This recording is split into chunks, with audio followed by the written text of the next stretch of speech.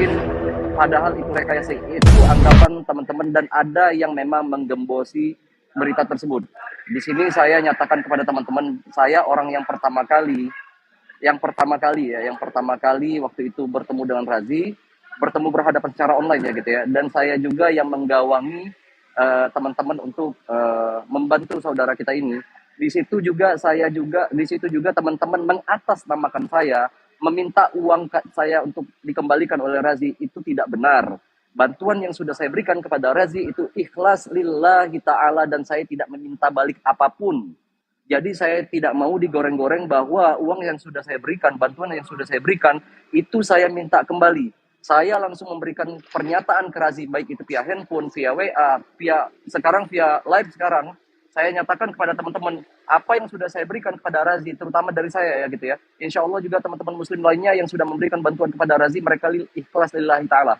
Jadi, untuk orang yang telah memfitnah Razi, saya harap antum semua yang di sini yang menyaksikan untuk tidak percaya terhadap pernyataan tersebut. Di sini saya menyatakan kembali bahwa Razi itu memang benar-benar sakit, dan dalam keadaan sekarang beliau memeluk Islam kembali itu atas dasar kesadaran beliau, bukan karena meminta perhatian siapapun. Jadi jelas ya, mohon maaf ya suara saya agak tegas, agak lantang sedikit. Razi memeluk Islam itu atas kesadaran beliau, tanpa dipaksa, tanpa pengaruh dari saya atau pengaruh dari teman-teman saya, Rifa, Julius, Bang Muto, Bang Zuma, dan lain-lainnya. Razi datang secara atas kemauannya sendiri, mendatangi kami di kafe di Bandung. Sebelum itu, Razi juga berkonsultasi dengan saya selama beberapa pekan, bahwa beliau menyesali perbuatan beliau, dan beliau ingin kembali memeluk Islam, menjadi seorang muslim yang sejati. Kita doakan mulai dari sekarang, jangan ada asumsi apapun, jangan ada prasangka buruk apapun. Kita doakan beliau, semoga beliau istiqomah. Ya, itu saja. Kalaupun Anda tidak mau membantu, tidak usah bicara apapun. Kalau mau membantu, bantulah dengan ikhlas.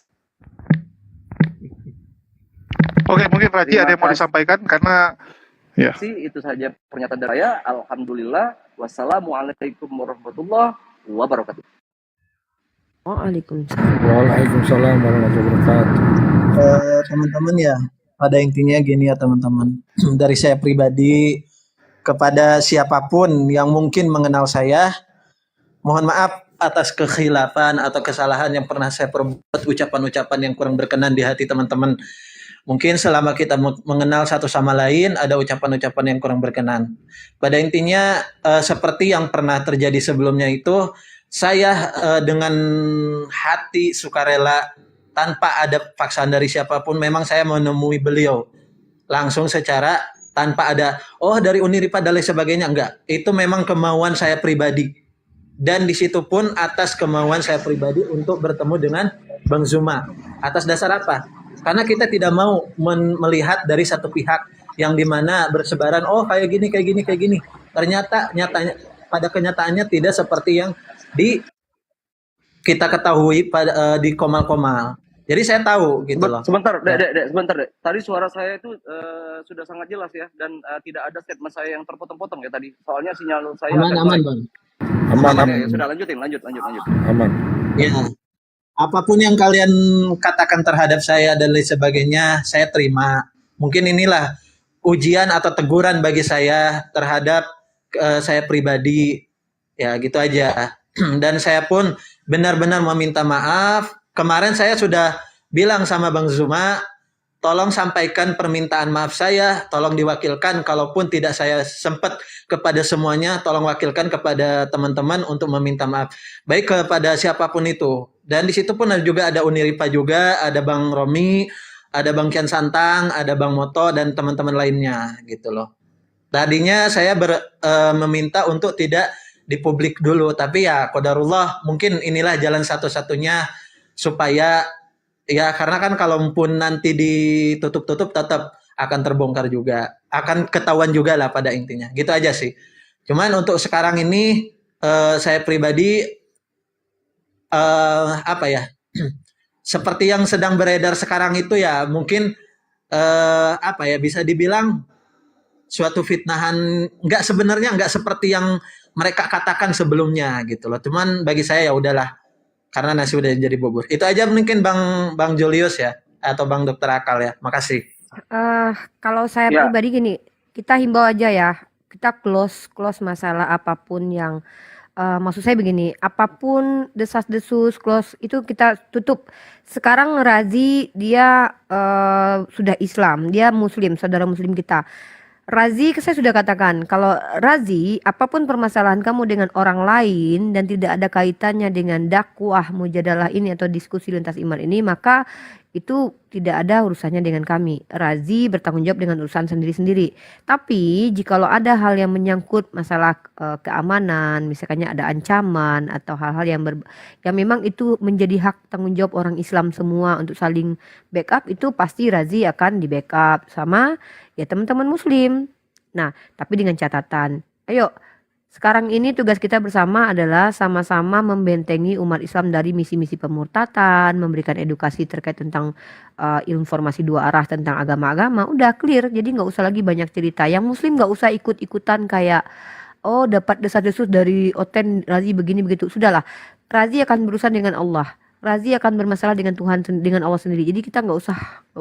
Kak Romi bilang sama aku juga, ya biarkan, yang penting niat kita baik. Masalah Allah yang nggak perlu kita penilaian orang lain, nggak perlu orang lain yang membalaskan kita. Biarkan Allah yang balas. Jadi kita nggak usah terlalu gemar-gemar lagi ya, bener ya Kak ya, gitu ya kira-kira. Benar banget itu pernyataan dari adik saya Rifa. Jadi ya sekali lagi kepada teman-teman saya pesan, saya tekankan juga kepada teman-teman saya yang Muslim. Mari kita lupakan, mari kita saling memaafkan.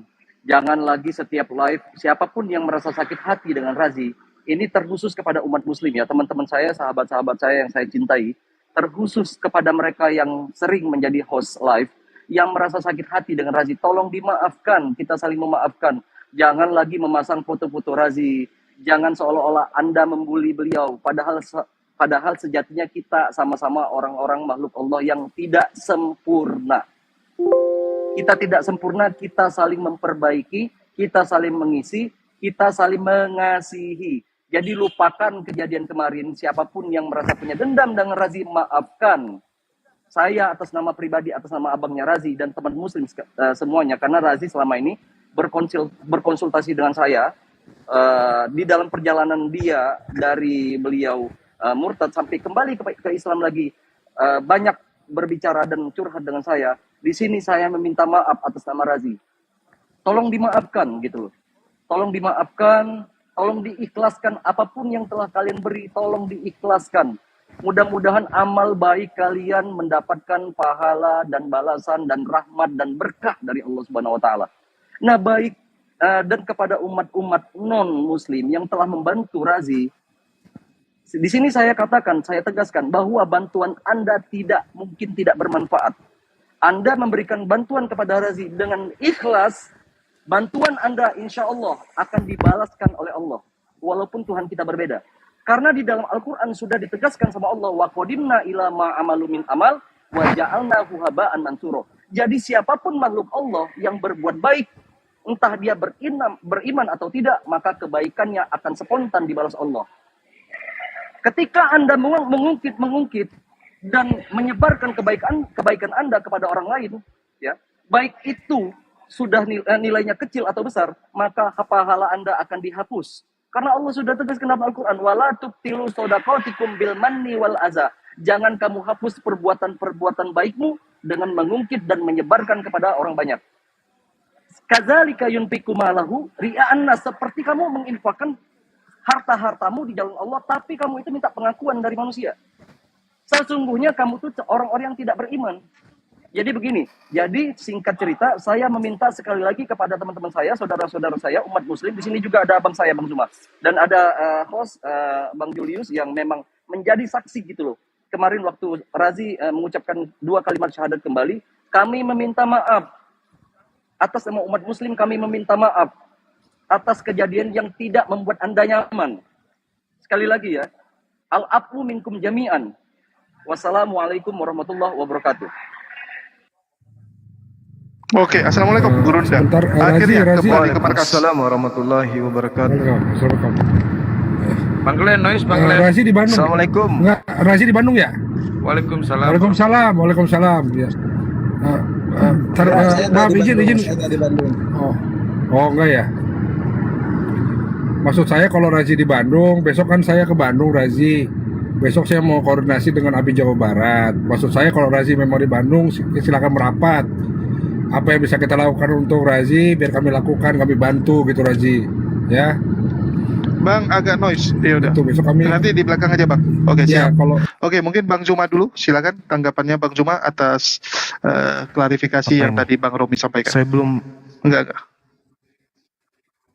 Ya, mungkin silakan Uni sampaikan.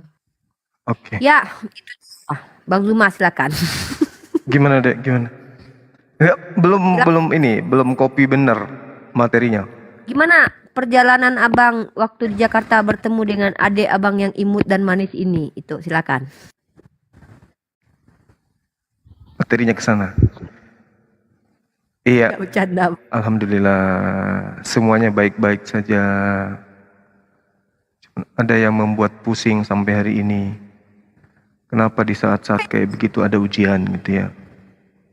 Tapi Allah kemudian memberikan hadiah kepada jeripaya kita dengan kembalinya Dinda Razi dalam pelukan Islam. Mudah-mudahan beliau istiqomah dan tidak lagi terpengaruh dengan hal-hal yang sifatnya membuat beliau guncang, ya, goyah imannya kembali. Ya alhamdulillah, dengan adanya Razi kembali ke Islam, tentu ini adalah pukulan bagi teman-teman Kristen, ya, dalam ini ya, para apologet Kristen, karena mereka tadinya berharap melalui Dinda Razi ini kemudian bisa mereka jadikan sebagai senjata untuk melawan para apologet Islam. Tapi alhamdulillah dengan keikhlasan beliau, dengan keinginan beliau, kemudian dari sejak beberapa, kalau nggak salah 2 bulan yang lalu ya, beliau japri terus kepada saya. Saya sebenarnya udah paham maksud beliau japri saya tuh.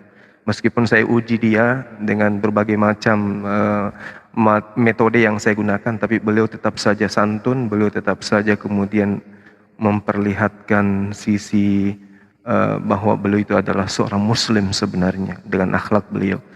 Lalu setelah saya kemudian di Jakarta, beliau tetap japri, kapan ke Bandung dan seterusnya. Beliau ternyata sangat antusias kemudian menyambut kedatangan saya di Bandung, meskipun beliau memiliki satu kesalahan ya fatal menurut saya, karena adanya ancaman yang diberikan secara pribadi kepada Bang Suma. Tapi itu bukanlah sesuatu yang menjadi penghalang beliau untuk kembali memeluk Islam. Alhamdulillah berkat bimbingan adik saya Dinda Romi dan juga Uni Ripa dan teman-teman yang lain, kemudian Kian Santang, ya beliau mendapatkan pencerahan dari antum semua. Dan juga kalau nggak salah waktu itu ada Kurios Moto dan yang lain, Bang Dewa juga ada. Alhamdulillah beliau benar-benar menyesali perbuatan beliau, sehingga datang kemudian memohon maaf yang sebesar-besarnya kepada Bang Suma secara pribadi dan para apologet, kemudian dan secara umum kepada seluruh umat Islam, di mana beliau sempat kemudian khilaf meninggalkan Islam kemudian. Nah, tapi tentu yang menjadi kemudian perhatian kita di sini adalah bahwa keadaan ini terjadi karena memang di luar sana itu haus dengan orang-orang yang ingin murtad. Nah inilah kemudian tujuan API ini didirikan, dibentuk kemudian. Saya kira begitu dari saya, adik-adik sekalian. Silakan. Ya, mungkin Uni silakan. Ya, di sini ada Yosi nih.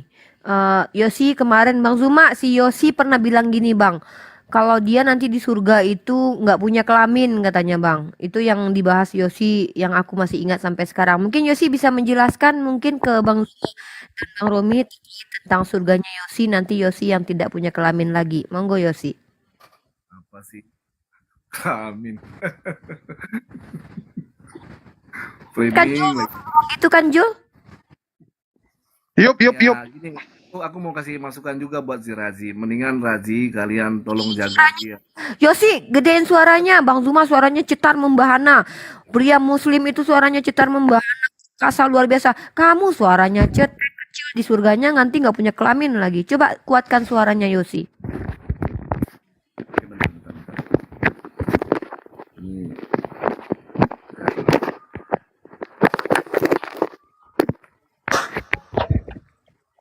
Ya lagi korek telinga dia. Ah, Yosi ganteng doang. Set. Kenapa ada Yosi ini suara Jadi nggak? gini, aku tambahin lah buat si Razi. Kalian perhatikanlah si Razi ini supaya dia nggak jadi orang yang pelin-pelan gitu kan. Ya.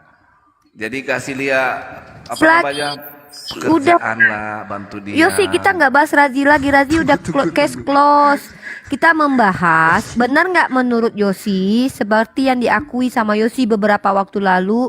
Kenapa di dalam surganya Kristen itu tidak ada lagi kawin mawin karena sudah tidak punya kelamin. Cek, Dan cek. Yosi mengakui Yesus itu naik ke Assalamualaikum surga. warahmatullahi wabarakatuh. Salam.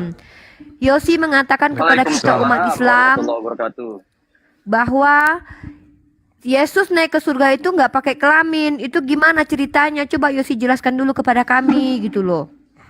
Jadi gini, Bu Rifa, Uni Rifa, janganlah framing saya bilang Yesus naik seperti itu nggak bagus kayak gitu. Astagfirullah.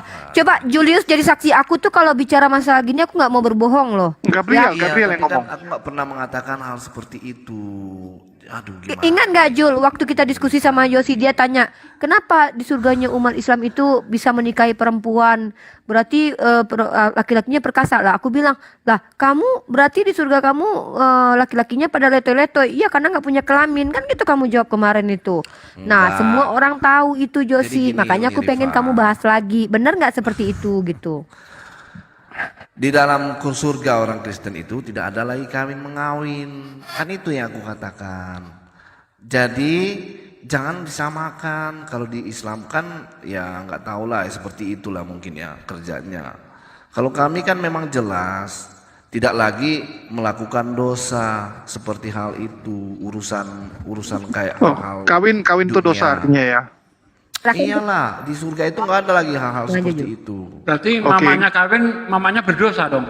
Mamanya kawin dengan bapaknya. Iya di surga ini kita berbicara di surga, Oke. atau akan di Artinya dunia yang baru kawin ya, dunia adalah baru saya dosa nggak tahu. menurut Yoshinoya. Ini menurut Yoshinoya atau menurut Kristen?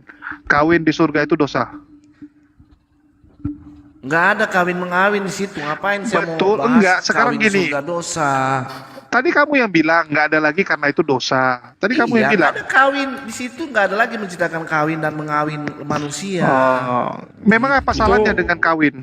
Itu di ayat mana ya di dalam Bible tidak ada kawin mengawin di surga itu di ayat mana Pak? Iya, untuk manusia kayak kita ini nggak ada lagi.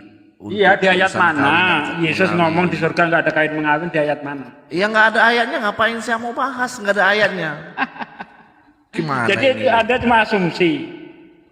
Kok asumsi sih? Lah, Sama kayak gini Anda halnya saya mengatakan di tanya surga sama nggak ada Ustadz kawin Sugi. mengawin itu dasarnya apa? Di mana? Umpama contoh kayak gini. Di mana dalam Al-Quran Nabi Muhammad zunat? Nggak ada kan? Ngapain mau dibahas? Gitu. Beda. Bilang Nih asumsi. Yosi, argumen Yosi kemarin itu bukan seperti itu bang. Bang, ini aku ngadu sama abang aku dulu, diam kau Yosi. Kata si Yosi bang gini kan, apa kata dia? Jadi kalau laki-laki yang ada di dunia itu yang tidak pernah menikah, jomblo, terus impoten segala macam, di surga juga nggak kawin. Enggak kata dia. Nah ternyata si Yosi bilang bahwa nanti di surga Kristen itu mereka tidak punya kelamin bang. Itu poin yang mau aku bahas bang Zuma. Si Yosi yang bilang bang. Aku cuma bilang sama bang Zuma. Bang Zuma soalnya belajar Bible. Kau ini memframing orang ya, Ada Rifa. YouTube-nya masih ada sampai sekarang. Ya gitu bang ceritanya bang. Coba bang. Aku cuma ngasih tahu Janganlah abangku kayak aja. gitu, Rifa. Emang Aku nggak gitu mau pun. kontak-kontakkan sama kamu ini. Aduh. Aku Jangan cuma framing aku. bang Zuma kalau Uni Yosi. ngomong kayak Uni gitu Rifa, ya. Bang Romi, Bang Zuma, teman-teman semuanya, saya izin turun ya. Makasih atas ini. Iya, turunlah kamu banyak belajar gitu. Ya, Aman ya deh ya, aman ya. Udah selesai ya. Bang Julius, teman-teman jadi Bang orang Zuma, pelin-pelan, bro, ya. kasih sehat selalu buat teman-teman semuanya. Oke, Assalamualaikum. artinya Waalaikumsalam warahmatullahi wabarakatuh. Kalau Razi masih butuh, silakan hubungi kami ya. Pokoknya kami standby. Iya, betul. Oke, ya mungkin Bang Bantu Zuma Mas Razi. masalah kawin ini ya, karena kita tahu ada juga ayat perkawinan di Bible ya, perkawinan di surga, tapi anak domba yang dikawini. Silakan Bang Zuma. Baik. Iya.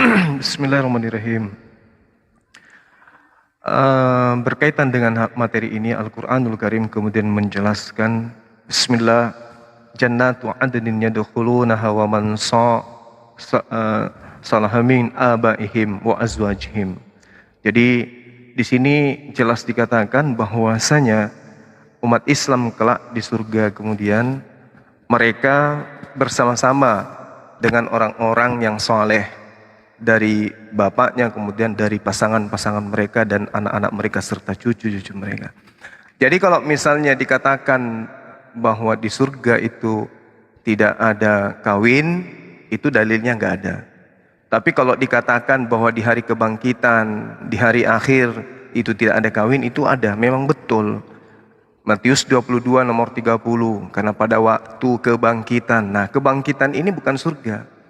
Kebangkitan ini artinya hari di mana manusia keluar dari kubur. Di situ memang belum surga. Anastasis itu tidak merujuk kepada paradesos, tetapi hari perkumpulan atau perhimpunan anak manusia ketika kemudian dia dibangkitkan dari kuburan. Dari bangkit dari kubur maksudnya. Begitu juga dalam Markus 12 nomor 25. Sebab apabila orang bangkit. Nah, bangkit ini dari mana? Dari kubur. Jadi bangkit dari kubur, anestemi, itu bukan berarti dia sudah di surga, tidak. Dikatakan sebab apabila orang bangkit dari orang mati, orang tidak kawin dan tidak dikawinkan. Masa iya kayak ayam, begitu keluar dari kandang langsung kemudian kawin, cari betina? Enggak. Tetapi ketika dikatakan ketika hari kebangkitan atau ketika orang bangkit dari kematian tidak ada kawin-mawin, ya memang betul. Tapi berbicara mengenai surga, kalau dikatakan tidak ada kawin itu keliru. Kenapa? Matius 19 nomor 29 jelas sekali Yesus menjanjikan 100 pasangan, 100 istri bagi laki-laki. Kemudian di dalam surga juga terekam dengan sangat terinci apa yang tertuang di dalam 1 Korintus 2 nomor 9. Ada tertulis apa yang tidak pernah dilihat oleh mata dan tidak pernah didengar oleh telinga dan yang tidak pernah timbul dalam hati manusia. Semua disediakan oleh Allah untuk mereka yang dikasihi Allah. Di mana? Di surga. Jadi kalau saudara mengatakan manusia itu kemudian tidak nikah di surga, tidak kawin di surga, saya rasa itu keliru. Disebabkan karena di surga itu di Wahyu 21 misalnya diceritakan bagaimana ada kawin-mawin. Kemudian di dalam kitab saudara sendiri juga diterangkan bahwasanya orang bangkit itu dengan jasad. Manusia bangkit dengan jasadnya. Contoh misalnya di dalam Yohanes 5, 28, 29. Janganlah kamu heran akan hal itu sebab saatnya akan tiba bahwa semua orang yang ada di dalam kuburan akan mendengarkan suaranya. Dan mereka yang telah berbuat baik akan keluar dan bangkit untuk hidup yang kekal. Tetapi mereka yang telah berbuat jahat akan bangkit untuk dihukum. Jadi manusia yang ada dalam kubur itu akan bangkit. Tidak mungkin bangkit tanpa nonot. Itu nggak mungkin. Itu cacat namanya. Jadi bangkit dengan jasad, diupah jasadnya kemudian dengan sesuai dengan perbuatan yang ada di atas muka bumi. Jadi manusia itu bangkit dengan jasadnya, dengan kelaminnya. Nah, tergantung nanti kalau di dalam pemahaman saudara di surga itu tidak ada kawin, mungkin kawin yang Anda maksud itu kayak di Kalijodo atau kawin di tempat-tempat yang tidak benar. Tapi kalau di surga, kawinnya orang di sana itu kawinnya orang-orang yang beriman, kawinnya orang-orang yang kudus. Kenapa? Kawin bagi manusia itu seperti kebutuhan nafas bagi manusia. Jadi itu adalah seperangkat, bagian dari seperangkat yang dibutuhkan oleh biologis manusia. Seperti makan, begitulah kawin adanya. Seperti tidur, begitulah kawin adanya. Jadi sangat keliru menurut saya kalau di surga itu diajarkan tidak ada kawin mawin. Kalau di kebangkitan, hari kebangkitan dari kawin mawin, betul. Kita sepakat untuk itu. Silakan. Iya. Jadi ginilah ya. Makanya saya bilang janganlah kita berpikir secara manusiawi ya. Bahwa yang dikatakan kawin itu harus melakukan hal seperti di dunia ini. Gitu ya. Enggak ya. Kawin anak domba itu melambangkan ya Tuhan dan juga jemaat. Itu yang di dalam kitab Wahyu ya. Artinya anak domba ini atau Tuhan kita yang Yesus Kristus itu ya menjemput penggantinya perempuan. Perempuan ini ya sudah berapa kali saya jelaskan adalah jemaat yang menanti kedatangannya yang kedua kali, yang membersihkan dosa-dosanya, bajunya dibersihkan sehingga dia mendapatkan kerajaan surga itu. Itu yang dimaksud di dalam kitab Wahyu. Begitu. Jangan kita berpikir kalau memang di ajarannya teman yang selalu saya dengar ya, di khotbah-khotbahnya ustadz, di YouTube apa semua, bahwa di dalam surganya orang Islam selalu dikhotbahkan tentang bidadari. Ya gitu. Bidadari yang kerjanya setiap hari katanya bisa melakukan hal-hal seperti itu. Ya di Kristen gak ada hal yang seperti itu, karena di surga itu suci. Gak lagi orang melakukan hal-hal yang senonoh kayak gitu, dilarang di dunia. Masa di surga Tuhan melihat hal seperti itu? Coba kita berpikir aja secara logika kita, kalau pikiran kita yang baik. Tetapi nggak masalah kalau saya sih, kalau memang itu ajarannya teman-teman Islam, hal seperti itu terjadi di surga teman-temannya. Tapi saya ingatkan, yang kesana itu kalau saya baca di An-Naba, kalau nggak salah ya, An-Naba 33-34. Tapi orang-orang yang bertakwa. Kalau orang-orang yang nggak bertakwa ya nggak bakalan dapat mungkin ya, nggak dapat bagian itu kayaknya ya. Tapi itu ajaran Islam. Saya nggak mau bantah kalau itu memang di dalam ajarannya teman-teman. 72 lawan 1 dan tiap hari memecahkan hal yang aneh kalau menurut saya.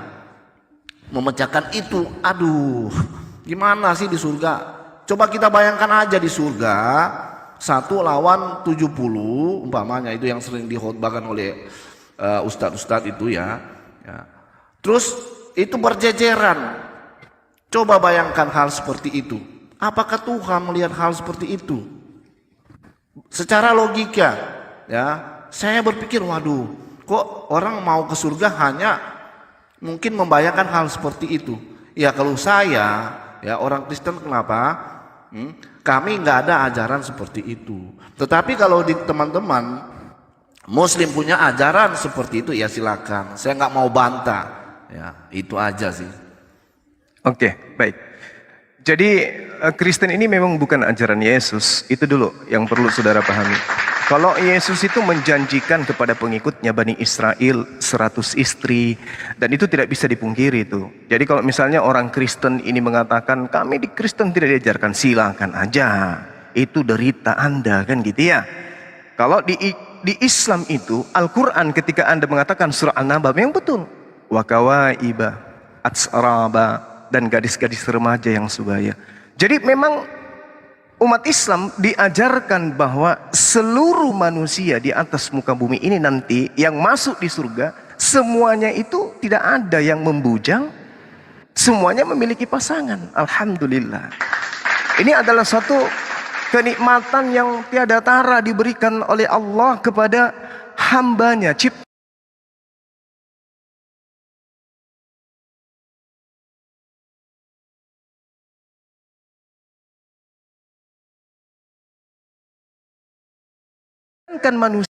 manusia.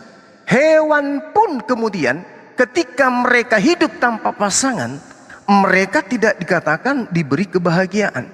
Tuhan tidak adil terhadap keadaan ciptaannya ketika kemudian manusia dicipta tanpa pasangan.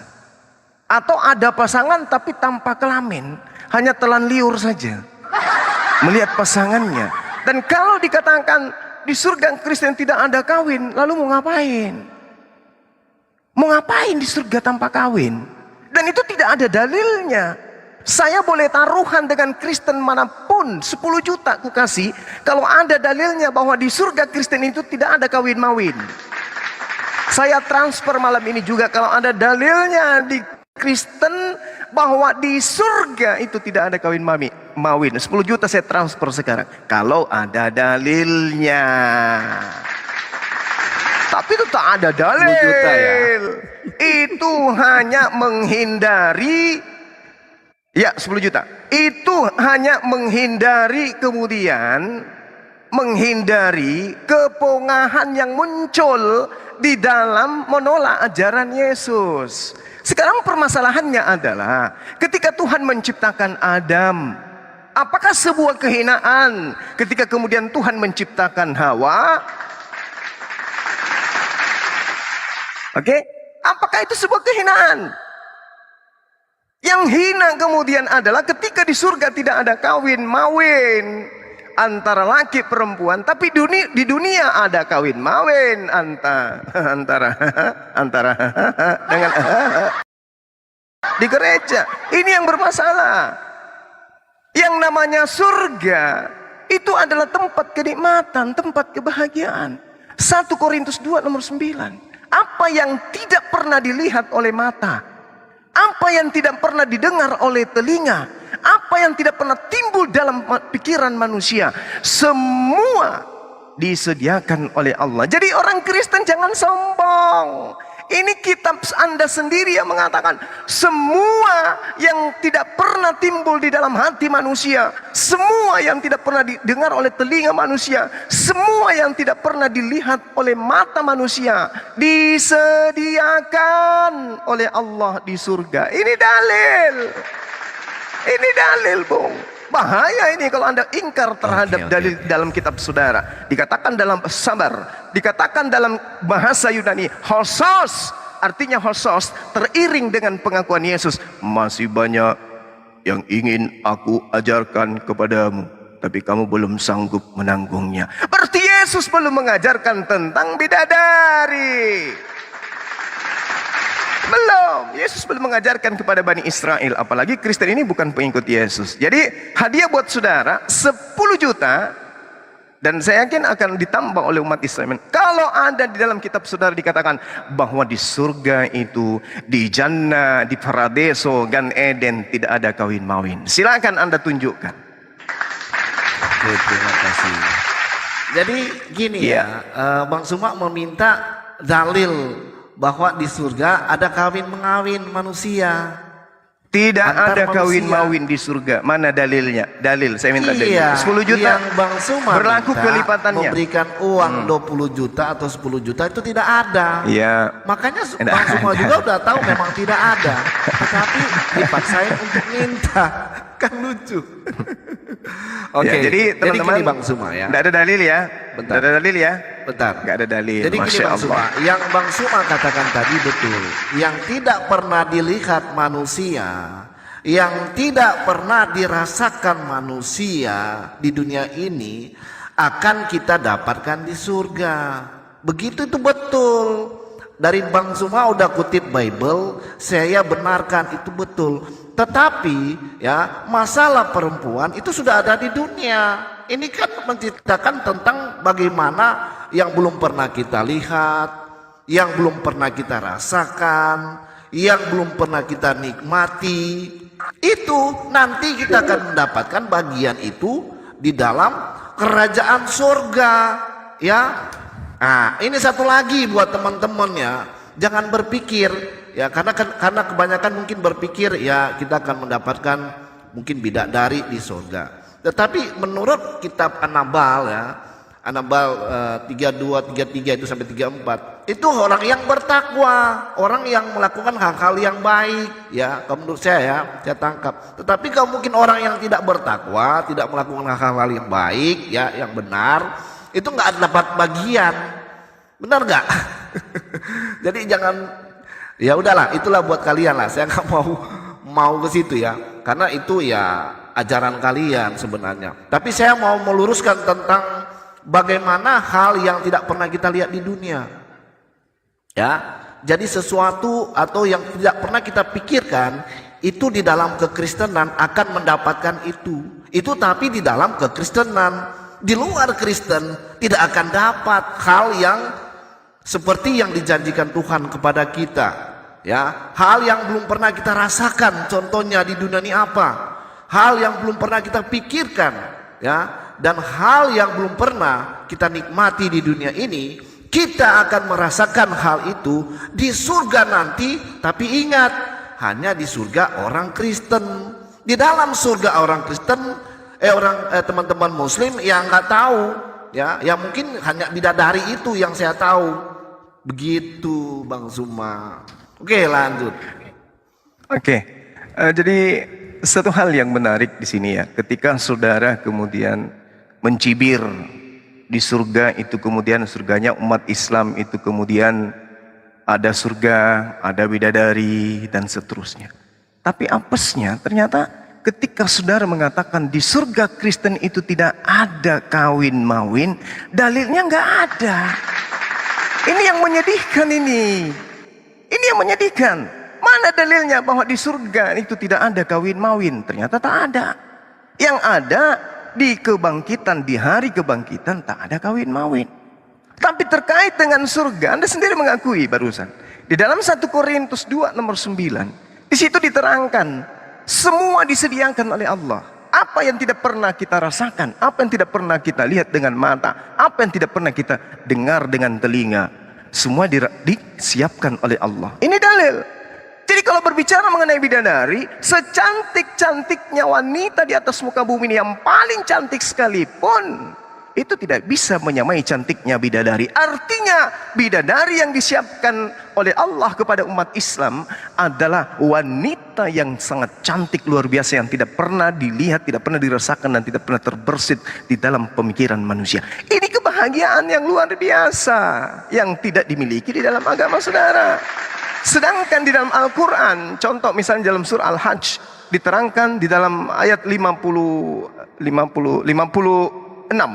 Di situ Allah Subhanahu wa Ta'ala kemudian menjelaskan bahwa surga itu memang adalah tempat di mana di dalamnya itu penuh dengan kebahagiaan.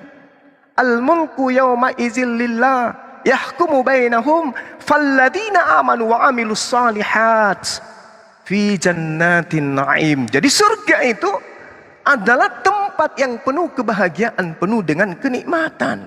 Itu baru surga. Tuhan itu maha tahu, Tuhan itu maha melihat. Bagaimana seorang kambing supaya bahagia? Dikasih rumput. Bagaimana seekor sapi supaya bahagia? Dikasih rumput. Bagaimana supaya manusia bahagia? Dikasih hal-hal yang membuat yang menjadi kesenangan manusia itu sendiri. Jadi kalau saudara mengatakan yang diberikan kemudian adalah orang-orang yang beriman, memang betul, karena yang masuk ke dalam surga hanya orang-orang yang beriman. Al-mulku yawma idzil lillah. Kekuasaan pada hari itu hanya ada pada Allah. Dia memberi keputusan di antara manusia. Maka orang-orang yang beriman dan mengerjakan kebajikan berada dalam surga-surga yang penuh dengan kebahagiaan, yang penuh dengan kenikmatan. Ini Al-Quran yang menerangkan itu. Innallaha yudakhilul ladina amanu wa amilus salihat jannatin tajri min tahtihal anhar innallaha yaf'alu ma yurid. Jadi Allah mengatakan Allah berbuat apa yang Allah kehendaki. Jadi orang-orang yang dimasukkan ke dalam surga, yaitu orang-orang yang beriman, yang mengerjakan kebajikan, ke surga mereka kekal di dalamnya, kata Allah. Dan juga dikatakan dalam surat Taha ayat 75, wa may ya'ti mu'minan qad amila shalihat fa ulaika lahumud darajatul ula. Itu dijelaskan dalam Al-Quran surat Taha ayat 75. Barang siapa datang kepada Allah dalam keadaan beriman dan mengerjakan kebajikan, maka mereka itulah orang-orang yang memperoleh derajat yang tinggi. Jadi orang yang memiliki derajat yang tinggi, di sini kata ula artinya adalah orang yang mulia. Orang yang mulia dan orang yang tinggi kedudukannya, derajatnya. Ketika masuk ke dalam surga, Anda jangan menggambarkan surga itu seperti tempat apa itu, tempat mesum, tempat perbuatan mesum. Tidak ada seperti itu. Surga itu adalah tempat yang suci. Maka bersetubuhnya orang-orang yang ada di sana adalah persetubuhan orang-orang yang suci, orang-orang yang mulia. Contoh, orang-orang yang ada di dalam ajaran agama Islam, orang yang paham tentang fikih, orang yang paham tentang syariat Islam, mereka ketika ingin bersetubuh dengan istri, mereka membersihkan diri mereka, mereka mandi dengan air yang bersih, kemudian mereka menggunakan wewangian, kemudian mereka berdoa, kemudian mereka dengan santun memperlakukan pasangannya, mereka kemudian membersihkan tempat tidurnya, elegan mereka membuat kemudian ibadah di dalam bersenggama terhadap pasangannya. Ini dalam Islam. Jangan Anda bayangkan seperti yang di film-film porno, seperti yang dipertontonkan oleh orang-orang barat. itu polanya seperti pola binatang. Tapi yang diterangkan dalam Al-Quran, kenikmatan yang mulia di hadapan Allah, Allah maha mengetahui apa yang dibutuhkan oleh makhluknya. Makanya dikatakan wa kawaiba atsaraba, bukan gadis-gadis bodoh menjual minyak ke pasar karena kekurangan minyak, bukan, tetapi gadis-gadis remaja yang sebaya yang kemudian dipersiapkan oleh Allah untuk orang-orang beriman. Siapa mereka gadis-gadis remaja yang sebaya ini? Istri-istri mereka ketika di dunia kembali menjadi remaja-remaja yang cantik jelita. Demikian. Oke. Jadi gitu ya. Tadi Bang Suma mengutip Bible. Mungkin Bang Suma nggak ada di dalam Al-Quran yang menjanjikan seperti Bang Suma katakan tadi, ya, mendapatkan hal-hal yang belum pernah dirasakan di dalam dunia ini, itu akan kita dapatkan di surga, atau yang belum pernah kita lihat, ya, atau yang belum pernah kita pikirkan, itu adanya di Bible. Kira-kira ada nggak di Quran yang seperti yang dikutip oleh Bang Suma tadi? Ada nggak dalil seperti itu? Nah, di mana ada kira-kira? dong, ada. As-Sajdah ayat 17, Allah Subhanahu wa taala menjelaskan gini. Oke. Fala Ada. ta'lamu Coba nafsun. dalilnya apa? Sabar. Bismillahirrahmanirrahim. Supaya saya belajar Fala sambil belajar ta'lamu dan nafsun mencatat ini. ma ukhfiya lahum min qurrah a'yun jazaa'an bima kanu ya'malun. Maka tidak seorang pun yang mengetahui apa yang disembunyikan untuk mereka kelak, bermacam-macam kenikmatan yang menyenangkan hati mereka sebagai balasan terhadap apa yang mereka kerjakan di dunia. Masya Allah. Ini seirama Mana dengan janjinya Bang Suma? As-Sajdah Janjinya mana? ayat 17. Iya, apa janjinya? Fala ta'lamu nafsun ma ukhfi lahum min qurrati a'yun. Apa yang mereka kemudian ya akan dapatkan di akhirat kelak, di surga kelak, mereka tidak mengetahui yang disembunyikan oleh Allah untuk mereka. Ini dalil dalam Al-Quran, udah sangat jelas itu. Makanya Rasulullah Muhammad SAW pun mengatakan, aku telah menyediakan kemudian, ya, aku telah menyediakan kemudian. Allah Subhanahu wa taala kemudian menjelaskan, aku telah menyediakan untuk hamba-hambaku yang soleh apa yang belum pernah mata mereka melihatnya, belum pernah telinga mereka mendengarnya, belum pernah tergores dalam hati mereka, kecuali apa yang telah aku kemukakan kepadamu. Ini yang diterangkan kemudian. Makanya ketika kita berbicara mengenai surga, kita berbicara mengenai hal yang gaib. Hal yang gaib, hal yang tidak bisa kemudian ditelaah dengan pemikiran, kecuali dengan standar pengetahuan kita bahwa di surga ada makan, di surga ada minum, di surga ada istri, di surga ada bidadari. Tapi tentang kebahagiaan, tentang kemudian kenikmatan, tak ada yang bisa menggambarkan itu. Makanya Allah mengatakan disembunyikan dari penglihatan mereka. Tidak bisa kemudian mereka melihat seperti apa yang disembunyikan oleh Allah bagi mereka orang-orang yang beriman. Ini Al-Quran yang menjelaskan itu. Makanya di Al-Quran dikatakan innalladzina amanu wa amilus salihah lahum jannatun na'im. Sesungguhnya orang-orang beriman mengerjakan kebajikan, mereka akan mendapatkan surga yang penuh dengan kenikmatan. Penuh dengan kenikmatan. Kenikmatannya belum bisa digambarkan seperti apa. Yang jelas surga Islam penuh dengan kenikmatan, penuh dengan kebahagiaan. Tidak ada dalil di dalam kitabnya orang Kristen bahwa di surga mereka penuh dengan kebahagiaan, penuh dengan kenikmatan. Itu tak ada. Apatah lagi dikatakan kemudian bahwasanya mereka janji Tuhan kemudian kepada orang Kristen, itu nggak ada. Selain daripada janji akan neraka. Surga nggak pernah dijanjikan. Demikian. Oke, terima kasih. Gini ya teman-teman, kalau saya di dalam Bible jelas kerajaan surga itu jelas ya.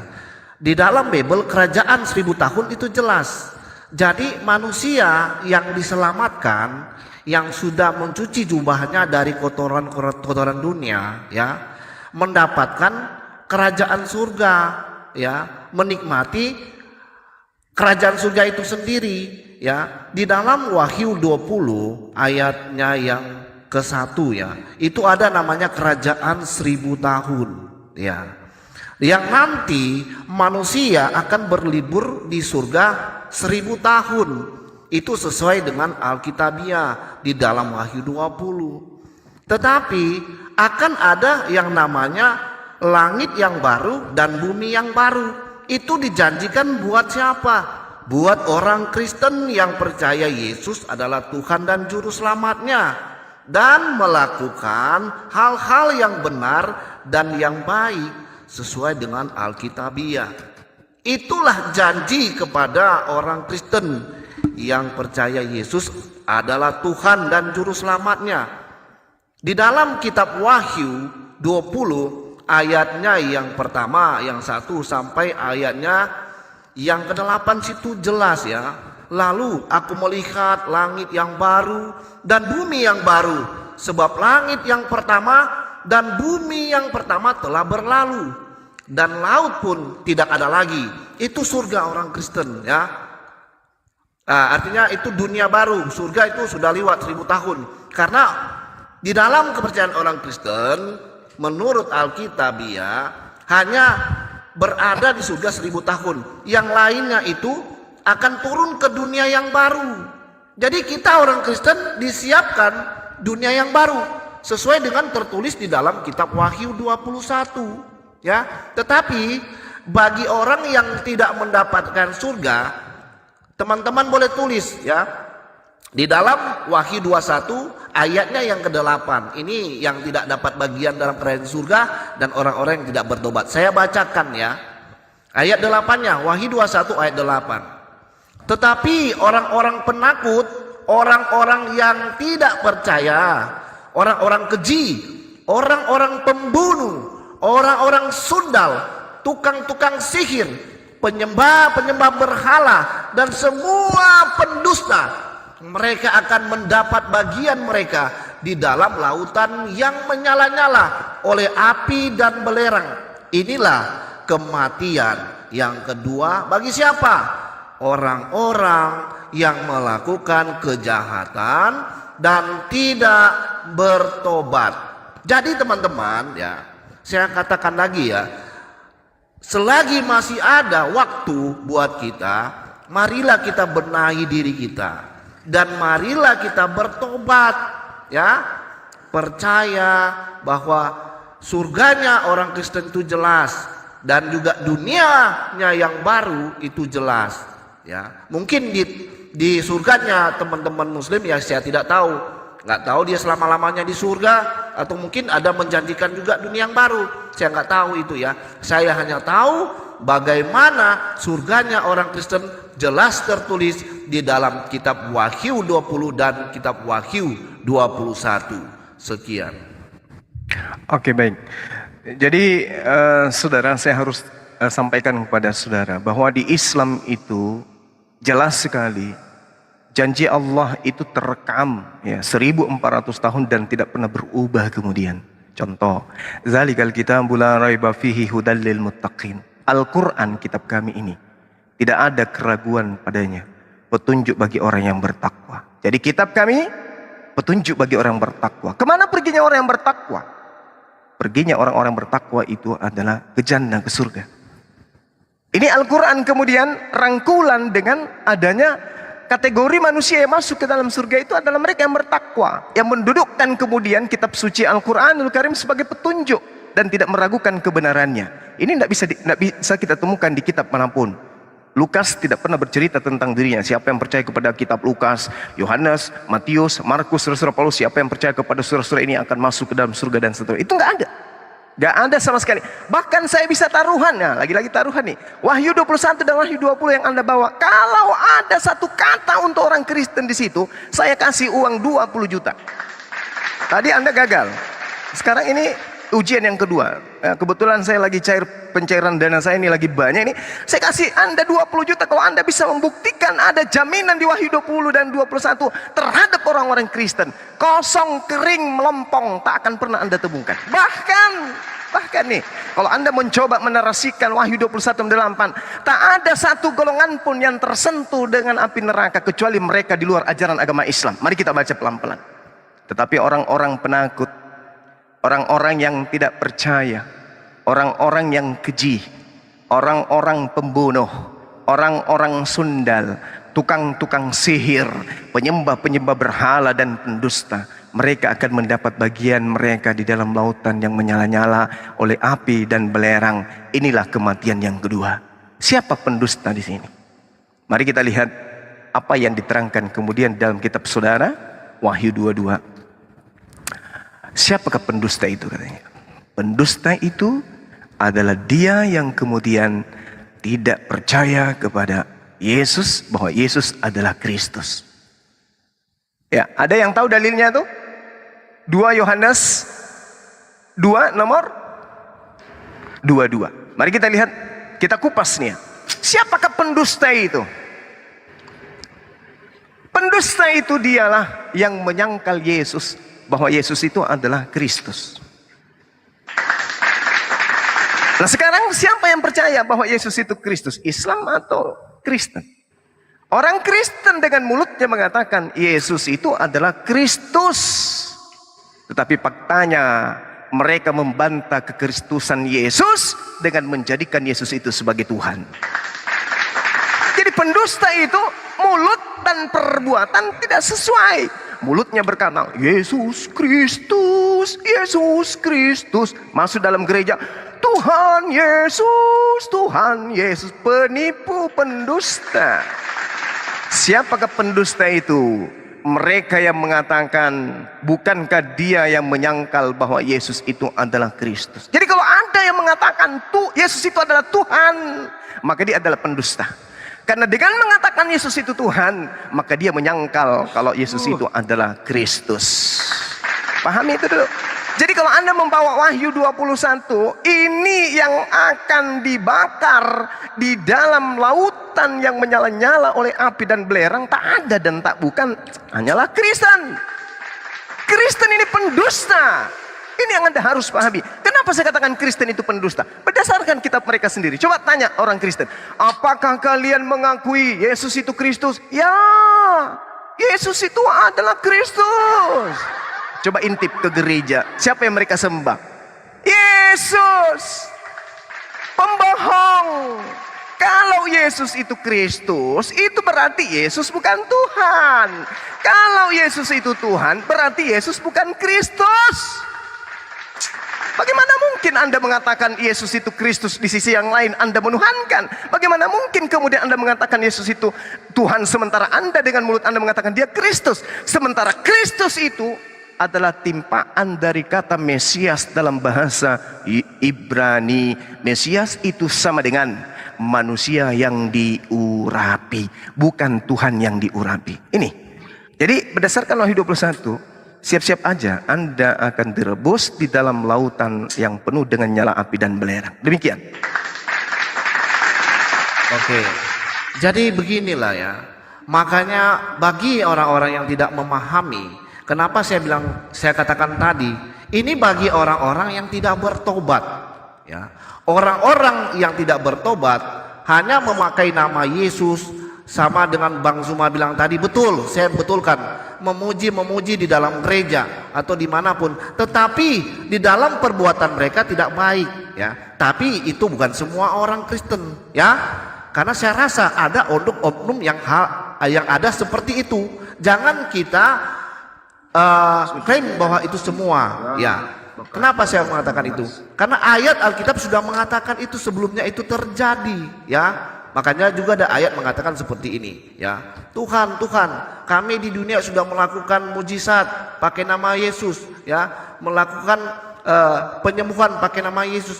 Tapi pada akhirnya Yesus mengatakan seperti ini, enyahlah dari hadapanku kalian yang sekalian pembuat kejahatan, aku tidak mengenalmu. Itu benar yang saya katakan, saya benarkan itu Bang Suma. Itu bagi orang atau oknum-oknum yang tidak melakukan perintah Tuhan, ya, yang tidak melakukan apa yang Yesus katakan. Yesus katakan begini, ya, aku datang bukan untuk meniadakan kitab para nabi atau hukum Taurat ya, tetapi aku datang untuk menggenapinya ya. Makanya Yesus mengatakan begini, jika kamu mengasihiku, kamu akan menuruti segala perintah-perintahku. Apa perintah-perintah Tuhan? Hukum kasih, 10 perintah Allah, itulah perintah-perintah Tuhan. Makanya terlebih dahulu kita mengasihi Tuhan, baru mengasihi kepada kita manusia. Itu ajaran Yesus yang sempurna. Menurut saya seperti itu Bang Suma ya. Karena apa yang Bang Suma bawakan tadi, saya nggak bantah, saya benarkan itu. Tetapi bagi orang-orang yang tidak bertobat ya, orang-orang yang tidak membasuh jubahnya, karena mereka ialah yang akan mendapatkan neraka itu, api dan belerang.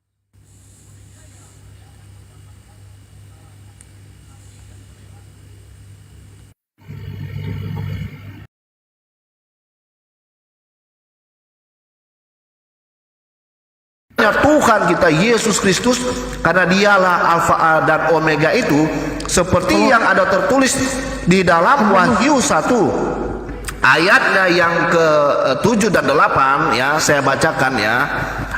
Begini katanya ya. Lihatlah, ia datang dengan awan-awan dan setiap mata akan melihat dia, juga mereka yang telah menikam dia, dan semua bangsa di bumi akan meratapi dia. Ya amin. Ayatnya yang ke-8, aku adalah Alfa dan Omega, firman Tuhan Allah, yang ada dan yang sudah ada dan yang akan datang, dan yang maha kuasa. Jadi teman-teman ya, yang tidak percaya adalah Yesus adalah Tuhan dan Juru Selamat, yaitu bagi orang Kristen ya, ini saya memahami dengan ajaran Kristen, tidak akan mendapatkan kerajaan surga, tidak akan mendapatkan keselamatan itu, dan tidak bakalan akan pergi ke dunia yang baru. Begitu ajaran Kristen ya. Jadi kita yang percaya dijanjikan oleh apa Tuhan, seperti Wahyu 21 ya, lalu aku melihat langit yang baru dan bumi yang baru, sebab langit yang pertama dan bumi yang pertama telah berlalu, dan laut pun tidak ada lagi. Ayat kedua, dan aku melihat kota yang kudus, Yerusalem yang baru ya, turun dari surga, dari Allah, yang berhiaskan bagaikan pengantin perempuan yang berdandan untuk suaminya. Lalu aku mendengar suara yang nyaring dari takhta itu berkata, lihatlah, kemah Allah ada di tengah-tengah manusia, dan ia akan diam bersama-sama dengan mereka, dan mereka akan menjadi umatnya, dan ia akan menjadikan Allah mereka. Haleluya. Itu jelas di dalam kitab Wahyu 21 ayat 1 sampai ayatnya yang keempat ya teman-teman ya. Jadi di dalam ajaran Kristen surga itu jelas ya, tapi saya tidak tahu di ajarannya Kristen surganya dan dunia yang barunya ada apa tidak. Nah, itu ya mungkin ajaran kalian, saya tidak paham. Oke, silakan. Oke, baik. Jadi yang saudara Yosi ini bacakan tadi itu adalah pengakuan oknum yang menulis di Pulau Patmos, yang kemudian ditengarai dia ini adalah Yohanes. Tapi menurut saya Yohanes tidak akan mungkin murid Yesus menulis di Pulau Patmos. Itu yang pertama. Kedua, Yohanes Pembaptis juga tidak akan mungkin. Lalu kemudian yang kemungkinan besar yang menuliskan ini adalah Markus, muridnya Paulus. Karena di dalam pengajaran kisah para rasul, Lukas sendiri yang mengatakan bahwa nama lain daripada Markus itu adalah Yohanes. Jadi kemungkinan ini adalah tulisan Markus, muridnya Paulus itu sendiri. Nah, sekarang kita lihat. Kalau kemudian saudara menjadikan Yesus itu menjadi Tuhan, maka jelaslah apa yang dikatakan oleh 1 Yohanes 2 nomor 22, bahwa Kristen itu adalah pendusta. Kristen sedunia adalah pembohong, pendusta, dengan mengatakan Yesus itu adalah Tuhan. Kenapa? Karena dia mengklaim Yesus itu Tuhan itu sendiri. Lalu apa kesaksiannya Yesus terhadap dirinya? Yesus sendiri mengangkat kesaksian Yohanes 5 nomor 36. Ada kesaksianku yang lebih penting daripada kesaksian Yohanes. Maksudnya, kalaupun Yohanes yang menuliskan kitab Wahyu, maka kata Yesus, kesaksianku lebih penting daripada kesaksian kitab Wahyu. Nah, sekarang kita tanya, apa kesaksianmu wahai Yesus? Siapakah engkau ini? Kata Yesus bahwa kesaksianku yang lebih penting dari kesaksian Yohanes, bahwa semua pekerjaan yang aku lakukan, pekerjaan itulah yang bersaksi tentang aku, bahwa Bapa yang telah mengutus aku. Berarti kesaksian Yesus tentang dirinya, dia adalah utusan Sang Tuhan. Dia utusan. Makanya dikatakan dalam 1 Yohanes 2 nomor 22, siapakah pendusta itu? Pendusta itu adalah mereka yang menyangkal bahwa Yesus itu adalah Kristus. Mari kita lihat. Kristus itu Mesias. Orang-orang Yahudi menolak Yesus itu sebagai Mesias, pendusta. Orang Islam mengakui bahwa nabi yang datang sebagai nabi penutup kepada Bani Israel itu sebagai Al-Masih, Mesias, Kristus. Islam yang mengaku itu. Bagaimana dengan Kristen? Mari kita uji, apakah dia masuk kategori pembohong, pendusta atau tidak? Coba tanya, siapa yang kalian sembah? Yesus. Siapa Yesus itu? Tuhan Elohim yang datang dalam rupa manusia. Jadi Yesus itu Tuhan? Ya, Yesus itu adalah Tuhan yang datang inkarnasi menjadi manusia. Artinya mulut mereka mengatakan Yesus itu adalah Mesias, Yesus itu adalah Kristus, tapi pada praktik keagamaannya Yesus itu adalah Tuhan. Berarti dengan kata lain, pendusta itu adalah dia yang berkata tidak sesuai dengan apa yang ada di dalam hatinya. Dia yang mempraktekkan tidak sesuai dengan apa yang diucapkannya. Itulah pendusta. Ini kita temukan hari ini, malam ini. Saudara Yoshinoya mengatakan bahwasanya Yesus itu adalah Tuhan. Dengan demikian, saudara adalah pendusta. Dan saya jamin, Kristen sedunia yang masih menjadi agama Kristen, yang masih menuhankan Yesus, pasti semuanya adalah pendusta dan pembohong. Dan saya yakinkan mereka adalah penyesat. Demikian. Apa dulu ini Al-Hayat Inilah ini, ya Sofiatul Bab. yang Tunggu selalu Bang Yosi. menuduh Bang Yosi. orang Kristen itu pendusta. Bang Yosi, tunggu dulu Bang di dalam Yosi. Ini ajaran Al-Hayat Kristen ini tidak ada hal yang mengajarkan untuk orang Kristen untuk berdusta, ya. Tapi saya nggak tahu. Saya pernah mendengarkan di dalam ajaran Islam ada yang namanya 3 hal berbohong, ya. Menurut orang Kristen, hal yang berbohong ini tidak baik, atau siapa yang melakukan dusta itu ajaran setan, atau berbohong itu ajaran setan, ya. Karena bapa di skala pembohong adalah setan atau iblis itu sendiri. Makanya saya bilang, jangan menuduh kami orang Kristen ini pendusta. Jangan menuduh kami semua yang melakukan hal seperti yang Bang Zuma katakan tadi. Sedangkan ajaran pembohong itu ada mungkin di ajarannya Bang Zuma. Begitu Bang Zuma yang dikatakan tadi, ya. Kenapa saya katakan begitu? Yang tadi saya sudah katakan dari tadi bahwa yang melakukan itu adalah oknum-oknum yang tidak melakukan hal yang benar sesuai dengan Alkitabiah, sesuai dengan perintah Tuhan. Jadi bagian mereka itulah yang mendapatkan neraka itu. Dari tadi saya sudah singgung dengan surganya atau dunia, mungkin ada dunia yang baru di dalam kerajaan atau di dalam ajaran Islam. Tetapi nggak pernah aku dengar dari Bang Zuma mengatakan ada dunia yang baru atau surganya seperti ini di dalam Quran, ya. Nggak ada. Tadi hanya bahas tentang Bible.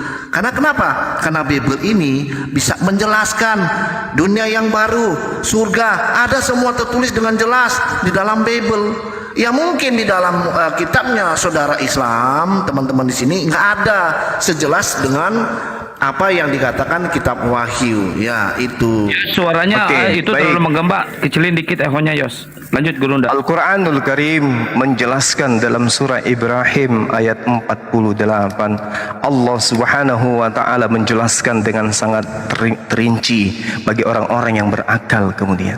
Apa kata Allah? Yauma tubaddalul ardu ghairal ardi was samawati wa baruzillahil wahidil qahhar, yaitu pada hari ketika bumi diganti dengan bumi yang lain. Demikian juga kata Allah, langit dengan langit yang baru, dan mereka manusia berkumpul di padang mahsyar menghadap Allah Subhanahu wa taala yang maha perkasa. Subhanallah. Jadi Anda jangan kemudian menyatakan sesuatu yang Anda sendiri belum pelajari. Kami ini orang Islam paham tentang Quran. Jangankan Quran, Bible Anda aja kami paham. Nah, kemudian ketika saudara berbicara mengenai kebohongan, saya kasih data kepada saudara bahwa orang-orang Kristen itu memang dari pondasi awalnya diajarkan untuk berdusta. Pondasi Kristen itu adalah kebohongan, dan katakan amin. Itu adalah sebuah kebenaran bahwa Kristen pondasi awalnya adalah dusta dan tipuan. Di dalam Filipi 1 nomor 18, tetapi tidak mengapa. Tidak mengapa, tidak mengapa, sebab bagaimanapun juga Yesus diberitakan baik dengan maksud menipu, maksud mengelabui, maksud kemudian berbohong, propasis dalam bahasa Yunani, ataupun dengan maksud baik, jujur, lurus tentang hal itu, aku tetap bersuka cita dan aku akan tetap bersuka cita. Jadi Yesus diajarkan ini memang dengan cara propasis, artinya dengan cara mengelabui. Mengelabui apa itu artinya mengelabui? Mengelabui artinya berbohong, maksud palsu, dengan dalih yang palsu. Artinya Yesus diajarkan kemanapun dengan cara berbohong. Satu dalil yang perlu saudara pahami.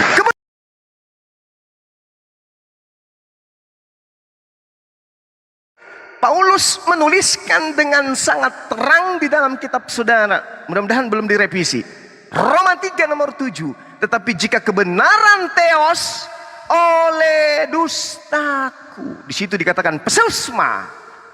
Pesusma itu apa? Kecurangan, dusta, bohong, tipu, mengelabui. Bagi kemuliaan theos, mengapa aku masih dihakimi lagi sebagai orang yang berdosa? Jadi agama Kristen ini diajarkan memang dengan kebohongan. Memang dengan kebohongan.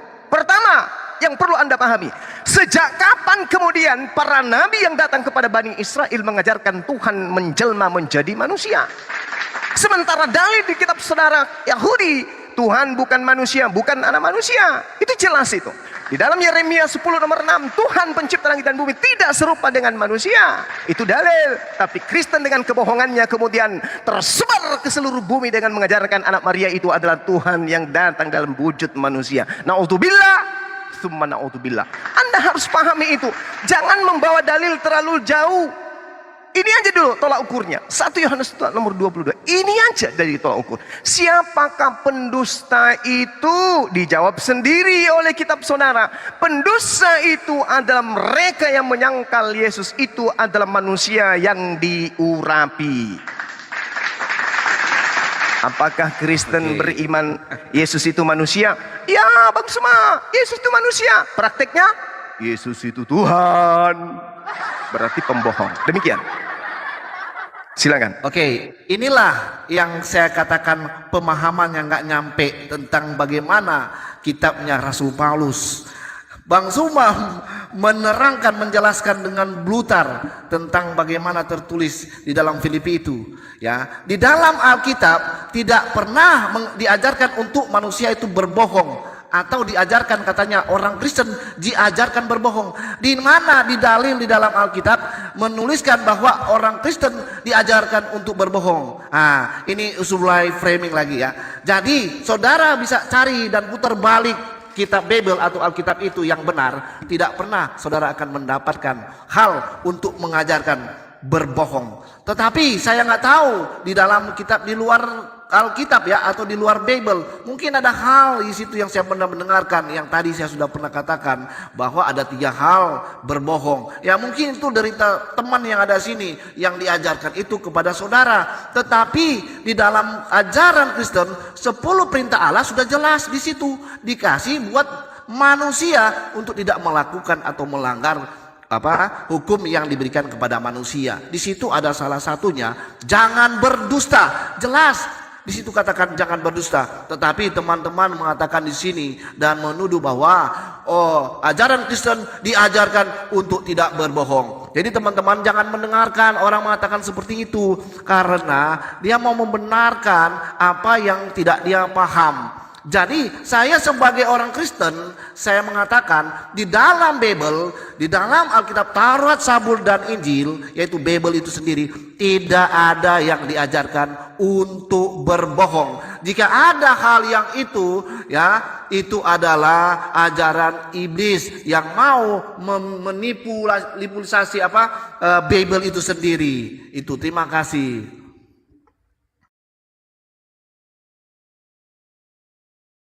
Tunggu, Bang Juma kepental kayaknya ya, kena report nih kayaknya.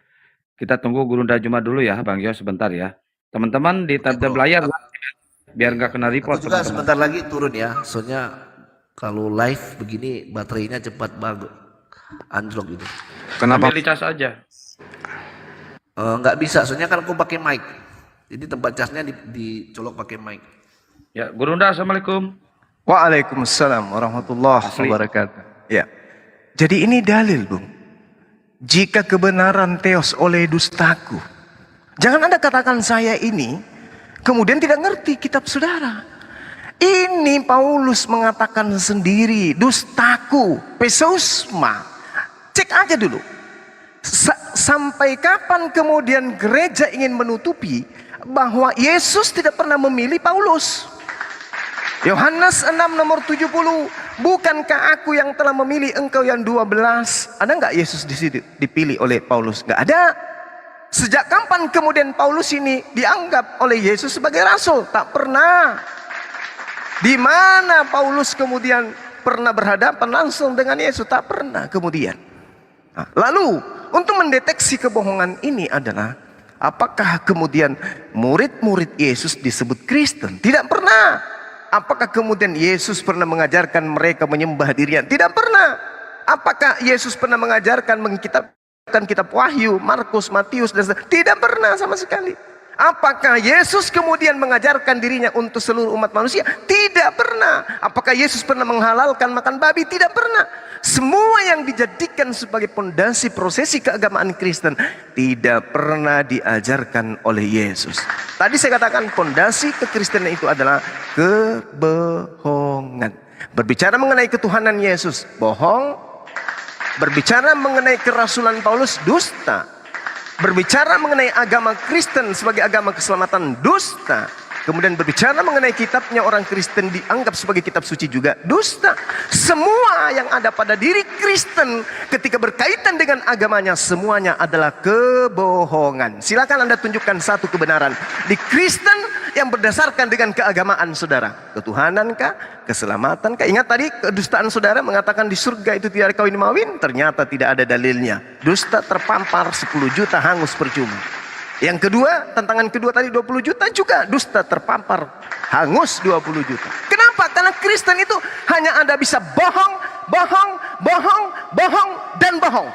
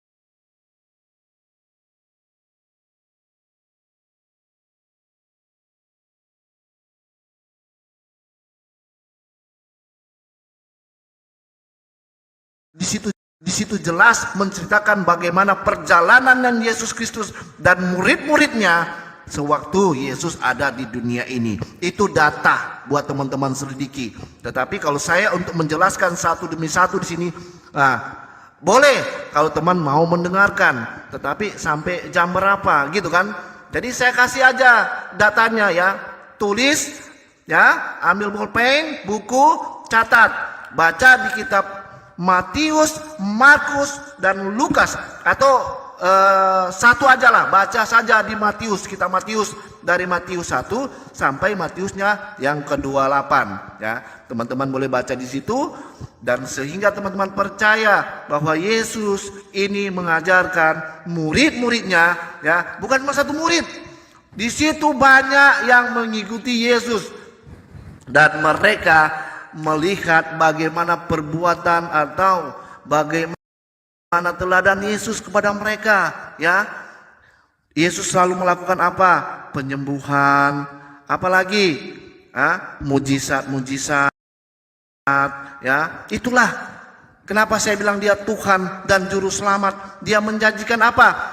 Keselamatan untuk orang yang percaya mendapatkan kerajaan surga. Hanya Yesus, hanya orang yang mengikuti teladannya Yesus, mereka akan mendapatkan bagian di dalam kerajaan surga dan di dunia yang akan datang, yaitu dunia yang baru yang sudah saya jelaskan tadi di dalam kitab Wahyu 21 dan 22. Jadi haleluya, bagi teman-teman mau belajar silakan baca. Saya nggak panjang lebar, silakan selidiki di dalam kitab Matius. Begitu. Oke, baik. Jadi kalimat yang menarik, kalau mau selamat ikuti teladan Yesus. Ini kalimat yang sangat luar biasa. Mari kita lihat kemudian. Anda, saudara saya, ketika mengatakan baca Matius, jangan yang lain, Matius saya dulu, tak kasih data ini. Ini akurat sebagai satu pemahaman independen terhadap iman orang Kristen, di mana di situ diajarkan oleh Yesus menurut pemahaman saudara, ajarlah mereka melakukan segala sesuatu yang telah kuperintahkan kepadamu. Jadi murid-murid Yesus yang benar adalah mereka yang mengajarkan orang lain melakukan perintah-perintah Yesus. Nah, mari kita deteksi saudara Kristen kita. Apakah saudara Kristen kita beribadah menyembah anak Maria berdasar perintah Yesus? Tidak. Apakah saudara Kristen kita kemudian beribadah di dalam sebuah gedung bernama gereja atas perintah Yesus? Bukan. Apakah saudara Kristen kita meninggalkan hari Sabat menuju hari Minggu atas perintah Yesus? Bukan. Apakah saudara Kristen kita meninggalkan hukum Taurat karena perintah Yesus? Bukan juga. Apakah saudara Kristen kita kemudian menyembah Yesus karena perintah Yesus? Juga tak ada. Maka saya katakan pendusta itu adalah mereka yang menyangkal Yesus itu adalah Kristus. Terbukti. Bukti pertama, Anda harus mikirkan itu. Karena saya hanya memberi peringatan bagi orang-orang yang mau menerima peringatan itu. Anda mau beriman ataupun tidak setelah ini, saya kembalikan kepada saudara. Ajarlah mereka melakukan segala sesuatu yang telah kuperintahkan kepadamu. Kalau kita rangkum, saudara-saudara, baik yang Islam maupun yang Kristen, kalau kita rangkum dari 1 sampai 1000 perintah Yesus, kita jadikan sebagai satu kesimpulan akhir, tak ada satupun dari seluruh perintah-perintah Yesus itu yang akan menghantarkan manusia menjadi Kristen. Catat, renungkan dan pikirkan. Saya ulang, andai saja dalam kitabnya orang Kristen itu ada 1000 perintah Yesus di dalamnya, dari perintah 1 sampai perintah ke-1000 digabung menjadi satu dan ditaati sepenuh hati, baik lahir maupun batin, maka orang yang taat terhadap perintah 1000 perintah Yesus itu tidak akan mengantarkan orang itu menjadi Kristen. Kristen, orang bisa dapati pangkat atau predikat seragam Kristen hanya bisa didapatkan ketika mereka mendengarkan perintah-perintah gereja. Yesus tak pernah mengajarkan satupun perintah untuk menjadi Kristen. Mari kita buktikan. Di dalam kitab saudara dengan jelas dikatakan, ini pengakuan Yesus nih, dalam Yohanes 14 nomor 31. Tetapi supaya dunia tahu, tetapi supaya Yoshinoya tahu, supaya Uniripa tahu, supaya Yani Tangel tahu, supaya Akal tahu, supaya semua yang hadir di sini tahu bahwa aku Yesus mengasihi Bapa, dan bahwa aku Yesus melakukan segala sesuatu seperti yang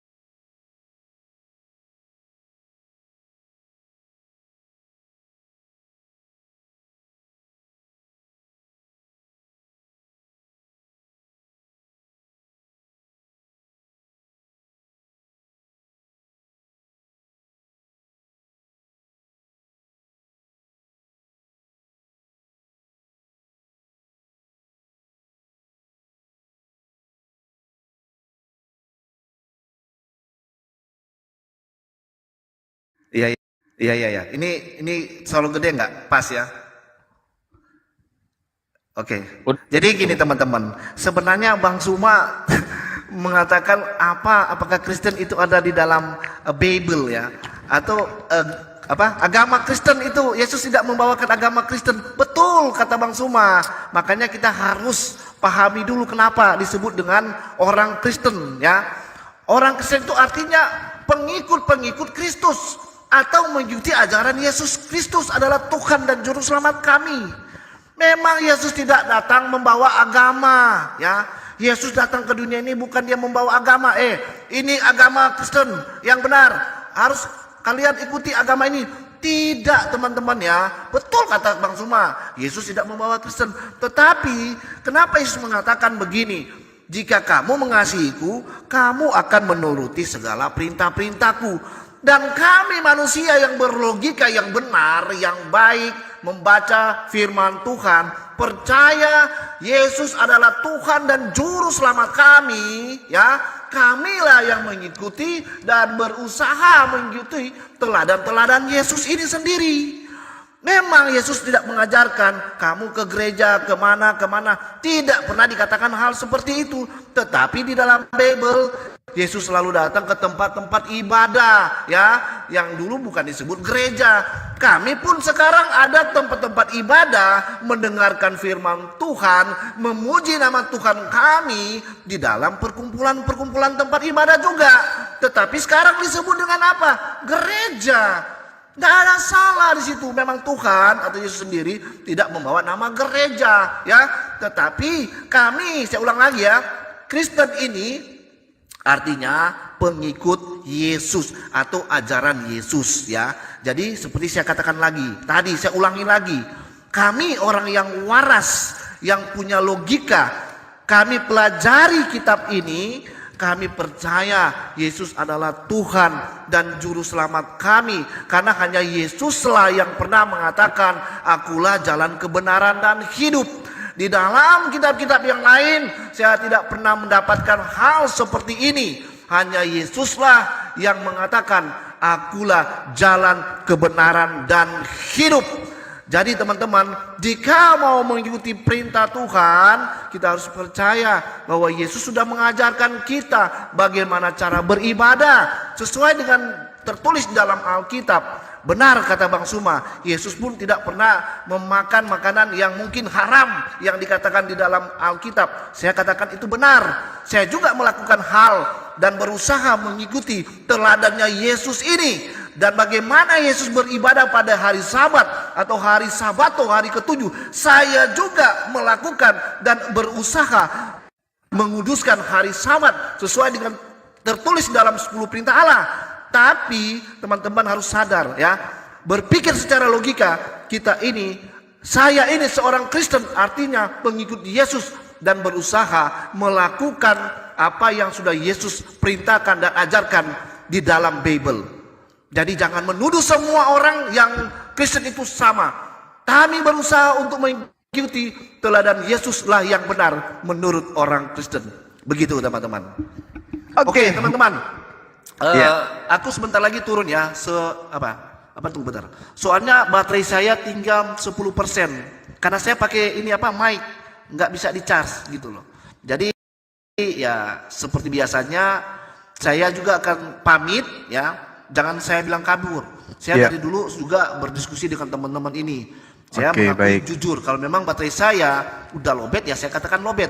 Ngapain saya mau berdusta? Saya orang Kristen, begitu Yesus tidak diajarkan untuk berbohong dan berdusta. Itu aja ya teman-teman. Jadi habis ini saya akan turun ya. Oke, Saudara Yosino. Jadi gini, Lukas 4 nomor 14, Yesus datang ke Nazaret, tempat Yesus dibesarkan. Menurut kebiasaannya, artinya bahwasanya eto ini seperti biasa dalam bahasa Yunani, autos, sama seperti biasa. Yesus kemudian pada hari Sabat masuk ke rumah ibadah. Sayangnya di sini bukan gereja, tapi sinagoge. Sinagoge itu adalah rumah ibadatnya orang Yahudi, bukan gereja. Rumah ibadahnya orang Yahudi di dalam Yehezkiel 44 nomor 9, haram hukumnya masuk orang di dalamnya adalah orang yang tidak bersunat kulub. Tidak boleh masuk. Jadi rumah ibadahnya Yesus adalah rumah di mana beliau kemudian menyebutnya dengan sebutan sinagoge atau bait el atau baitullah atau bait Allah. Sedangkan gereja itu adalah tempat perkumpulannya orang-orang yang non Yahudi, yang Paulus sendiri mengatakan dalam Galatia 4 nomor 14, Galatia 2 nomor 14, bahwasanya orang yang tidak bersunat adalah orang yang hidup secara kafir, maka tidak mungkin kemudian orang kafir masuk satu tempat ibadah dengan Yesus. Oke, Bang Suma, saya minta maaf ya, karena baterai saya tinggal 5% ini benar. Oke, baik. Oke, sebelumnya saya akan minta maaf kalau jika ada kata-kata saya yang salah atau menyakitkan hati teman-teman di sini, saya minta maaf ya. Sebelum saya turun, Bang Suma, saya akan kasih satu dalil ya. Bahwa silakan. Di dalam Kisah Para Rasul 10 ayat 1 sampai 7 yang Bang Suma katakan tadi, di luar bangsa Yahudi itu adalah najis, itu benar.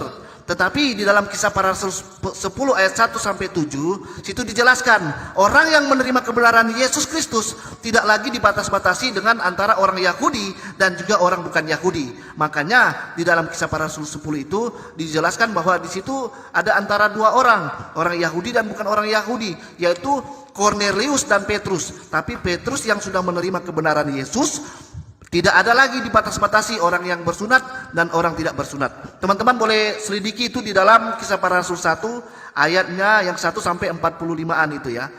Tapi saya akan turun Bang Suma karena baterai saya tinggal 4%. Jadi mohon maaf semua ya teman-teman. Nanti next time lagi kita diskusi dengan baik-baik. Terima kasih Tuhan Yesus kiranya memberkati teman-teman yang ada di sini semua. Ya, mohon izin saya pamit. Selamat malam. Ya, makasih ya Bang Yos. Mau ditanggapi dulu Gurunda, silakan. Saya tanggapin dulu ya. Ini untuk teman-teman yang mendengarkan di bawah.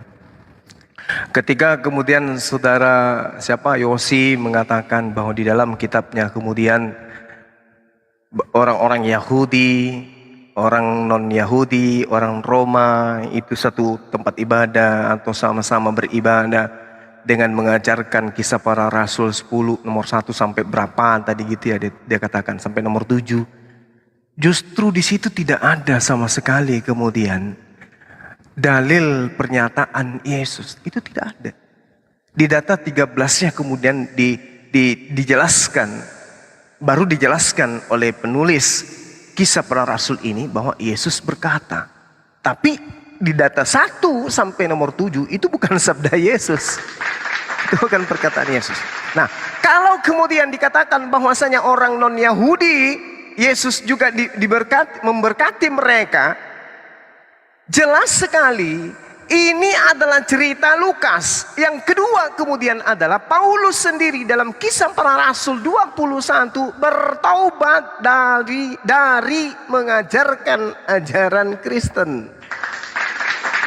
Ya, jadi saya katakan kepada saudara-saudara, Anda coba baca di dalam Kisah Para Rasul 21, di situ kemudian Paulus bertaubat dari mengajarkan ajaran tidak bersunat. Bang Suma serius Bang Suma? Yes. Di mana saya bisa menemukan data itu? Di dalam Kisah Para Rasul 21 data 15 sampai data 26. Paulus bertaubat, Paulus ditahirkan, Paulus berkurban hewan. Padahal dia sudah mengajarkan ajaran kekristenan. Begitu dia kembali ke Yerusalem, Paulus kemudian bertaubat. Bertaubat dari apa? Bertaubat dari mengajarkan pembatalan Taurat kepada orang-orang di luar Yerusalem. Subhanallah.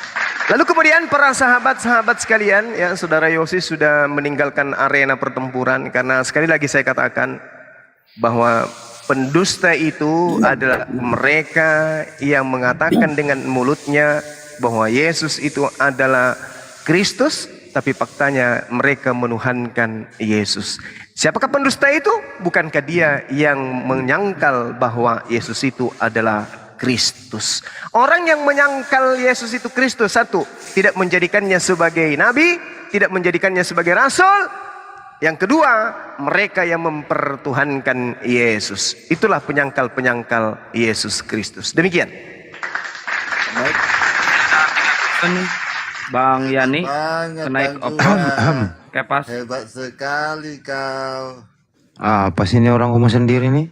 Ya biar Bang. Biar. Ya gimana Bang? Karena saya sudah dengar dari tadi, saya kasih hebat sekali. Iya, silakan bantah narasi saya, Bung. Narasi saya yang menurut saya Anda salah, silakan Anda bantah dengan dalil, jangan cuma congor gereja. Ya, silakan. Kemarin kan kita putus karena Bang Jumanya itu kena serpen atau apa suspend ya.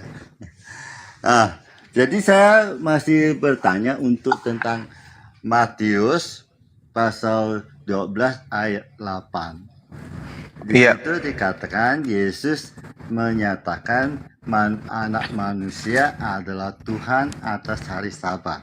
Itu Yesus menyatakan dirinya, dia adalah anak manusia adalah Tuhan atas hari Sabat.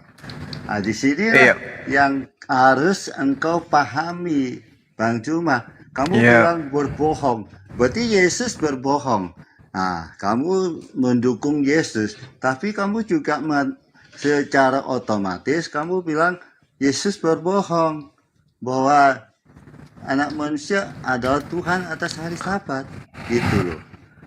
Kau yang berbohong apa Tuhan Yesus yang berbohong? Gitu loh. Jangan baca yang menurut kamu 50 ayat itu berputar-putar situ. Itu bukan satu kitab. Kamu pelajari seluruhnya, baru kamu berbicara lu. Ya, kalau nggak semua ayat kamu bisa uraikan. Yang menurut kamu itu sangat menakutkan, kamu tidak mau bahas. Tapi ayat-ayat yang kamu melihat sesuai dengan ajaran Islam, kamu mengangkatnya gitu jadi pendukung Al-Quran gitu. Tidak bisa begitu. Adil jadi manusia itu. Jangan nggak adil. Jadi harus adil baru bisa masuk surga, Bang Juma. Tidak adil kamu. Kamu angkat dong. Semua ayat yang ada bahwa Yesus adalah jalan, Yesus itu kebenaran, Yesus itu hidup. Nah itu kamu nggak pernah mau angkat. Kamu selalu, kalau kamu mau jelasin selalu bilang Yesus tuh jalan. Kalau Kamu mau nggak khutbah jangan di pernah sini, mau Pak. Udah, Pak. mengatakan, tidak mau mengatakan Saya bahwa mute dulu ya. Yesus itu Silakan guru nggak kebenaran, ditanggapi. Biar Yesus saya itu mute. hidup gitu. Nah gitu. Udah berhenti nih orang. Nah coba silakan. oke. Curhat dia curhat. Iya, malah Iya. curhat. Biar, nggak apa-apa. Ini orang-orang yang tidak mengerti tentang Bible harus kita ajarkan pelan-pelan. Jadi gini, Bung. Tidak. Dengarkan saya dulu. Ya, dengarkan. Di sini dengarkan saya, saudaraku penyembah Yudas. Jangan kepanasan dulu. Jadi gini. Kamu yang Di- nyembah Judas. Gantian kita, ya. Kamu jangan ngomong sembarangan asal, kan nanti kamu kena suspend lagi. Dengarkan saya, ya, penyembah Yudas, dengarkan. Di dalam kitabnya orang Yahudi nih ya, yang punya kitab, jelas diterangkan kemudian, haruslah kamu memelihara hari Sabat sebab itu hari kudus bagimu. Siapa yang melanggar kekudusan hari Sabat itu, pastilah ia akan dihukum mati. Sebab setiap orang yang melakukan pekerjaan pada hari Sabat, orang itu harus dilenyapkan di antara sebangsanya. Ini tertulis di Keluaran 31 nomor 14. Anda paham itu? Barang siapa yang tidak mengkuduskan hari Sabat, maka dia akan dibunuh. Pahami itu dulu. Oke, saya boleh jawab. Pak, tunggu. Saya ingin merangsang otak kiri Anda yang vakum selama berpuluh tahun. Ya, Ini saya kitab selalu Keluaran. ingat. Sabar dulu. Keluaran 31 nomor 14. Orang yang tidak melakukan atau melanggar Sabat, mereka akan dibunuh. Nah, kita lihat apa yang Anda bawa di dalam Matius 12 itu. Yesus berjalan pada hari Sabat. Murid-muridnya lapar. Lalu memetik gandum. Apa yang kemudian diterangkan oleh orang-orang yang ada pada saat itu? Apa yang dikatakan oleh orang-orang Farisi yang melihat Yesus dengan murid-muridnya di sana? Kata orang Farisi, lihatlah murid-muridmu berbuat sesuatu yang tidak dibolehkan pada hari Sabat. Oke? Tetapi Yesus menjawab, tidakkah kamu baca apa yang dilakukan Daud ketika ia dan mereka yang mengikutinya lapar? Bagaimana ia masuk ke dalam rumah Tuhan? Dan bagaimana mereka makan roti sajian yang tidak boleh dimakan, baik olehnya maupun oleh mereka yang mengikuti, kecuali oleh imam-imam. Atau tidakkah kamu baca dalam kitab Taurat bahwa pada hari Sabat imam-imam melanggar hukum Sabat di bait Allah, namun tidak bersalah. Ini Yesus mengaku, kalau Anda mengatakan bahwa dia adalah Tuhan di hari Sabat, faktanya kata Yesus, atau tidakkah kamu baca dalam kitab Taurat bahwa hari Sabat melanggar hukum Sabat di bait Allah, namun akan tetapi tidak bersalah. Berarti imam-imam juga adalah Tuhan bagi hari Sabat. Inilah yang Al-Quran katakan, wa musaddiqan lima baina yaday minat taura wa liukhilla lakum ba'dal ladina hurrima alaikum wa ji'tukum bi ayatin min rabbikum fattaqullaha wa ati'un. Jadi sosok yang datang kepada Bani Israel sebagai nabi terakhir, sebagai rasul terakhir, datang kepada mereka dengan menerangkan, aku utusan Tuhan kepadamu untuk menghalalkan sebagian yang telah diharamkan untukmu. Makanya Keluaran 31 dihalalkan oleh Yesus, yaitu melakukan suatu perbuatan, tindakan, pekerjaan di hari Sabat yang harusnya dikuduskan bagi Bani Israel. Ini justru menunjukkan kebenaran Al-Quran, Bung. Oke, paham? Silakan Anda bantah. Tidak ada kaitan dengan Al-Quran. Kamu cuma nyambung aja. Saya bilang gini, di situ Tuhan Yesus bisa mengizinkan, bisa memberikan pengizinan ya. Kalau dia bukan Tuhan, tidak bisa mengizinkan, bisa melakukan sesuatu yang seharusnya tidak boleh dilakukan di hari Sabat. Tapi dia, karena dia ada Tuhan, dia bisa mengizinkan gitu, memberikan wewenang gitu, memberikan kesempatan untuk orang melakukan di hari Sabat. Nah, jadi banyak sekali Tuhan Yesus lakukan hal-hal yang tidak boleh dilakukan di hari Sabat, seperti menyembuhkan orang sakit dan mengangkat domba yang terpelosok, ya kan? Semuanya dia katakan seperti itu. Kamu mengatakan Yesus itu pembohong? Coba, bisa nggak? Kamu selalu bilang nyanjung-nyanjung, tapi kamu selalu memojok Yesus juga sekaligus. Nah gitu. Kamu kayak ular kepala dua gitu. Saya katakan bahwa kamu punya ular kepala dua. Di samping kamu menyanjung Yesus, di samping juga kamu mengatakan dia berbohong. Gitu. Nah itu. Jadi maka kamu harus paham kenapa bisa Yesus mengizinkan orang-orang seperti imam-imam, seperti Daud bisa makan sesajen yang tidak boleh. Karena dia Tuhan, makanya dia bisa mengizinkan di situ. Makanya dia menyatakan anak-anak Sabat, gitu loh. Nah, gitu loh. Nah, kamu mau bantah apa? Dia nggak ada salahnya, nggak ada dosanya juga. Dia melakukan karena dia Tuhan, berdaulat atas hari Sabat. Nah, gitu loh. Nah, itu aja. Apa? Tuhan melarang kemudian dengan jelas memakan roti sajian. Tuhan kemudian melarang orang-orang Bani Israel masuk ke dalam bait Elohim lalu makan roti sajian. Itu dilarang kemudian. Tak boleh. Tapi Daud melakukan itu. Makanya Yesus mengatakan, bukankah kamu melihat, bukankah kamu tahu, bukankah kamu membaca apa yang dilakukan oleh Daud ketika ia dan mereka mengikutinya lapar. Bagaimana kemudian Daud masuk ke rumah Allah. Dan bagaimana mereka makan roti sajian yang tidak boleh dimakan olehnya. Tapi kenapa kemudian Daud tidak dihukum? Salah.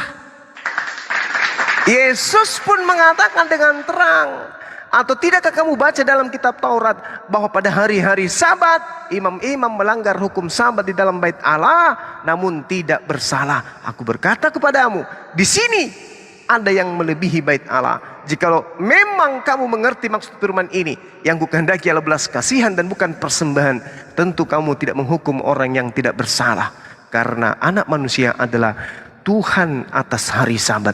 Tak ada masalah di sini. Apa masalahnya? Apa? Dia adalah Tuhan. Dia adalah Tuhan gimana? Di dalam kitab saudara Matius 12 ini nomor 8, ini tidak mengindikasikan bahwa Yesus itu adalah Tuhan. Tetapi sangat jelas diterangkan dalam kitab saudara kurios. Bung, bahasa Yunaninya kurios, bukan theos. Itu Adonai. Ini Kurios bukan Adonai. Dia Iya, disebut Kurios. Adonai, karena Kurios dalam itu bahasa Yunani Kurios itu artinya tidak apa? ada kata lain selain Kurios. Tidak ada, bukan Karena Tuhan dia di situ, adalah- bukan Tuhan. Inilah yang saya katakan, dia adalah agama Tuhan Kristen didirikan atas- di atas kebohongan. jadi Di bukan- sini kitab ini- saudara, karena anak manusia adalah Kurios atas hari Sabat, Tuhan Iya. atas hari Saya Sabat. tanya sekarang, Bang Juma. Silakan. Manusia bisa di atas hari Sabat itu apa sih sebenarnya? Ada Manusia, nggak? manusia. Iya, itu Kan Al-Quran kalau sudah kamu bilang menjelaskan, dia adalah manusia. wa musaddiqan Dia lima adalah baina manusia. yadayya Kenapa minat dia Taurat bisa wa di li atas? uhilla lakum ba'dal ladina hurrima alaikum. Aku utusan Tuhan, aku nabi Tuhan, aku rasul Tuhan, datang kepada Bani Israel untuk menghalalkan sebagian yang telah diharamkan Tuhan kepada Bani Israel. Kenapa aku menghalalkan? Karena itu perintah Tuhanku. Aku melakukan pekerjaan yang diperintahkan oleh Tuhan untuk aku lakukan. Baca kitab saudara, Yohanes 4 nomor 34, apa bacanya di situ? Apa yang Yesus katakan di sana? Makananku ialah melakukan kehendak Dia yang mengutus aku. Kenapa kemudian aku memetik gandum pada hari Sabat? Karena aku melihat Bapa melakukan itu. Karena aku melakukan itu atas kehendak Bapakku yang telah memerintahkan aku untuk melakukan itu. Maka Al-Quran mengatakan, wali uhilla lakum ba'dalladzi hurrima alaikum. Nabi Isa alaihissalam datang kepada Bani Israel untuk menghalalkan sebagian apa yang telah diharamkan Tuhan untuk Bani Israel. Ada lagi? Mendukung Yesus sebagai Tuhan. Kok jadi Tuhan lagi, pendusta, pembohong lagi. Pembohong. Gini, Di dalam kitab Bang Juma, saudara, Bang dengarkan, Juma, di kamu dalam tuh- kitab saudara, Gini loh, Bang Juma. sabar, di dalam kitab Dengarin, saudara kamu jelas sabar dikatakan bahwa siapakah pendusta itu? Pendusta itu bukankah dia yang menyangkal bahwa Yesus itu adalah Kristus, Yesus itu adalah Mesias, tapi Anda hari ini mengatakan dia adalah Tuhan. Berarti apa yang Bang Suma sampaikan barusan dari tadi bersama dengan Yosi, bahwa Kristen itu adalah agama yang diajarkan di atas kebohongan, terbukti lagi oleh pendebat kedua dari Kristen. Dia mengatakan di dalam Matius 12:8 itu adalah Tuhan, padahal bahasa aslinya di situ adalah Kurios yang artinya Tuhan manusia, bukan Tuhan. Inilah yang saya katakan, Kristen Jadi itu gini, hanya bisa Bang Juma. berdusta. Bang Juma. Ya, silakan Bang. Saya santai aja ya, jangan tahu. Yes. Jadi gini, kalau kita secara logika bahwa Yesus tuh Tuhan atas hari Sabat, itu kenapa bisa begitu? Karena kalau kamu bilang dia manusia, dia nabi, nggak ada nabi yang mengatakan demikian, nggak berani, nggak ada yang nabi, termasuk Muhammad juga tidak pernah, nggak berani dia mengatakan demikian. Tapi ini Musa juga disebut tuh. Emang kamu nggak tahu? ya, dia dipakai Tuhan untuk jadi Allah buat Mesir. Itu dia dipakai gitu.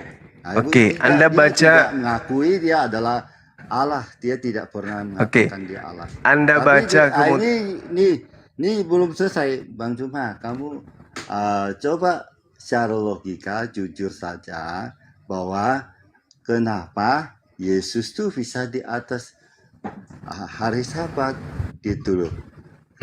Oke.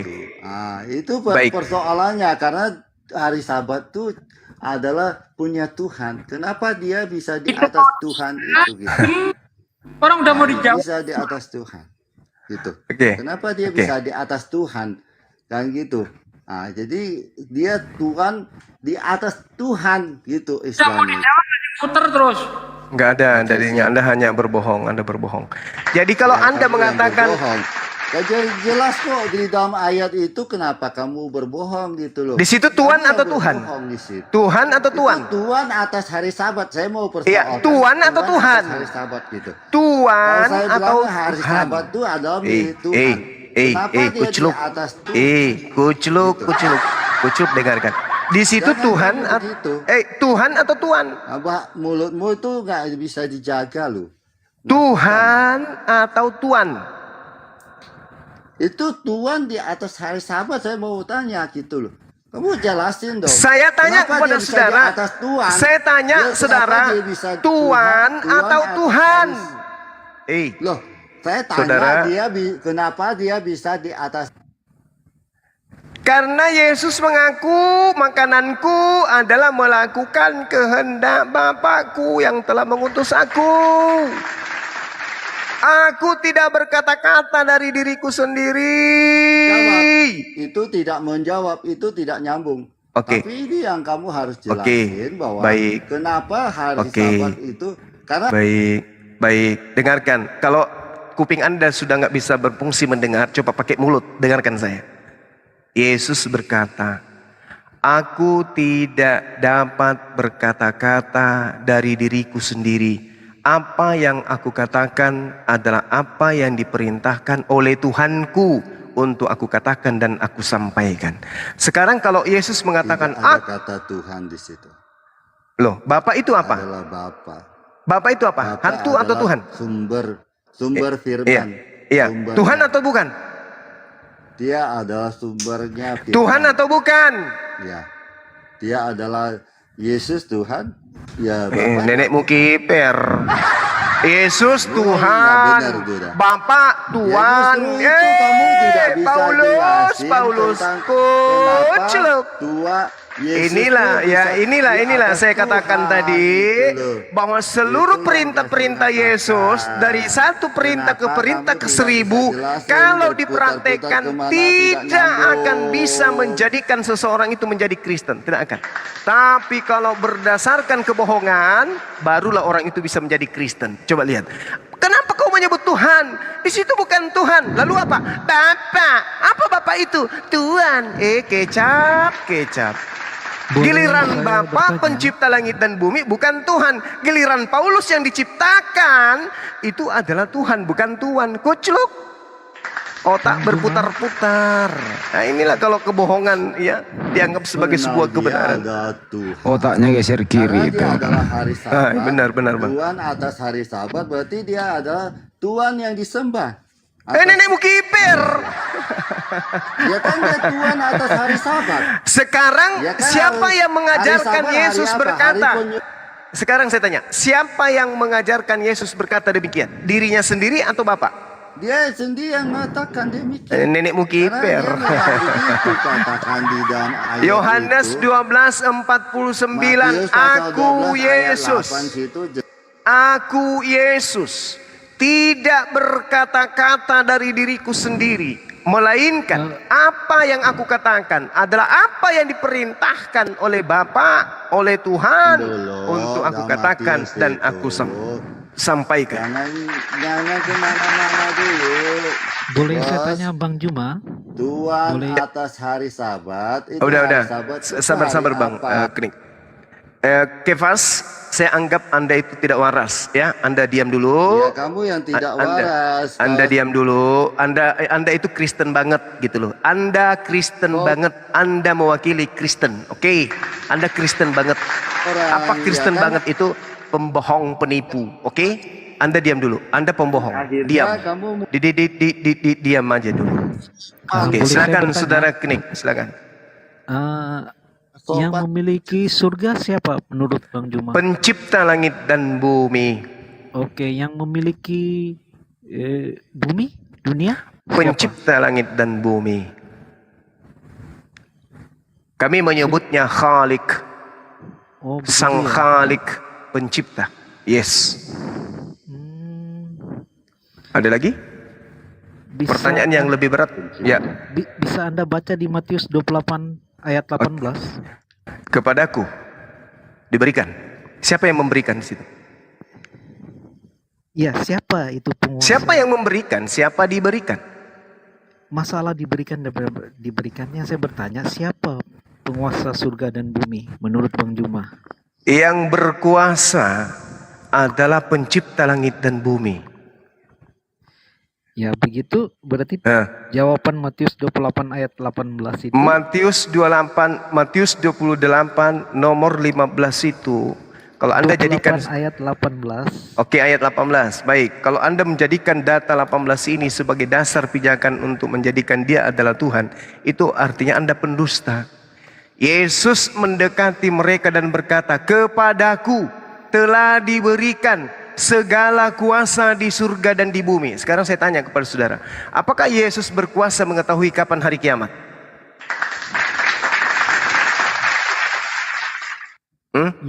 Yang jelas itu ayat, jangan kita lari-lari dulu Pak. Ini ayat mengatakan bahwa setelah surga dan bumi telah diberikan kepada. Tapi Yesus bohong. Dia ini adalah Yesus bohong. Kalau Yesus yang berkata diberikan kuasa di bumi, berarti dia bohong. Saya tanya, apakah Yesus berkuasa mengetahui kapan dunia ini, bumi ini di kiamat? Dengan segala hormat Bang Zuma, dari awal tadi saya tanya, siapakah pemilik surga? Lah, kan saya sudah menjawab. Saya sudah menjawab kan. Dan saya Pencipta langit ayat dan bumi. Ayat 18, Anda mengakui, terima kasih sudah mengakui Tuhan Yesus itu. Jangan lupa, iblis juga diberi kekuasaan. Jangan lupa itu. Iya, jangan lupa juga bahwa aku dan Bapak itu adalah satu. Satu apa? Satu gigi. Satu celana dalam gitu. Terima kasih sudah Bang Juma sudah mengakui bahwa Tuhan Yesus itu adalah Tuhan. Coba lihat teman-teman, coba lihat. Saya sudah mengatakan bahwa satu kata untuk menjadi seorang Kristen itu adalah pembohong. Tidak bisa menjadi Kristen orang kalau nggak bisa menjadi pembohong. Coba lihat. Sorry, saya pakai dalil, bro. Dia mengatakan, Bang Suma mengatakan bahwa Yesus itu adalah apa? Adalah Tuhan. Pembohong, penipu. Disaksikan 2000 manusia di TikTok. Dia menuduh Bang Suma mengakui Yesus itu Tuhan. Anda penipu. bicara tadi bahwa yang menciptakan surga itu adalah Sang Pencipta. Terus Yesus yang menciptakan gitu? Yesus yang menciptakan. Mana dalilnya? Dalil Mana Matius dalilnya 28 ayat Yesus 18. mengaku akulah yang menciptakan? Mana dalilnya? Bahkan Ini Yesus Tuhan mengakui Yesus dirinya berbicara. adalah ciptaan Tuhan. Kamu Ini mau Tuhan bukti? Yesus berbicara Saudara bahwa mau bukti bahwa Yesus mengaku adalah ciptaan Tuhan? Aku adalah ciptaan Tuhan. Mau bukti? Mau? Mau bukti? Yang penting bagi penipu, iya. Yang penting aku sudah menipu. Yang penting aku sudah berbohong. Yang penting aku sudah menipu. Itulah Kristen. Yesus berkata, siapa yang ada di kananku dan di kiriku, aku tidak punya hak untuk menentukan itu. Itu pengakuan Yesus di dalam Matius 20 nomor 23. Tetapi mengenai siapa yang akan duduk di kiriku dan di kananku di dalam kerajaan Bapa, bukan aku yang berhak menentukan. Kepadaku diberi kuasa di surga. Tapi pengakuan Yesus Matius 20 nomor 23, tetapi mengenai siapa yang akan duduk di kiriku di surga dan di kananku di surga, itu bukan aku yang berhak menentukan. Tempat-tempat itu adalah ditentukan oleh siapa? Oleh Bapakku untuk diberikan. Penipu, pembohong, agama tipu-tipu. Jangan lupa Bang Juma itu sebelum diberikan, sebelum ayat agama 28, tipu-tipu. Matius 28 itu tidak sampai data 18, hanya sampai data 15. Mari kita buktikan. Matius 28 jelas sekali yang harus tersiar sampai hari ini apa? Apa yang harus tersiar? Ya, Kristus adalah Tuhan yang Bang Zuma akui tadi. Nenekmu kiper. Kalau saudara mengatakan Yesus itu adalah Tuhan, berarti Anda akan dihantam 1 Yohanes 2 nomor 22. Siapakah pendusta itu? Bukankah dia yang menyangkal bahwa Yesus adalah Kristus? Dengan Anda mengatakan Yesus itu adalah Tuhan, berarti Anda menyangkal Yesus itu adalah Kristus. Anda pendusta. Kena. Seingat saya tadi, Kena. Bang Zuma mengatakan bahwa Sang Pencipta surga itu adalah Sang Pencipta. Nah, terus begitu juga dengan dunia. Jadi saya bacakan ayat 28 ayat 18. Oke, baik. Wow. Oke, baik. Kita baca. Kepadaku telah diberikan segala kuasa. Ini Yesus diberi kuasa oleh siapa? Bisa jawab saya? Hei, penipu. Apakah penipu ini bisa menjawab saya? Ketika Yesus kemudian mengatakan didomi, diberikan kepadaku kuasa di surga. Saya tanya, Yesus diberi kuasa ini oleh siapa? Dan apa buktinya dia diberi kuasa? Sedangkan orang-orang Yahudi, orang-orang Farisi berhasil membunuhnya. Yesus tidak kuasa menahan lapar. Yesus tidak bisa menahan kentut. Yesus kalau makan bubur yang basi akan kena diare, nggak tahan dia mencruet. Nggak apa-apa, Jadi yang penting jangan. Bang Juma sudah mengakui tadi. Apa saya akui apa? Saya ngakui apa pembohong? Yang 28 ayat 18 bahwa Saya akui apa? Saya yang akui apa? memiliki surga dan dunia itu adalah Sang Pencipta. Terima Terus? kasih. Nah, terus? Sesuai dengan Yohanes 1 ayat 1. Firman itu telah Begitu menjadi Yesus manusia. diberi kuasa, jadi begitu Yesus diberi kuasa oleh pencipta langit dan bumi, seketika Yesus menjadi pencipta gitu. Yang jelas Bang Juma sudah mengakui tadi. Aduh, para penipu ini, penipu, penyesat. Kata Lanjut. Zulkifli kan Muhammad kan Ya, orang keempat ini, Allah yang yang tadi perkasa. yang gila tadi yang ketiga, sekarang diam, sekarang yang gila keempat. Silakan. Apa? Zulkifli kan bilang Muhammad Apalagi? adalah Allah yang perkasa kan? Terus? Ya itu warasnya Anda. Kenapa? Maksudnya apa? Maksudnya apa? Ya. Coba Anda ukur dengan kewarasanmu, masa Anda Oke. bilang Muhammad itu Allah perkasa. Oke, sekarang menurut saudara Allah itu apa? Terserah kan ada Ya ucapan terserah. Sekarang saya tanya kepada saudara, Allah itu apa? Ucapan Anda. Allah itu apa? Lucu Iya. Anda ini. Allah itu apa menurut iman Kristen? Allah itu apa? Sekarang ukur saja otak Anda. Menurut Anda masuk apa iman enggak? Kristen, Allah itu apa? Hah? Allah itu Iya. apa? Anda kan bilang yang suka Gepeng. Sudah 4 ini manusia Kok gepeng. nggak ada yang waras sih? Kenapa orang gila semua ini malah? Ini Zulkifli kok macam begitu otakmu. Zulkifli. Apa sih? Parah ini.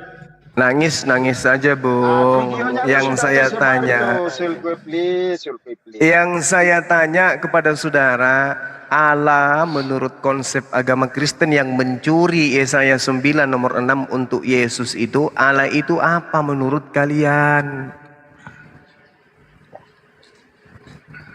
Kan untuk Muhammad itu Zulkifli. Atau malasan. Pemalasan. Muridnya Makanya bom-bom. Anda periksa dulu kejiwaanmu Zulkifli. Yang harus diperiksa kejiwaannya itu yang menyembah Yesus. Oke, karena jelas sekali diterangkan di dalam kitabmu sendiri, siapakah pendusta itu? Bukankah pendusta itu yang menyangkal bahwa Yesus itu adalah Kristus? Bukti bahwa Yesus Anda menyangkal itu Yesus itu manusia. Kristus, Anda menyembahnya. Itu bukti. Barang siapa yang mempertuhankan Yesus, berarti dia menyangkal kalau Yesus itu adalah Kristus. Yesus itu manusia suci. Suci kudus. Kalau dia Yesus manusia suci, kenapa dia mati terkutuk? Ya. Jawab. tidak seperti Muhammad. Saya tanya, Tidak seperti Muhammad. kalau Anda mengatakan Yesus itu manusia suci, kenapa dia mati terkutuk? Jawab. Yesus itu manusia suci, saudara. Kalau dia suci, kenapa dia mati terkutuk? Jawab.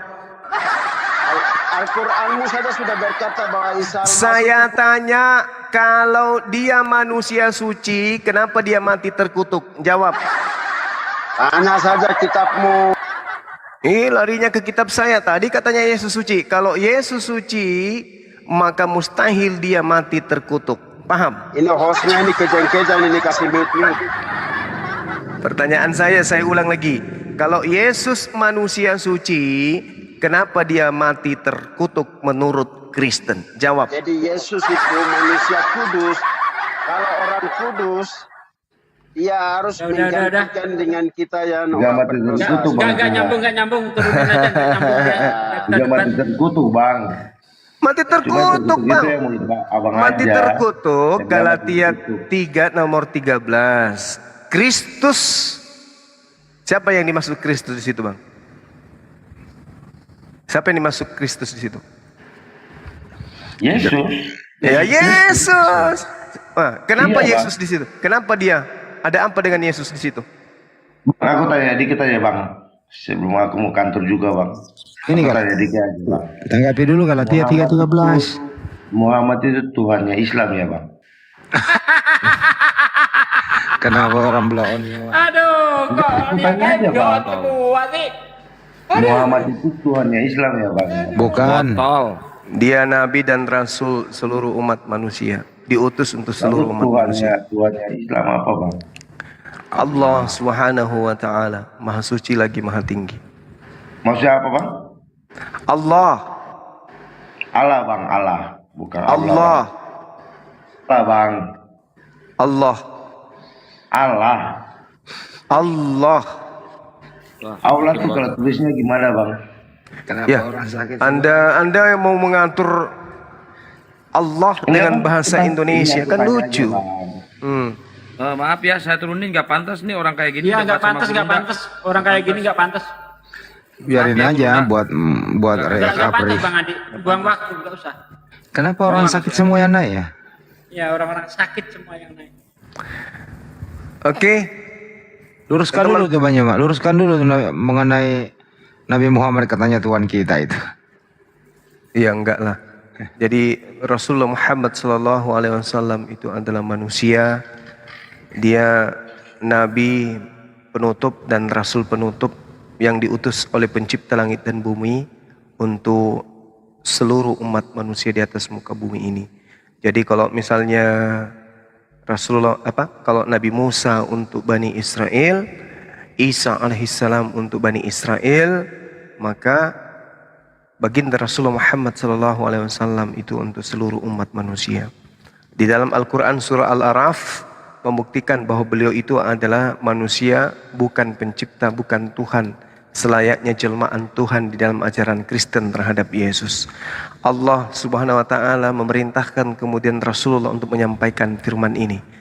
Qul, wahai nabiku Muhammad, Nabi Muhammad, katakanlah kepada manusia, la amliku li nafsi naf'an, aku tidak kuasa mendatangkan manfaat ataupun kemudian menolak mudarat bagi diriku illa kecuali apa yang dikehendaki oleh Allah, wala darrah illa ma syaa Allah.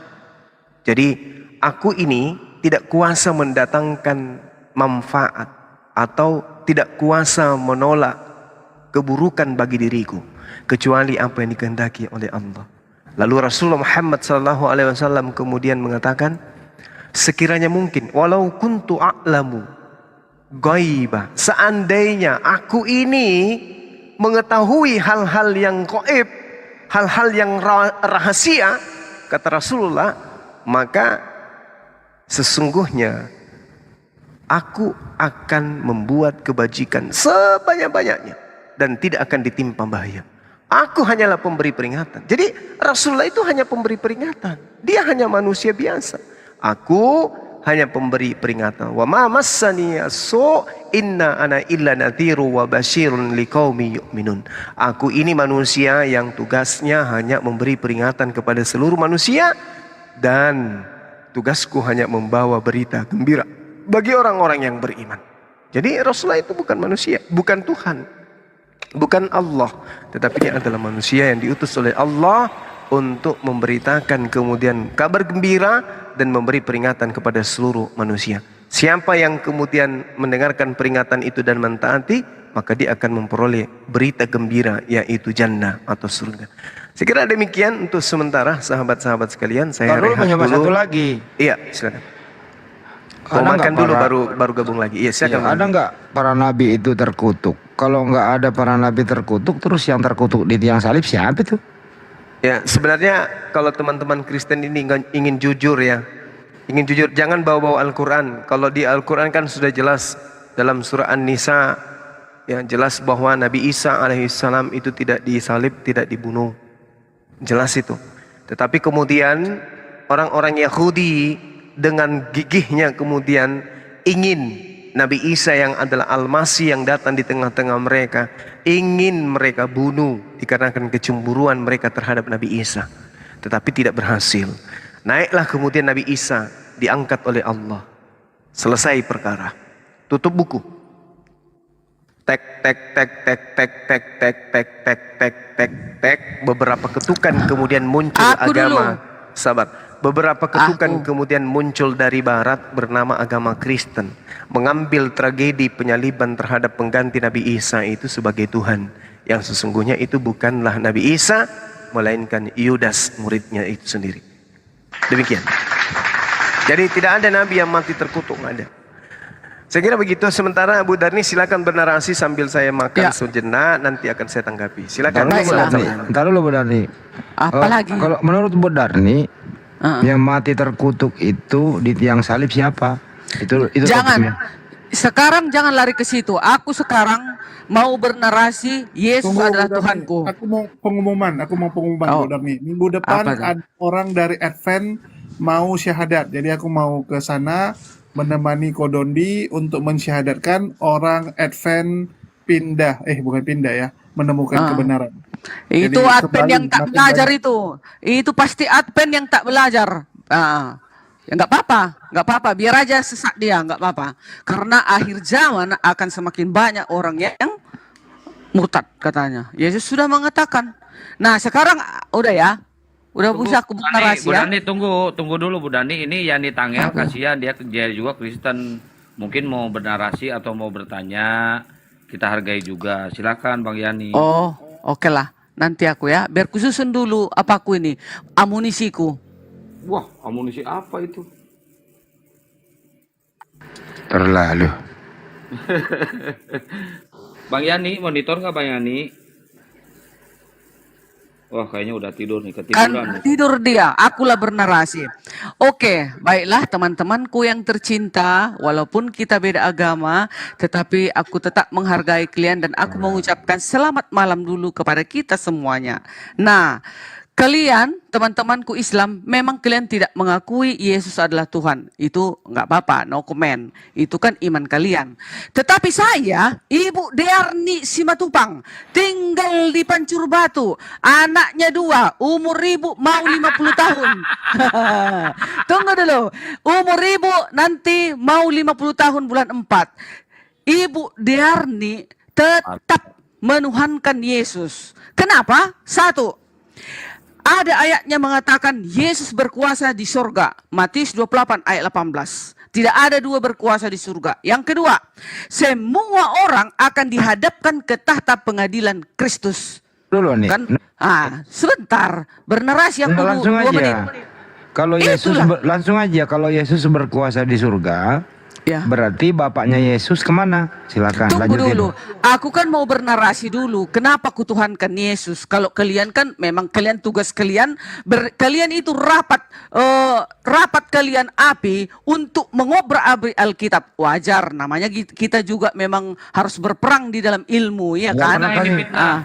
Fitnah yang nggak boleh gitu. Nggak pernah kami ngobrak-abrik. Buktinya, tunggu dulu. Buktinya, kami sudah meyakini Alkitab ini sudah ribuan tahun eksis dan kami sudah mengimani ke para rasul. Kisah para rasul di sini sudah tercatat mulai dari Kejadian sampai Maliaki dan sampai Yesus dan sampai nubuatan akhir zaman. Kami sudah mengimani, tetapi ini tidak boleh digugat lagi. Tetapi kalian datang untuk mengobrak-abrik isi Alkitab. Tunggu dulu. Kenapa saya mengatakan Yesus itu adalah Tuhan? Tadi saya sudah bilang Yesus berkuasa di surga. Semua akan dihadapkan. Tunggu dulu. Semua akan dihadapkan. Belum siap aku. Satu-satu ditanggapi. Iya, makanya sekarang kenapa Yesus dituhankan? Ini jawabannya. Gereja dengarkan dulu.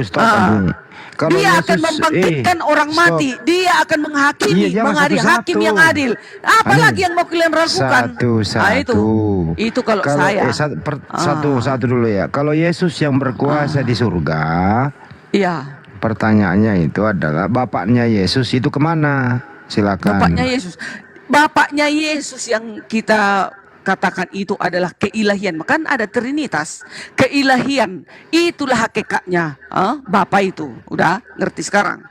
Enggak, kan di surga itu ada Bapa, Putra dan Roh Kudus nih. Iya. Nah, kalau Yesus yang berkuasa, Bapaknya Yesus ini sudah kehilangan jabatan begitu? Bukan, Pensiun. roh itu kan gak kelihatan. Jadi makanya dibilang semua diberikan kepadaku, kekuasaan semua sepenuhnya diberikan oleh Dia. Oke, gini loh, Makanya Benar nih. Yesus Dengerin yang dulu, Benar menghakimi. nih. Berarti Bapak pensiun. Iya, Bapak di surga, stay di surga. Yesus ada di bumi. Yesus naik kembali ke surga berkuasa. Kan gitu ya. Nah, Yesus berkuasa di surga ini pelan-pelan ya, ada dua nih. Yesus yang berkuasa di surga ini anaknya Maria atau bukan? Ya, itu kan hanya suatu di bumi. Kalau sudah di kerajaan surga, kembali berkuasa Dia. Tidak ada lagi dicari anaknya Maria. Sekarang Berarti anaknya Maria hilang. Maria itu akan menjadi penghuni kerajaan surga dan Berarti sebagai anaknya Maria udah hilang. Berarti nih, anak Maria kemana? Hilang. bukan hilang, tetapi tetap ada itu anak Maria. Tapi kalau di surga nggak ada lagi dicari-cari Maria Yesus. Enggak. Yesus di surga ini, dengerin dulu pertanyaannya sederhana. Yesus di surga ini statusnya anak Maria atau bukan? Tidak, statusnya dia berkuasa. Kan ada Berarti ayatnya. Yesus durhaka, tidak mengakui ibunya. Iya, terserah kalian mengatakan Lu kok durhaka. saya? Itu kan narasi kalian. Sementara kami Kristen tidak ada kami bilang Yesus itu durhaka. Ya udahlah. Nah, Yesus anak durhaka ya, tidak mengakui ibunya di surga ya.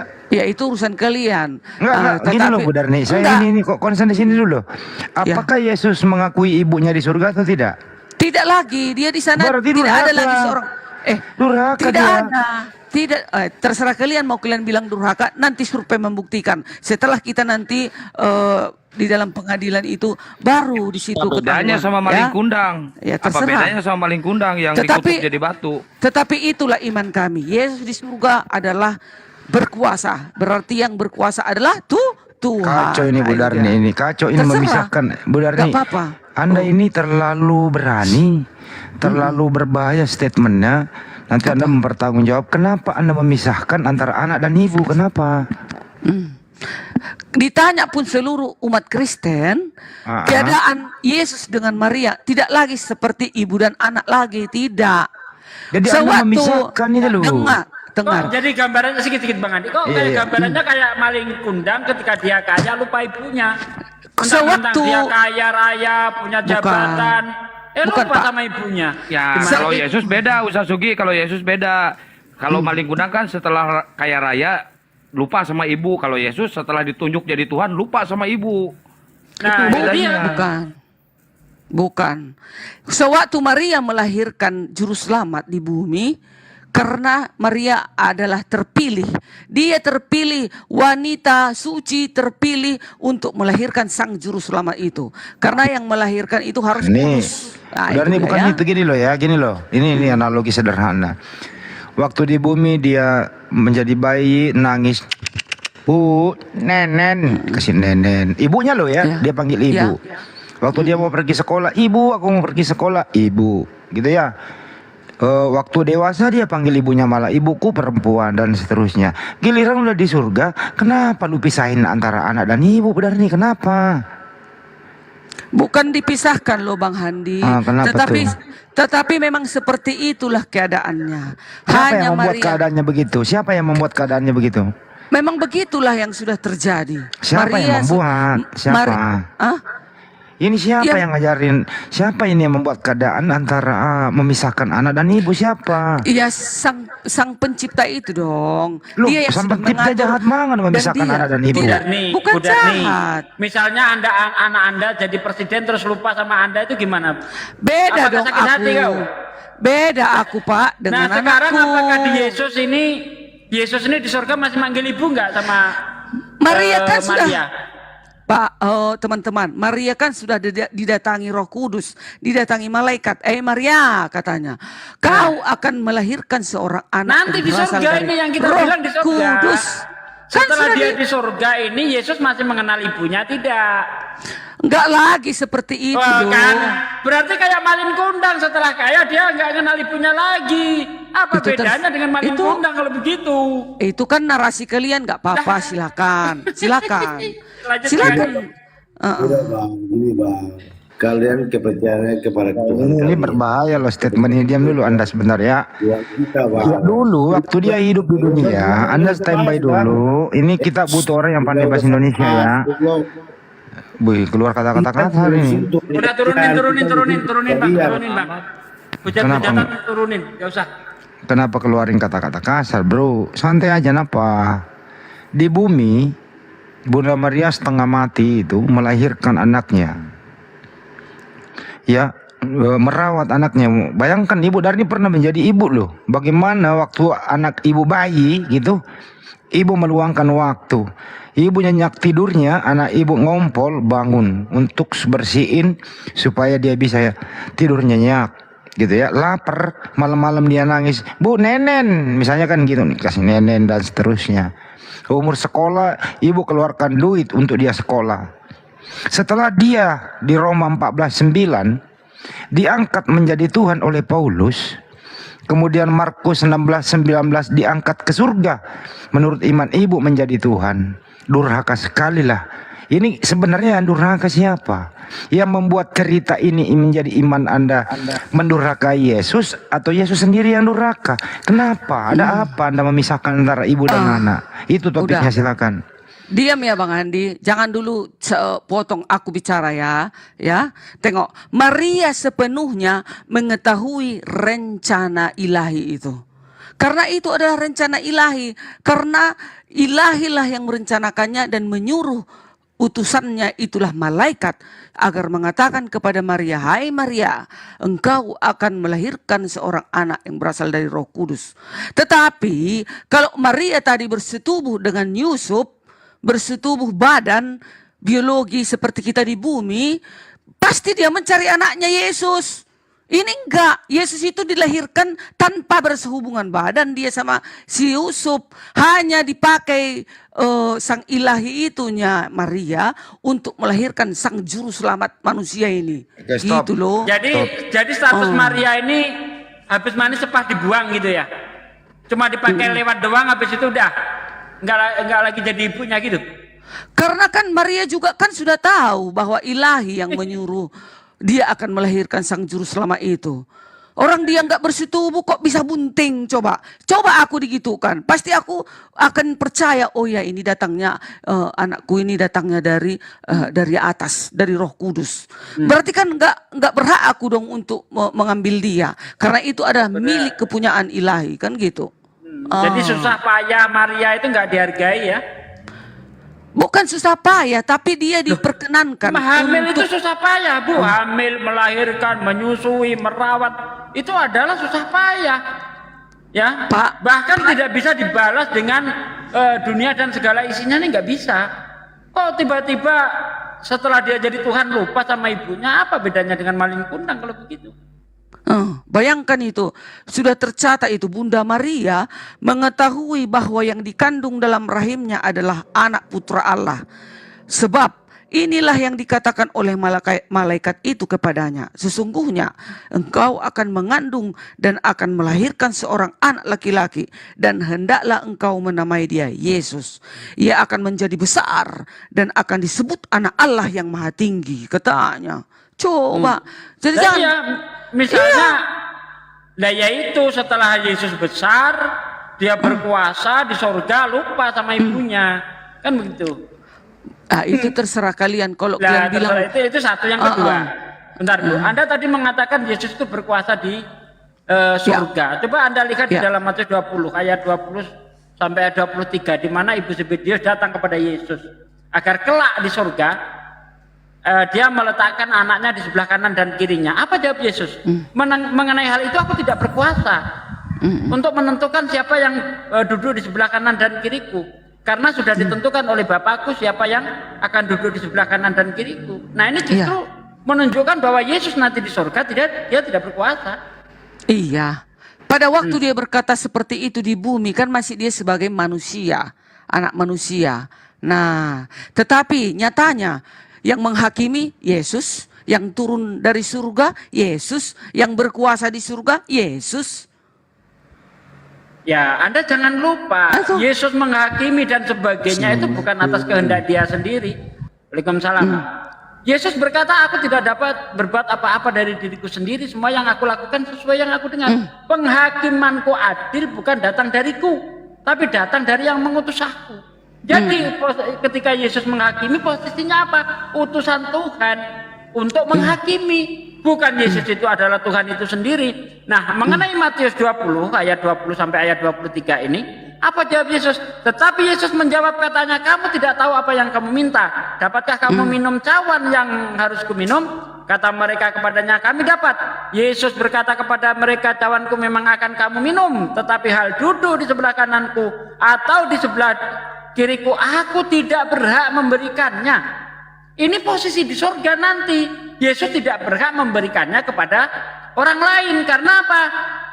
Menurut Yesus itu akan diberikan kepada orang-orang bagi siapa Bapakku telah menyediakan. Jadi Tuhanlah yang berkuasa untuk menentukan siapa yang bisa masuk surga, Bu. Bukan Yesus. Itu loh, baca baik-baik ayatnya itu. Ini memang dikatakan di bumi, tapi itu berbicara yang akan datang. Begitu loh. Iya Pak, tunggu ya, aku ya 1 menit, jangan dipotong-potong ya. Nah, kenapa semua diserahkan kepada Yesus? Karena Yesus itu kan Trinitas, Trinitas kedua. Kalau Bapa itu adalah roh yang tak kelihatan. Makanya kenapa dia tidak turun menghakimi? Karena dia adalah tidak tampak, tidak kelihatan. Namanya juga roh. Jadi makanya roh dia itu, firman-Nya itu diturunkanlah menjadi manusia. Itulah semua diberikan kekuasaan. Itulah Trinitas kedua. Itulah Yesus, semua menghandal Yesus. Nah itu, kalian tak menuhankan, silakan saja. Begitu dia nanti datang, getar kaki kalian itu. Aku berani potong leher, getar kaki kalian kalau Yesusku datang. Iya, berani saya. Berani tumpel kepalaku ini. Oke, saya jawab. Oke. Anda mengatakan Yesus itu Trinitas, itu Anda dapat dari mana? Yes. Apakah Yesus pernah mengajarkan bahwa dirinya Trinitas? Sama sekali tidak pernah Yesus mengatakan dirinya Trinitas.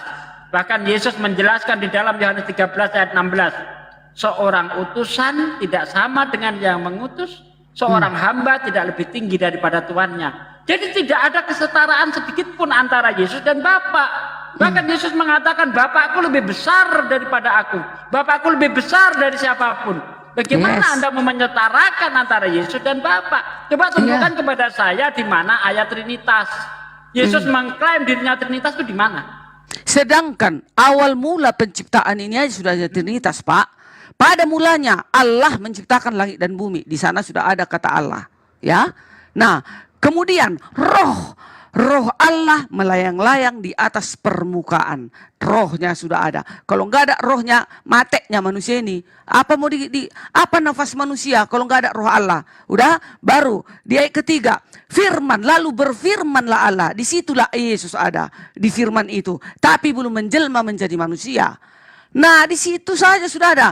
Lalu Yesus selalu mengatakan, baptislah mereka dalam nama Bapa, Putra, dan Roh Kudus. Aku menyertai engkau sampai akhir zaman. Siapa manusia? Siapa utusan? Siapa nabi yang berani menyertai manusia sampai akhir zaman?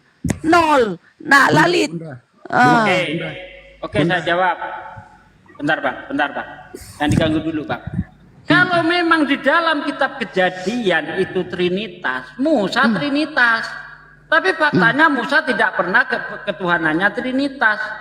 Yang diajarkan Musa, Shema Yisrael Adonai Elohinu Adonai Echad.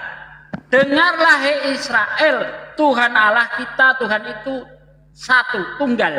Itu juga dibahas oleh Yesus dalam Yohanes 17 ayat 3. Inilah hidup yang kekal itu, yaitu mereka percaya bahwa engkaulah satu-satunya. Satu-satunya bukan Trinitas. Satu-satunya artinya tunggal.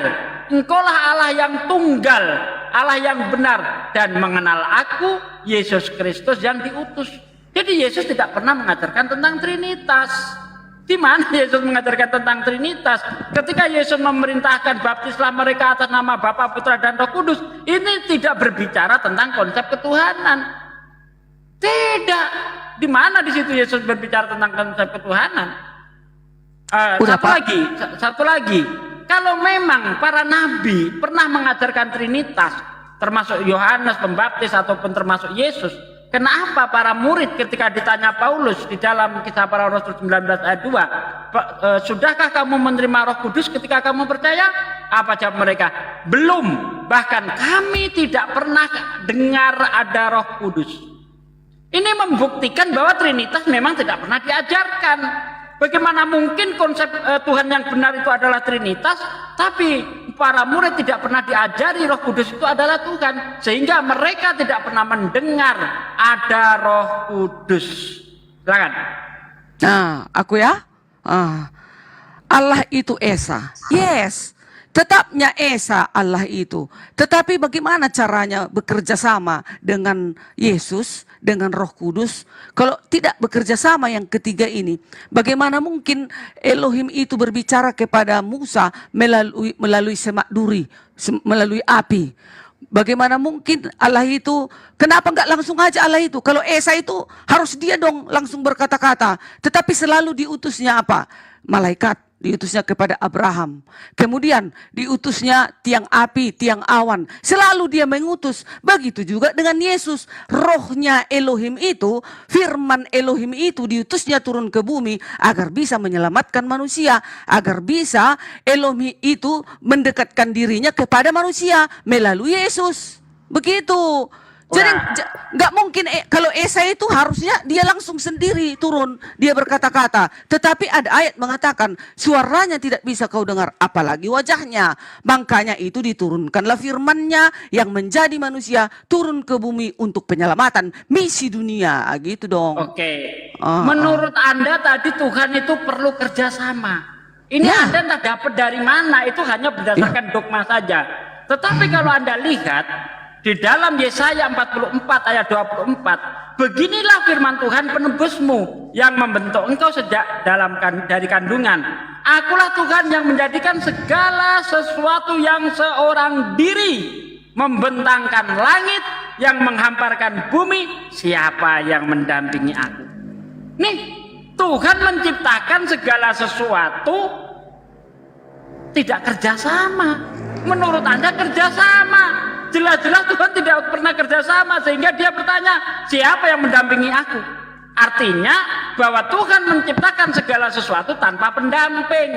Dia sendiri. Yesaya 43 ayat 10-11, engkaulah saksi-saksiku sejak semula, engkau tahu. Nah ini saya baca ya, Yesaya 43 ayat 10, kamu inilah saksi-saksiku, demikianlah firman Tuhan, dan hambaku yang kupilih supaya kamu tahu dan percaya kepadaku dan mengerti bahwa aku tetap Dia. Sebelum aku tidak ada Allah dibentuk, dan sesudah aku tidak ada lagi. Akulah Tuhan dan tidak ada juru selamat selain padaku. Akulah yang memberitahukan, menyelamatkan, menggambarkan, dan bukannya Allah asing yang ada di antaramu. Nah, di sini Tuhan itu menyatakan Dia itu tetap seperti itu. Tidak pernah ada pendamping. Kok Anda tadi mengatakan Tuhan itu kerjasama dan sebagainya. Nah ketika tentang tiang awan, tiang api, itu bentuk kekuasaan Tuhan untuk menunjukkan kepada bangsa Israel. Bukan Tuhan sendiri yang menjelma jadi tiang awan, tiang api. Bukan, itu namanya teofani atau menunjukkan keberadaan Tuhan. Bukan berarti Tuhan sendiri yang menjadi tiang api, tiang awan dan sebagainya. Tidak, Bu. Silakan. Nah, kalau tidak ada kerjasamanya, tidak ada utusannya, bagaimana dia mau berkata-kata dengan manusia ini? Makanya ada ayat dikatakan di dalam Quran pun atau di dalam Alkitab pun, dia akan menurunkan rohnya, firmannya itu menjadi manusia. Itulah Yesus. Nah, Yesuslah semua diberikan kekuasaan itu. Makanya dikatakan kepadaku telah diberikan kekuasaan. Kan seperti itu. Kenapa tidak Tuhan itu sendiri, Elohim itu sendiri yang berbicara, berkata-kata kepada manusia? Contoh, sewaktu dia berbicara kepada Musa, kepada Abraham, atau kepada seluruh para nabi. Tetapi selalu dia mengutus. Kalau kuasa, ya langsung dia sendiri dong berkata-kata. Nggak usah pakai perantaraan para malaikat, para ini dan segala macam. Begitulah Yesus kami itu. Makanya ada Trinitas. Kalau nggak ada Trinitas, susah untuk menerangkan siapa Elohim itu sendiri. Sedangkan di Al-Quran pun dikatakan Allah itu berbicara melalui pohon. Mengapa mesti pohon? Kalian mempercayai pohon berbicara kepada manusia. Sementara Yesus, firmannya Elohim itu yang menjadi manusia, turun ke bumi, kalian menolak. Kalau pohon, kalian terima. Heran aku nengok kalian, itulah. Sementara Yesus sudah langsung malaikat mengatakan kepada Maria, engkau akan melahirkan seorang anak yang berasal dari Roh Kudus. Sedangkan di Al-Quran ditulis kepada sebuah pohon. Berkata-kata, itu kalian percayai. Sementara malaikat yang turun sendiri nggak kalian percayai. Kayak mana kalian ini? Apa nggak takut kalian dikutuk? Nah itu. Bunda. Jadi, aduh, bentar Bang. Jadi ketika Tuhan berbicara melalui pohon, bukan berarti Tuhan menjelma jadi pohon. Artinya, seperti saya berbicara kepada Bu Darni melalui HP, bukan berarti HP itu adalah saya. Sama halnya Tuhan berbicara melalui Yesus. Bukan berarti Yesus itu adalah Tuhan, tapi dia adalah perantara Tuhan. Ya, perantara Tuhan bukan Tuhan. Perantara Tuhan tidak bisa dijadikan Tuhan. Di dalam Kisah Para Rasul 22 ya, Kisah Para Rasul 22 ayat 22, di situ sangat jelas bahwa Yesus ini perantara. Kenapa perantara ini justru dianggap Tuhan? Hai orang-orang Israel, dengarlah perkataan ini yang aku maksudkan, ialah Yesus dari Nazaret, seorang yang telah ditentukan Allah, yang dinyatakan kepadamu dengan kekuatan-kekuatan dan mukjizat-mukjizat dan tanda-tanda yang dilakukan oleh Allah dengan perantaraan Dia di tengah-tengah kamu seperti yang kamu tahu. Jadi segala sesuatu yang dilakukan oleh Yesus itu sebenarnya yang melakukan adalah Tuhan. Termasuk ketika dia menghakimi tadi itu, yang melakukan adalah Tuhan, tetapi melalui perantara Yesus. Kalau Yesus ini hanya sebagai perantara, maka posisi Yesus tidak beda dengan nabi-nabi yang lainnya. Sebagaimana Musa dipakai perantara, Daud dipakai perantara, ya, dan semuanya dipakai perantara untuk membimbing manusia ke jalan yang benar. Jangan yang dijadikan perantara ini adalah Tuhan itu sendiri. Begitu loh. Nah, sepertinya Bang Juma sudah selesai makan. Saya serahkan kepada Bang Juma. Terima kasih. Gurunda monitor Gurunda. Bang Dalbo, Assalamualaikum. Lanjut, saya izin dulu. Assalamualaikum warahmatullahi wabarakatuh, saudara-saudara. Waalaikumsalam warahmatullahi wabarakatuh. Roma monitor Roma. Bang Andi. Mana Gurunda? Gurunda masih mute. Masih makan. Aku dulu menjawab Bapak Sugi tadi ya. Aku dulu. Yesus sama seperti nabi-nabi yang lain. Tidak sama. Kalau sama, kenapa hanya Yesus dicatat di dalam Alkitab? Yesus adalah hakim yang adil. Kenapa hanya Yesus yang dikatakan semua manusia harus dihadapkan ke tahta pengadilannya? Kalau memang sama, kenapa yang tidak lain-lain ikut juga bersama dengan Yesus untuk menghakimi? Kenapa hanya Yesus? Bayangkan di 2 Korintus 5 ayat 10. Sebab kita semua harus menghadap tahta pengadilan Kristus. Kristus itu adalah Yesus. Bayangkan, jangan Bapak bilang serupa Yesus dengan para nabi yang lain. Tidak. Bayangkan lagi, Yesus bersama para malaikatnya akan datang di awan-awan. Bayangkan itu, para malaikatnya katanya. Yesus akan datang bersama para malaikatnya di awan-awan. Dan semua bangsa akan melihat dia dan meratap dia. Dan Yesus akan mengumpulkan segala bangsa di hadapannya. Bayangkan, mana ada nabi seperti itu dicatatkan? Tidak ada. Yesus melebihi daripada nabi. Ada dikatakan Yesus utusan, yes. Yesus itu anak Daud, yes. Yesus itu Allah perkasa dikatakan, yes. Yesus itu Kristus, Yesus itu Mesias. Dan Yesus itu apa? Semua dikatakan dia gelar yang maha kuasa itu.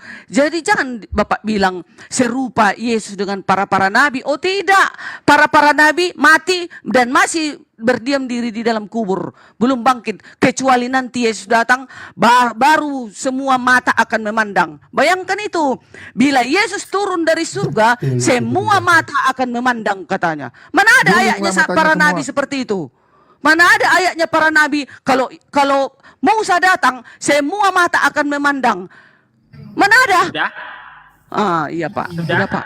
Boleh. Pelan Bu Darni, sakit telingaku. Pelan-pelan lah. Kenapa cuma Yesus yang datang mengadili? Karena urusan para nabi sudah selesai. Tinggal Yesus yang punya PR. Musa sudah selesai karena tidak ada umatnya yang menuhankan Musa. Ya, Abraham sudah selesai karena tidak ada yang menuhankan Abraham.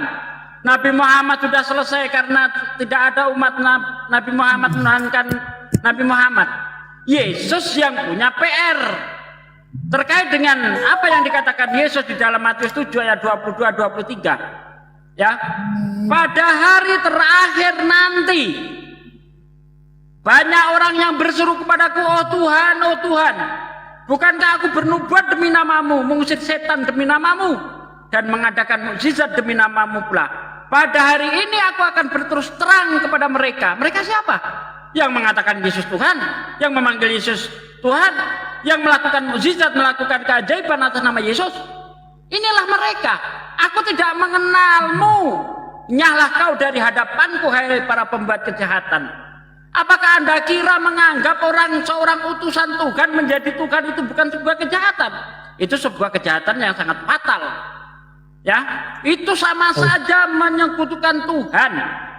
Apalagi kalau kita lihat di dalam Amsal 21 ayat 18, ya, di situ, Amsal 3 ayat 5, percayalah kamu kepada Tuhan dengan segenap hatimu dan janganlah kamu bersandar atas pengertianmu sendiri. Anda menuhankan Yesus tanpa dalil yang jelas, Anda menuhankan Yesus hanya berdasarkan asumsi, hanya berdasarkan penafsiran. Tunjuk kepada saya ayat yang jelas Yesus berkata aku Tuhan, atau sembahlah aku, atau berkata aku adalah firman yang jadi manusia. Tunjuk kepada saya. Atau bapaknya Yesus mengatakan dia adalah firman yang jadi manusia, sehingga Anda mengatakan bahwa Bapak mengutus firman-Nya. Ini Anda dapat dari mana? Tidak ada ajaran dari Yesus bahwa dia adalah firman yang diutus. Dan tidak ada ajaran dari Tuhannya Yesus yang mengatakan bahwa dia akan mengutus firman-Nya. Nggak ada. Nah, anggapan-anggapan kosong inilah yang menurut Yesus adalah sebuah kejahatan. Dan itu diperkuat dengan hadis Rasulullah mengatakan bahwa Nabi Isa itu akan datang, dia akan menjadi hakim. Ya, dia akan menjadi hakim yang adil, dia akan mematahkan salib, dia akan membunuh babi dan membunuh Dajjal, dan satu lagi adalah menghapus pajak. Serupa. Nah, jawabannya kenapa dia harus menjadi hakim? Yesus memang akan datang sebagai hakim, Kristen yang menjadi tersangkanya, bukan kami umat Islam. Kenapa? Kalau memang Yesus itu benar-benar Tuhan, seharusnya kami umat Islam yang diusir. Kamu tidak menahankan aku, nyah kau dari hadapanku. Justru yang diusir Yesus adalah orang-orang yang mengatakan Yesus Tuhan, melakukan keajaiban atas nama Yesus. Terima kasih. Oke, jawab Pak Sugi ya. Host. Nah, terserah Bu Darni, boleh enggak? Silakan, kalau Kristen nggak apa-apa. Oke, silakan, samanya itu. Lebih pintar Bapak itu karena sudah lebih tua. Ya kan Pak? Silakan. Ya. Pak Sugi mengartikan itu semua salah semua. Oke, Banyak silakan. yang gini loh Pak. Salahnya di mana? Silakan. Pakai data. Kalau kau menyalahkan saya pakai data, pakai dalil. Kayak Bu Darni pakai dalil. Gini Saya loh nggak Pak. menerima asumsi. Bukan asumsi.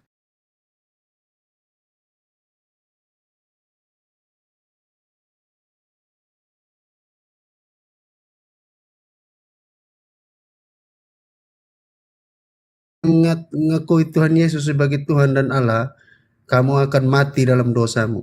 Ngerti nggak? Di mana ada kata-kata begitu? Kalau kamu tidak percaya akulah Tuhan, kamu akan mati dalam dosamu. Di mana? Nggak usah saya jelaskan. Kalau kamu udah monitor. Stop. Ada itu Sudah, Lukas stop. 8 ayat 24. Lukas 8 ayat 24. Tunggu Bu Darni. Gurunda udah monitor Gurunda. Udah. Ada pasien ini kalau Gurunda. cuma main- Pasien satu ini. Kalau main curhat-curhatan nggak usah ngomong. Stop. Udah, monggo akhir Juma. Iya, jadi gini, tolak ukur daripada keadaan yang ada di 1 Yohanes 2:22 ini. Siapakah pendusta ini? Nah, apakah Islam atau Kristen pendusta itu? Kan gitu ya. Berbicara mengenai oknum yang datang kepada Bani Israel, yang datang kepada Bani Israel itu jelas adalah seorang Mesias.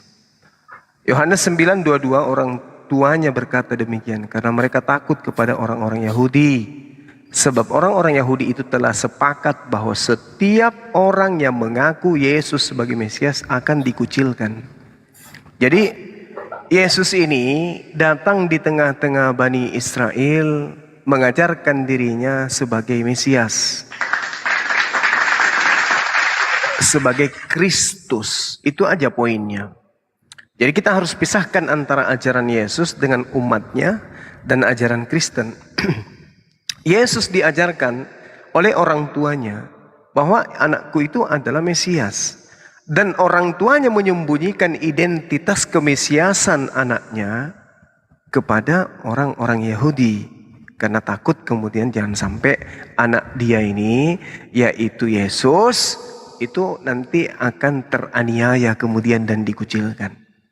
Nah, sekarang permasalahannya di dalam kitab saudara, siapakah pendusta itu? Bukankah dia yang menyangkal bahwa Yesus itu adalah Mesias? Apakah saudara-saudara paham apa Mesias itu? Ini bahaya kalau Anda tidak tahu. Kenapa? Yang Karena diurapi. ya, yang diurapi. Berarti manusia yang diurapi, itulah Mesias. Nah, sekarang apakah hanya Yesus yang diurapi? Kores diurapi, Daud diurapi, Saul diurapi, Harun diurapi, Elisa diurapi, Salomo diurapi. Apakah mereka ini karena dia Mesias, karena dia diurapi, maka mereka juga adalah Tuhan? Tidak. Tapi kenapa kemudian Yesus ini dituhankan? Karena yang menuhankan Kristen. Siapa Kristen ini? Golongan bidat yang muncul kemudian di luar Yahudi. Ini yang perlu saudara pahami.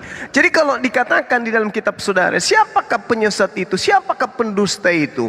Bukankah dia yang menyangkal bahwa Yesus itu adalah Mesias?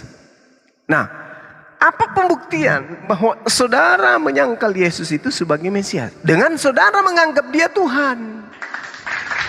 Berarti Anda sudah menganggap Yesus itu bukan Mesias. Karena Anda menuhankan. Disebabkan karena pencipta langit dan bumi itu bukan Mesias.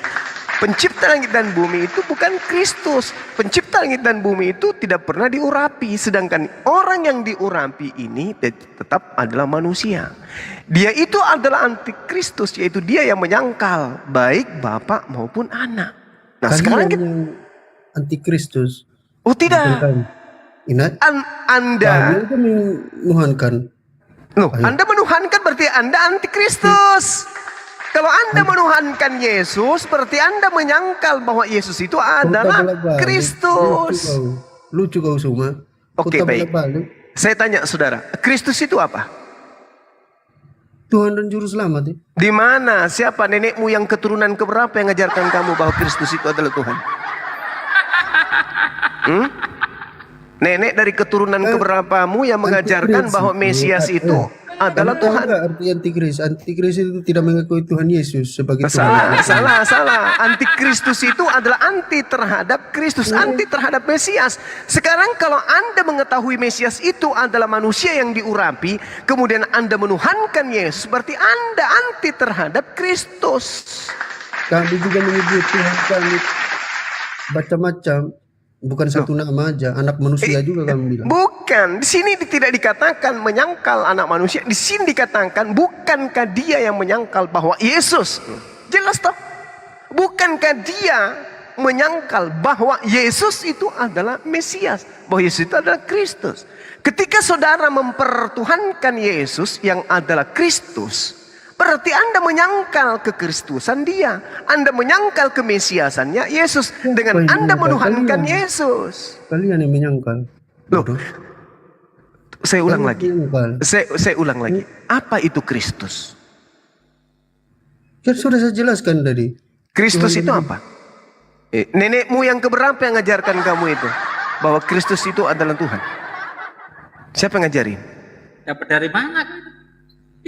Saya kasih data kepada saudara, ya, saya kasih data kepada saudara. Di dalam kitabnya orang Yahudi Imamat lebih dalam tahu daripada sabar. kami orang Oh Kristen. iya dong, iya kami belajar. Oh, Anda pasti. tidak belajar, pasti. Anda Setan cuma juga belajar firman Tuhan. Anda percaya saja tentang doktrin waktu setan gereja. juga Anda tidak mencobai belajar. Tuhan Yesus, Tak ajarin, dia tak berpikir ajarin. juga. Sama Tak kayak ajarin. Saya ajarin. Imamat 8:12 kemudian dituangkannya sedikit dari minyak urapan itu ke atas kepala Harun. Diurapinya Harun untuk mengkuduskannya. Harun adalah Kristus. Tuhankah dia? Tuhan tak ada ini Harun? Tidak. Kenapa Yesus yang adalah Mesias, yang adalah Kristus itu jadi Tuhan? Karena dia mati, bangkit pada hari ketiga menjadi Tuhan. Nah, itu makanya ajaran Kristen tuh yang muncul. 1 Samuel 10 nomor 1. Lalu Samuel mengambil buli-buli berisi minyak, dituangkannya lah kepada kepala Saul, dicumunya dia sambil berkata, bukankah Tuhan telah mengurapi engkau menjadi raja atas umat Israel? Saul adalah Kristus. Apakah dia Tuhan? Tidak. Kenapa? Karena Roma tidak melantiknya menjadi Tuhan. Kasih data lagi yang lain. Di dalam 1 Raja-Raja 19 nomor 16. Juga Yehu cucu Nimsi haruslah kau urapi menjadi raja atas Bani Israel. Dan Elisa bin Safan dari Abel Mehona harus kau urapi menjadi nabi menggantikan engkau. Apakah kemudian orang-orang ini adalah Kristus? Yes. Kenapa? Karena dia diurapi. Berarti dia Kristus. Apakah mereka Tuhan? Tidak. Kenapa tidak Tuhan? Karena orang Roma tidak melantiknya menjadi Tuhan. Jadi yang perlu saudara pahami kemudian, orang yang mengatakan dirinya Yesus itu adalah Tuhan, maka dengan demikian Anda telah menyangkal bahwa dia adalah Mesias. Dengan Anda menyangkal dia adalah Kristus, berarti Anda adalah antikristus. Kalian yang antikristus. Kalau Anda Tidak tidak mengakui Yesus antikristus, berarti Anda hanya akan mengimani Yesus sebagai Kristus tok, tidak menjadikannya sebagai Tuhan. Karena Kristus itu bukan Tuhan. Kristus itu adalah orang yang diurapi, bukan Tuhan yang diurapi. Ini yang perlu saudara pahami. Siapakah antikristus itu? Siapakah penyangkal itu? Dialah yang menyangkal bahwa Yesus itu adalah Kristus. Otak bolak-balik. Saya minta kejujuran saudara. Apa definisi Kristus?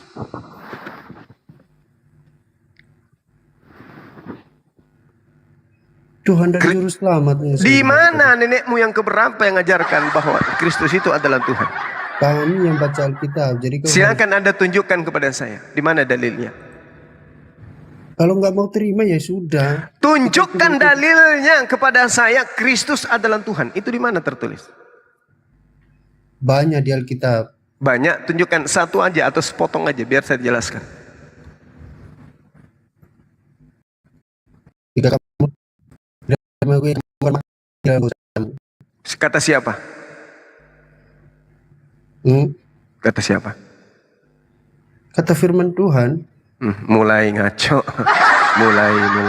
mulai sabra kokok, mulai ngaco. Akulah menjawabnya, Bang Juma. Silakan Bu Dari. Oke, gini ya. Mesias berarti yang diurapi. Sebutan Mesias berakar dari pengertian Yahudi mengenai seorang tokoh pada masa depan yang akan datang sebagai wakil Tuhan untuk membawa keselamatan bagi umat Yahudi. Di dalam bahasa Yunani, tunggu ya. Di dalam bahasa Yunani, kata Mesias diterjemahkan sebagai Kritos atau Kristus yang menjadi salah satu gelar Yesus. Sudah. Di dalam kekristenan, Yesus Kristus dipercaya sebagai Mesias yang telah dinanti-nantikan untuk membawa keselamatan dari Tuhan Allah kepada manusia. Makanya, kata Mesias diambil dari bahasa Aram Masia. Dalam perjanjian baru, Yesus disebut Kristus. Makanya Bang Juma, orang Yahudi menunggu Mesiasnya. Mereka belum datang Mesiasnya katanya. Sementara kami sudah datang pernah Mesias sekali, itulah Yesus. Dan yang akan datang kedua kali adalah Mesias juga, itulah Yesus Kristus. Gitu kami Bang Juma di Kristen. Oke. Saya tanya, asal pendalaman materi tentang Kristus itu Ibu Dani sudah mengakui asalnya dari Yahudi. Sekarang pertanyaan saya, bagi Yahudi Mesias itu apakah Elohim? Bagi Yahudi Mesias itu juru selamat. Juru selamat yang akan menyelamatkan mereka katanya. Itulah yang mereka mau tunggu. Apakah Elohim? Yang nggak tahu mereka siapa yang mereka tunggu. Tanyalah orang Yahudi, Bang Juma. Ya, yang mereka tunggu, apakah mereka menunggu Tuhan menjadi manusia? Mereka menunggu Mesias, mereka menunggu Mesias juru selamat gitu. Mesias itu apa? Kalau bagi kami, Mesias itu adalah sesuai dengan dalil Lukas 2 ayat 11. Yesus itu adalah Tuhan dan Juru Selamat di kami Kristen. Nggak tahu di sana. Nah, kan Yahudi nih yang menjadi dasar pijakan. Karena Yesus datanya ke Yahudi, bukan datanya ke Romawi. Di dalam kitabnya mereka, Mazmur 2 misalnya, atau 1 Samuel 16 misalnya, atau data yang lain, Yesaya 45 nomor 1 misalnya, atau 1 Samuel 10 misalnya, atau apapun itu yang terkait dengan Mesias, ternyata Mesias ini berujung kepada manusia yang diurapin. Beginilah firman Tuhan, inilah firmanku kepada Mesias, inilah firmanku kepada Kristus, kepada Kores yang tangan kanannya kupegang, supaya aku menundukkan bangsa-bangsa di depannya dan melucuti raja-raja, supaya aku membuka pintu-pintu di depannya dan supaya pintu-pintu gerbang tidak tertutup untuknya. Artinya Kores di sini adalah Mesias. Kores di sini adalah Kristus. Apakah Kores ini Tuhan? Sedangkan dia adalah juru selamat bagi Bani Israel. Apakah dia Tuhan? Bang Juma, mana Bang Juma lebih percaya? Mesias, kalau di orang Yahudi kan Mesias mereka yang akan mereka tunggu adalah antara Daud dan Musa. Udah. Sekarang umat Kristen, Mesiasnya adalah Tuhan Yesus, dan jelas dikatakan di dalam Matius 25 ayat 31 dan 32, Yesus bersama para malaikatnya akan datang di awan-awan. Dia akan membalas setiap perbuatan orang. Mana Bang Juma lebih percaya? Itu orang Yahudi atau orang Kristen? Yesus itu yang datang. Jelas kami percaya orang Yahudi. Jadi orang oh gitu ya. Jadi Bang Juma juga percaya nanti yang turun itu yang yang ditunggu orang Yahudi itu Daud atau Musa gitu ya. Saya kan udah itu mengatakan. Yang mereka tunggu. Mereka kan si Billy Bang Juma mengatakan yang mereka tunggu, kami lebih percaya kepada Daud dan Musa katanya. Ya, mereka memang menolak Mesias yang datang tanpa. Jadi siapa yang ditunggu orang Yahudi itu? Siapa yang ditunggunya? Mereka kan menolak Yesus. Mereka menolak Yesus. Jadi siapa yang ditunggunya? Berdasarkan Al-Quranul Karim, yang mereka tolak itu adalah Mesias, yaitu Nabi Isa alaihissalam. Dan Nabi Isa alaihissalam yang akan datang untuk yang kedua kalinya nanti. Untuk menghakimi mereka di Islam, tunggu Bang Juma, sementara di Islam yang kalian nantikan adalah Isa Al-Masih sama dengan Yesus, ya kan? Kalau kalian kan bahasa Arabnya sebenarnya Isa Al-Masih. Terus bahasa apa? Yesus. Cuman karena ada di kedua belah pihak ini yang mengobrak-abrik, yang menggantikan sejarah itu, cerita itu, maka jadi berbeda. Sementara sebenarnya kalau aku Bang Juma ditanya, samanya itu Isa Al-Masih karena tunggu ya, aku jujur, karena ada lagu Sion kami yang berkata Isa nama yang indah, masih ada ya, tetapi sekarang nama Yesus kan gitu. Nah sekarang umat Islam menunggu juga kedatangan Yesus, Isa Al-Masih, Yesus, tetapi ada 3, membunuh babi, mematahkan salib, kan gitu kan? Tuhan membunuh babi. Itulah dan membatalkan jizyah, iya kan? Nah orang Yahudi yang ditunggunya aku nggak tahu, kata si Billy kemarin, kalau nggak Daud Musa, potong leherku ini, tumbalnya leherku, akan datang Musa dengan Daud, nggak akan datang. Nah itu. Benar nih, umat Islam dan Yahudi itu sama-sama kemudian mengetahui tentang Mesias. Mesias ini adalah manusia yang datang sebagai juru selamat bagi Bani Israel. Itu juga yang diajarkan oleh Al-Quran. Jadi kedatangan yang kedua kalinya sang Mesias ini untuk menyelamatkan Bani Israel, bukan menyelamatkan umat Islam. Mesias yang mereka tunggu itu adalah Nabi Isa alaihissalam dalam pandangan umat Islam kemudian. Mereka nolak. Datang kemudian Mesiasnya orang Yahudi bernama Isa sebagai juru selamat bagi mereka. Tapi juru selamat ini bukan Tuhan. Dia hanya nabi dan rasul untuk Bani Israel. Berbeda dengan ajaran Kristen, Mesias mereka rubah menjadi Tuhan. Tapi ketika diminta datanya tidak ada. Apa Kristus itu? Kristus adalah manusia yang diurapi. Tapi kok dituhankan? Kok dituhankan? Kenapa dituhankan? Bukan dituhankan, dari sananya memang sudah Tuhan. Nah itulah berarti Anda ini adalah menyangkal. Anda ini penipu berarti. Kenapa? Karena di sini dikatakan di kitab saudara, siapakah penipu itu? Bukankah dia yang menyangkal bahwa Yesus itu adalah Kristus?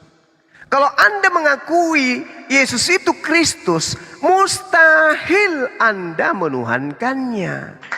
Mustahil. Karena Kristus itu adalah manusia yang diurapi. Pendusta itu adalah dia yang menyangkal bahwa Yesus adalah Kristus. Kalau Anda sudah mengakui dengan mulut Anda bahwa Yesus itu Kristus, tetapi Anda justru menuhankannya, berarti Anda pembohong, Anda penyesat, Anda penipu. Anda mengatakan di mulut Anda, apa yang Anda pegang? Ini adalah emas. Padahal yang Anda katakan emas itu, rupa-rupanya Anda hanya menganggapnya sebagai batu biasa. Berarti Anda pembohong. Begitu juga ketika Anda melihat emas, Anda mengatakan ini adalah batu. Tetapi ternyata Anda menjualnya di pegadaian sebagai emas. Berarti Anda pembohong. Inilah yang dikatakan kitab saudara. Siapakah pendusta itu? Bukankah dia yang menyangkal bahwa Yesus itu adalah Kristus? Jadi yang dimaksud pendusta di sini adalah Kristen. Kenapa? Karena Kristen menyangkal bahwa Yesus itu adalah Kristus. Apa buktinya bahwa Kristen menyangkal kalau Yesus itu Kristus? Buktinya Kristen menyembah Yesus. Dengan menyembah Yesus berarti Anda menyangkal kalau Yesus itu Kristus. Karena yang disebut Kristus hanyalah manusia yang diurapi oleh Tuhan. Kalian yang tidak menyembah Yesus itu namanya antikris. Paham? Anda ya, dengarkan dalilnya, Bung. Jangan Anda celoteh kosong. Dengarkan dalilnya. Siapakah pendusta itu? Bukankah pendusta itu adalah yang menyangkal bahwa Yesus itu adalah Kristus? Kami umat Islam mengakui bahwa Nabi yang datang kepada Bani Israel itu adalah Al-Masih. Dan kami tidak menuhankan dia. Kami hanya mengakuinya sebagai utusan Tuhan kepada Bani Israel. Jadi mulut kami dengan iman kami dan praktik dalam keagamaan kami sejalan, seirama, satu not, satu ketukan, satu gelombang, satu arah. Sedangkan Anda, apakah Yesus itu? Anda mengatakan dia adalah Kristus. Tapi faktanya Anda menyembahnya. Dengan demikian antara mulut Anda dengan perilaku keagamaan Anda itu tidak sinkron, alias Anda pendusta. Anda mengatakan dia Kristus, tapi Anda menuhankan, berarti Anda pendusta. Sedangkan pencipta langit dan bumi yang disebut Elohim Yotevah Hashem Adonai itu bukan Mesias, bukan orang yang diurapi, tetapi pencipta langit dan bumi yang mengutus para Mesias yang datang kepada Bani Israel. Jadi kesimpulan saya, orang-orang Kristen yang menuhankan Yesus itu adalah pendusta yang menyangkal bahwa Yesus itu adalah Kristus. Demikian.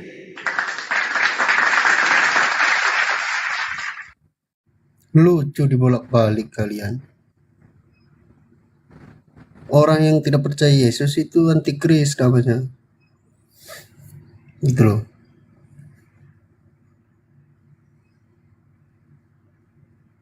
Kalau Anda percaya kepada Yesus, Yesus mengajarkan dirinya hanya Kristus. Siapakah aku ini, Simon? Engkau adalah Kristus, engkau adalah Mesias. Bukan manusia yang mengajarimu, tapi Bapa yang telah mengutus aku yang mengajarimu. Berarti Yesus mengiyakan ketika dia disebut sebagai Kristus. Kristus sama dengan orang, strep manusia, strep makhluk, strep ciptaan yang diurapi. Barang siapa yang kemudian menyembah Kristus, mempertuhankan Kristus, berarti itu sama dengan menyangkal Kristus, dan itu hanya ada di dalam Kristen. Yesus Kristus atau bukan, saudara? Mor. Yesus itu Kristus atau bukan? Iya. Oke. Bapak pencipta langit dan bumi Kristus atau bukan? Jangan bolak-balik pertanyaannya. Meledak. Jadi kalau saudara mengatakan Yesus itu Kristus, ya. Bapak apakah Kristus? Jangan bolak-balik. Itu menandakan Anda sudah mulai terdeteksi dengan diri Anda sendiri bahwa ternyata saya ini penyesat. Saya ini adalah pendusta. Nggak ada istilah yang kedua itu. Nah, sekarang saya tanya, Yesus apakah Kristus? Ya Kristus Tuhan. Dari mana? Siapa yang mengatakan Kristus Tuhan? Di mana dalilnya di kitabnya orang Yahudi bahwa Kristus itu adalah Tuhan? Kores adalah Kristus, Harun adalah Kristus, Saul adalah Kristus. Kenapa Anda mengatakan Kristus itu Tuhan? Siapa yang ngajarin Anda? Yesus Kristus adalah Tuhan dan Juru Selamat. Siapa yang mengajarkan Anda berkata seperti itu? Siapa yang mengajarkan Anda? Nggak perlu orang Islam mau percaya apa enggak, terserah. Yang penting kami udah kasih tahu kalian. Ya justru saya setelah mendengarkan perkataan saudara dengan muatan penyesatan seperti itu, saya tanya, siapa yang mengajarkan Anda berkata seperti itu? Saya belajar. Yang mengajarkan hadis Tirmizi 1375, menggauli binatang boleh. Oh, pantas aja di gereja banyak dikawinkan binatang dengan manusia. Oke, jadi kalau Anda mengatakan bahwasanya Yesus itu Kristus, tetapi Anda menuhankannya, berarti Anda adalah pendusta. 1 Yohanes 2 nomor 22. Siapakah pendusta itu? Siapakah pendusta itu? Bukankah dia yang menyangkal? Pendusta ini menyangkal bahwa Yesus ini adalah Kristus. Nah, sekarang kita deteksi Kristen. Apakah saudara menyangkal?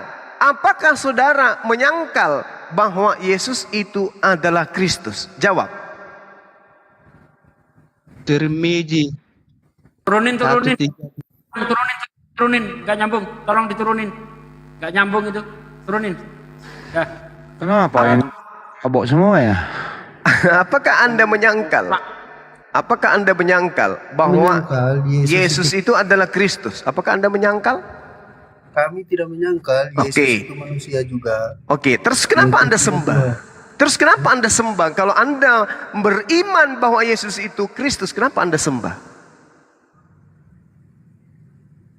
Kenapa disembah? Dari sononya dia memang Tuhan. Loh, berarti Anda menyangkal kalau Yesus itu Kristus. Allahu Akbar, Masya Allah. Siapakah pendusta itu? Manusia yang diurapi. Iya, pendusta itu begitu, penipu itu begitu. Dia mengatakan lain di mulut, lain dari kenyataan. Itu pendusta, Bung. Lain di mulutnya, lain pada kenyataannya. Anda mengatakan ini adalah batu, tapi kenyataannya Anda menjualnya di Pegadaian, di toko emas. Berarti Anda pendusta.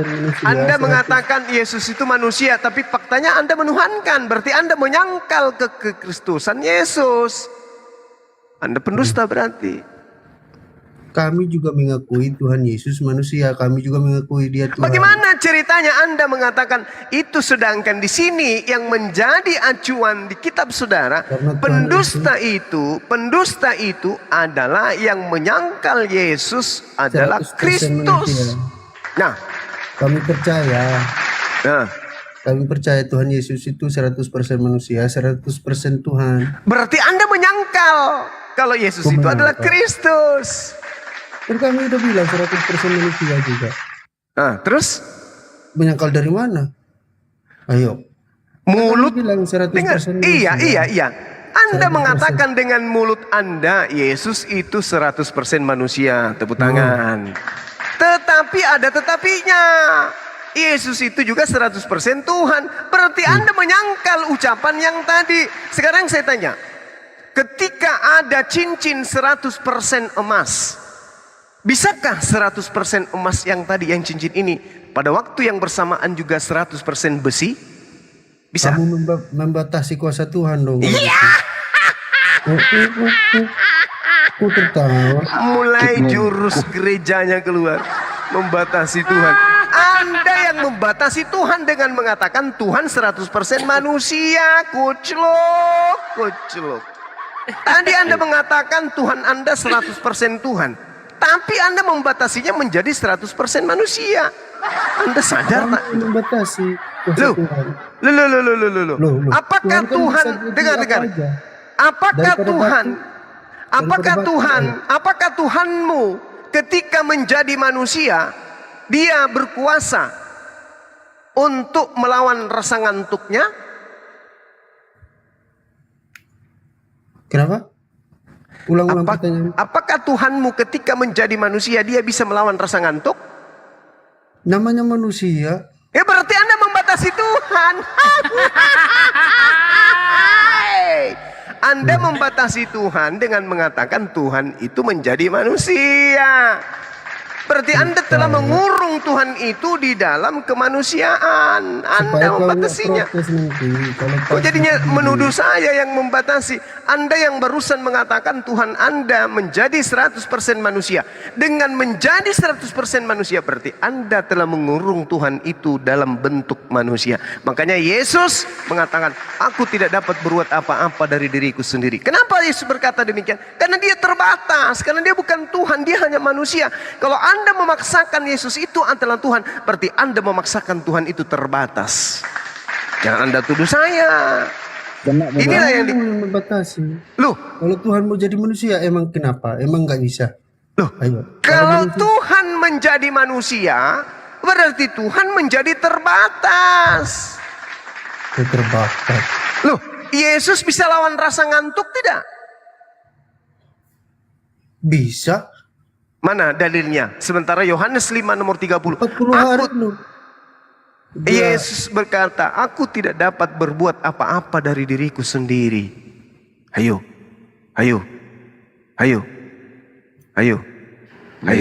Supaya kamu jangan mati. Lihat Tuhan. Larinya ke ajaran Tuhan langsung mati kamu. Selamat malam semuanya. Selamat malam. Oke, Steph. Shalom. Salam. Oke, ya, jadi begini Bang Suma, sorry. Jadi begini, betul yang dikatakan tadi oleh Flabamor itu, Flobamor. Yesus itu terdiri dari dua natur, kemanusiaan dan kealahannya. Aku kasih contoh, ini sudah berulang-ulang dari awal-awal. Berarti Anda antikristus dong. Dengar dulu bang. Ada kisah di sini bang, menandakan di mana Yesus itu adalah ada sisinya manusia, ada sisinya kealahan. Oke, aku baca ya, dalilnya ada di sini.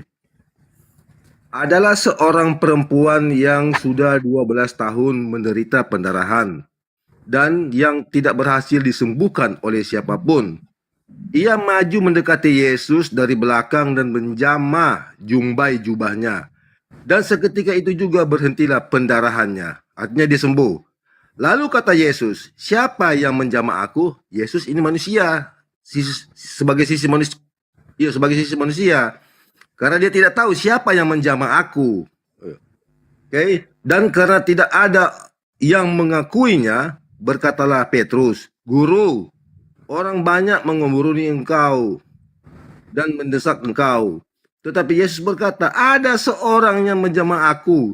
Sebab aku merasa ada kuasa keluar dari diriku. Kuasa apa itu bang? Kealahannya Yesus yang ada di dalam kemanusiaannya Yesus. Jadi Yesus tidak tahu siapa yang menjamah dia. Tapi ada kuasa keluar dari Yesus. Padahal Yesus dan perempuan itu tidak ada interaksi. Tidak ada ketemu secara terbuka. Perempuan ini dengan imannya yang menyelamatkan dia, dengan diam-diam dia menjamah jumbai jubahnya dari belakang. Yesus tidak tahu, tetapi ada kuasa keluar dari diriku. Terus ada kuasa keluar. Masalah Mesias bang, masalah Mesias. Udah, ditangkapin dulu itu, stop dulu, tangkap dulu Bang Juma. Iya. Oke, silakan. Oke. Jadi saya bacakan dalil kepada saudara ya. Di dalam Kisah Para Rasul 4 data 27 sampai 29 ya, bahkan sampai 30 dikatakan begini. Untuk melaksanakan segala sesuatu yang telah engkau tentukan dari semula oleh kuasa dan kehendak Dan sekarang ya Tuhan, lihatlah bagaimana mereka mengancam kami. Dan berikanlah kemudian kepada hamba-hambamu keberanian untuk memberitakan firman-Mu. Ulurkanlah tangan-Mu untuk menyembuhkan orang. Dan adakanlah tanda-tanda dan mujizat-mujizat oleh nama Yesus, hamba-Mu yang kudus. Jadi Yesus ini adalah hamba Tuhan yang kudus. Sebagai hamba Tuhan, Yesus kemudian diceritakan di dalam Kisah Para Rasul 2 nomor 22. Hai orang-orang Israel, dengarkanlah perkataan ini. Yang aku maksudkan adalah Yesus dari kota Nazaret, manusia yang telah ditentukan oleh Allah, yang dinyatakan kepadamu dengan kekuatan-kekuatan dan mujizat-mujizat dan tanda-tanda yang dilakukan oleh Allah dengan perantaraan Yesus. Jadi kalau Anda mengatakan ada kuasa keluar dari diri Yesus, yang melakukan itu siapa? Allah melalui perantaraan Yesus. Jadi Yesus ini hanya manusia yang diberi kuasa kemudian oleh Tuhan yang mengutusnya. Makanya dia mengatakan, aku tidak dapat berbuat apa-apa. Yohanes 4 nomor 34. Makananku adalah melakukan pekerjaan yang diperintahkan oleh Tuhanku untuk aku lakukan. Jadi apapun yang terjadi pada diri Yesus, mau dia kemudian merubah bumi ini menjadi kue dadar sekalipun, itu tidak akan membuat dia menjadi Tuhan. Karena kenapa? Dia hanya melakukan apa yang diperintahkan oleh Tuhannya.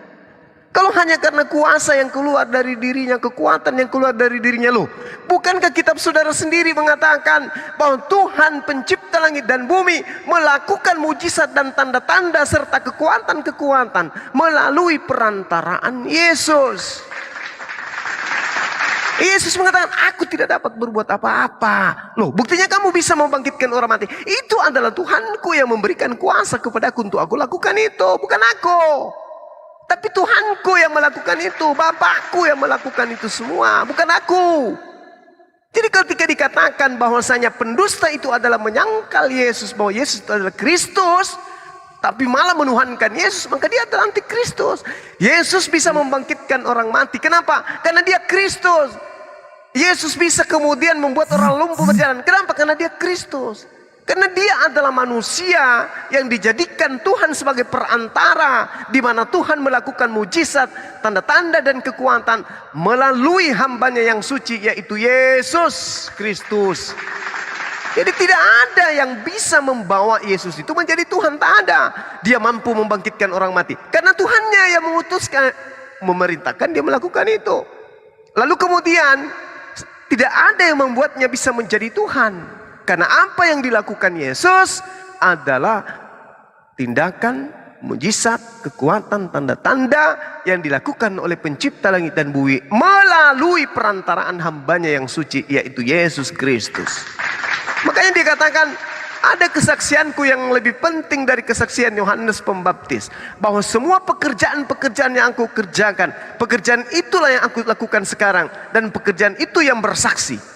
Artinya mujizat, disentuh jubahnya, pekerjaan-pekerjaan itu yang menjadi saksi bahwa aku adalah utusan Bapa. Jadi dia bukan Tuhan. Pekerjaan itu bersaksi bahwa Yesus itu utusan. Bukan pekerjaan itu bersaksi bahwa Yesus itu Tuhan. Hanya orang Kristenlah yang kemudian memalingkan ajarannya Yesus menjadi Tuhan. Kristen itu pekerjaannya itu.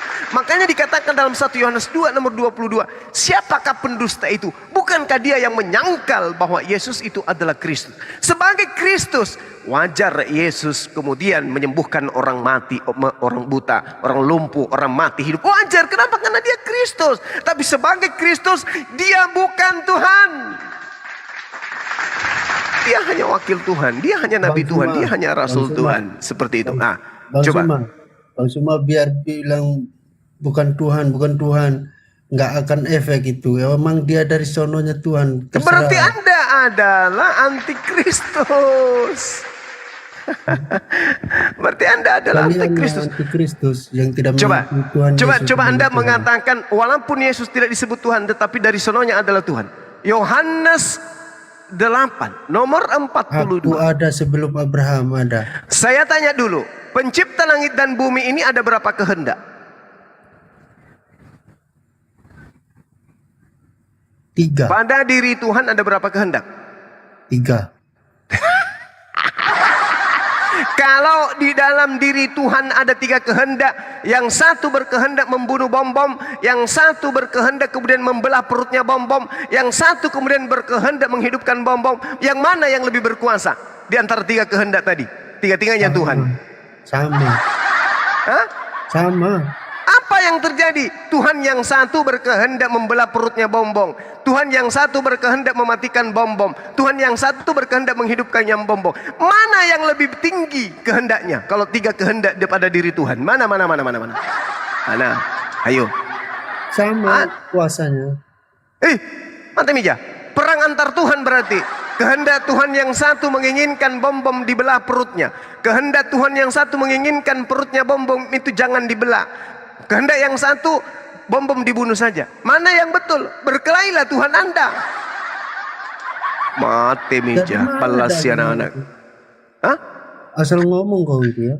Loh, justru Anda yang mengatakan Tuhan itu memiliki 3 kehendak. Kucelok. Bukan 3 kehendak, 3 pribadi. Ya, pertanyaan saya, pada diri Tuhan ada berapa kehendak? 3 sifat. Saya tanya, pada diri Tuhan ada berapa kehendak?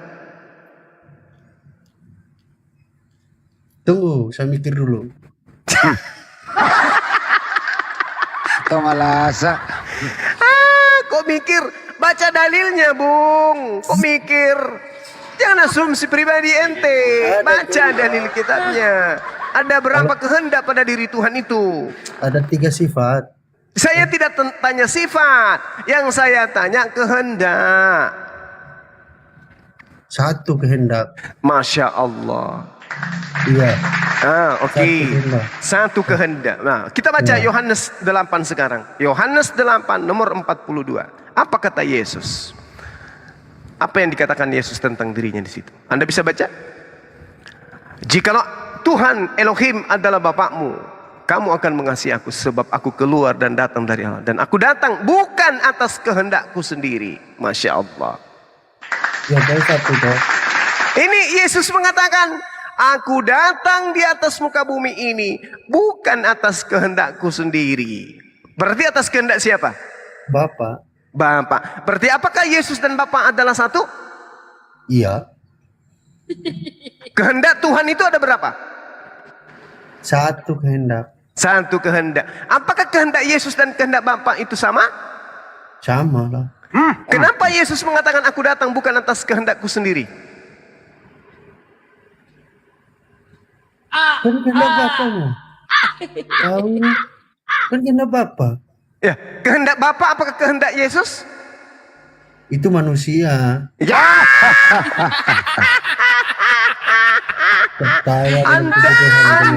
Anda mengakui itu manusia, tetapi Anda menuhankannya. Berarti Anda adalah pendusta. Sebab dikatakan dalam kitab saudara, siapakah pendusta itu? Bukankah dia yang menyangkal bahwa Yesus itu adalah Kristus? Kristus Tuhan. Nah, Tuhan lagi. Tadi katanya yang berkehendak itu adalah Tuhan. Yesus tidak berkehendak. Lalu kemudian Anda mengatakan dia manusia. Ini dalilnya jelas. Siapakah pendusta itu? Pendusta itu adalah dia yang menyangkal bahwa Yesus itu adalah Kristus. Pendusta itu iblis. Berarti Anda adalah iblis. Masya Allah. Dari tadi saya tidak pernah mengatakan Anda iblis, tapi Anda sudah mengakuinya. Pendusta itu adalah mereka yang menyangkal bahwa Yesus itu adalah Kristus. Itu pendusta. Tanda-tanda pendusta adalah menuhankan Kristus. Kenapa dikatakan pendusta itu menuhankan Kristus? Karena di dalam Yohanes 17:3, hidup kekal itu adalah mereka mengenal Engkau satu-satunya Tuhan dan mengenal Yesus sebagai utusan Tuhan. Berarti Yesus hanya dikenal sebagai utusan Tuhan, dan Tuhan dikenal satu-satunya Tuhan adalah Elohim yang mengutus para nabi, termasuk yang mengutus Yesus. Siapakah pendusta itu? Bukankah dia yang menyangkal bahwa Yesus itu adalah Kristus? Dengan demikian, Kristen adalah pendusta, antikristus. Demikian. Antikristus. Kami mengundang Kristus. Kami tidak anti. Berhentilah melawan waras. Silakan Bang Hadi, silakan. Berhentilah, enggak sih ngan baca karudu kayak. Jadi begini Bang Suma, begini. Tadi aku sempat dengar tentang pengakuan Petrus yang Bang Suma sampaikan tadi. Oke, aku ulangi lagi lah. Lalu Yesus bertanya kepada mereka, tetapi apakah katamu, siapakah aku ini? Yesus itu maksudnya. Maka jawab Simon Petrus, engkau adalah Mesias, anak Allah yang... Hilang suaranya. Jangan anak Allah yang hilang ya. Iya, yang hilang suaranya itu. Suaranya yang hilang. Antahod. Oke, aku lanjut. Melainkan Bapakku yang di sorga. Dan aku pun berkata kepadamu, engkau adalah Petrus, dan di atas batu karang ini aku akan mendirikan jemaatku, dan alam maut tidak akan menguasainya. Kepadamu akan kuberikan kunci kerajaan sorga. Apa yang kau ikat di dunia akan terikat di sorga, dan apa yang kau lepas di dunia, ini akan terlepas di sorga. Lalu Yesus melarang murid-muridnya supaya jangan memberitahukan kepada siapapun bahwa ia adalah Mesias. Oke, kembali. Tadi sudah disinggung masalah diutus. Yesus diutus. Bang Suma tahu apa yang diutus itu, Bang? Mesias, Kristus. Mesias, anak Allah yang hidup. Siapakah anak Allah yang hidup itu? Firman-Nya Allah itu sendiri, Bang, yang diutus ke dalam dunia ini menjadi manusia. Jadi anak Allah itu adalah bagian dari kealahannya Bapa itu, Bang, yang diutus. Makanya inilah kehendak Dia yang mengutus aku, supaya barang siapa yang melihat anak dan yang percaya kepadanya, dia akan memperoleh hidup yang kekal, dan supaya aku membangkitkannya dia pada akhir zaman. Jadi Kalau Anda Yesus percaya, itu adalah sang juru selamat. Siapakah kalau sang juru Anda selamat itu? Dia adalah Tuhan satu-satunya, sang juru selamat. Itu begitu, Bang.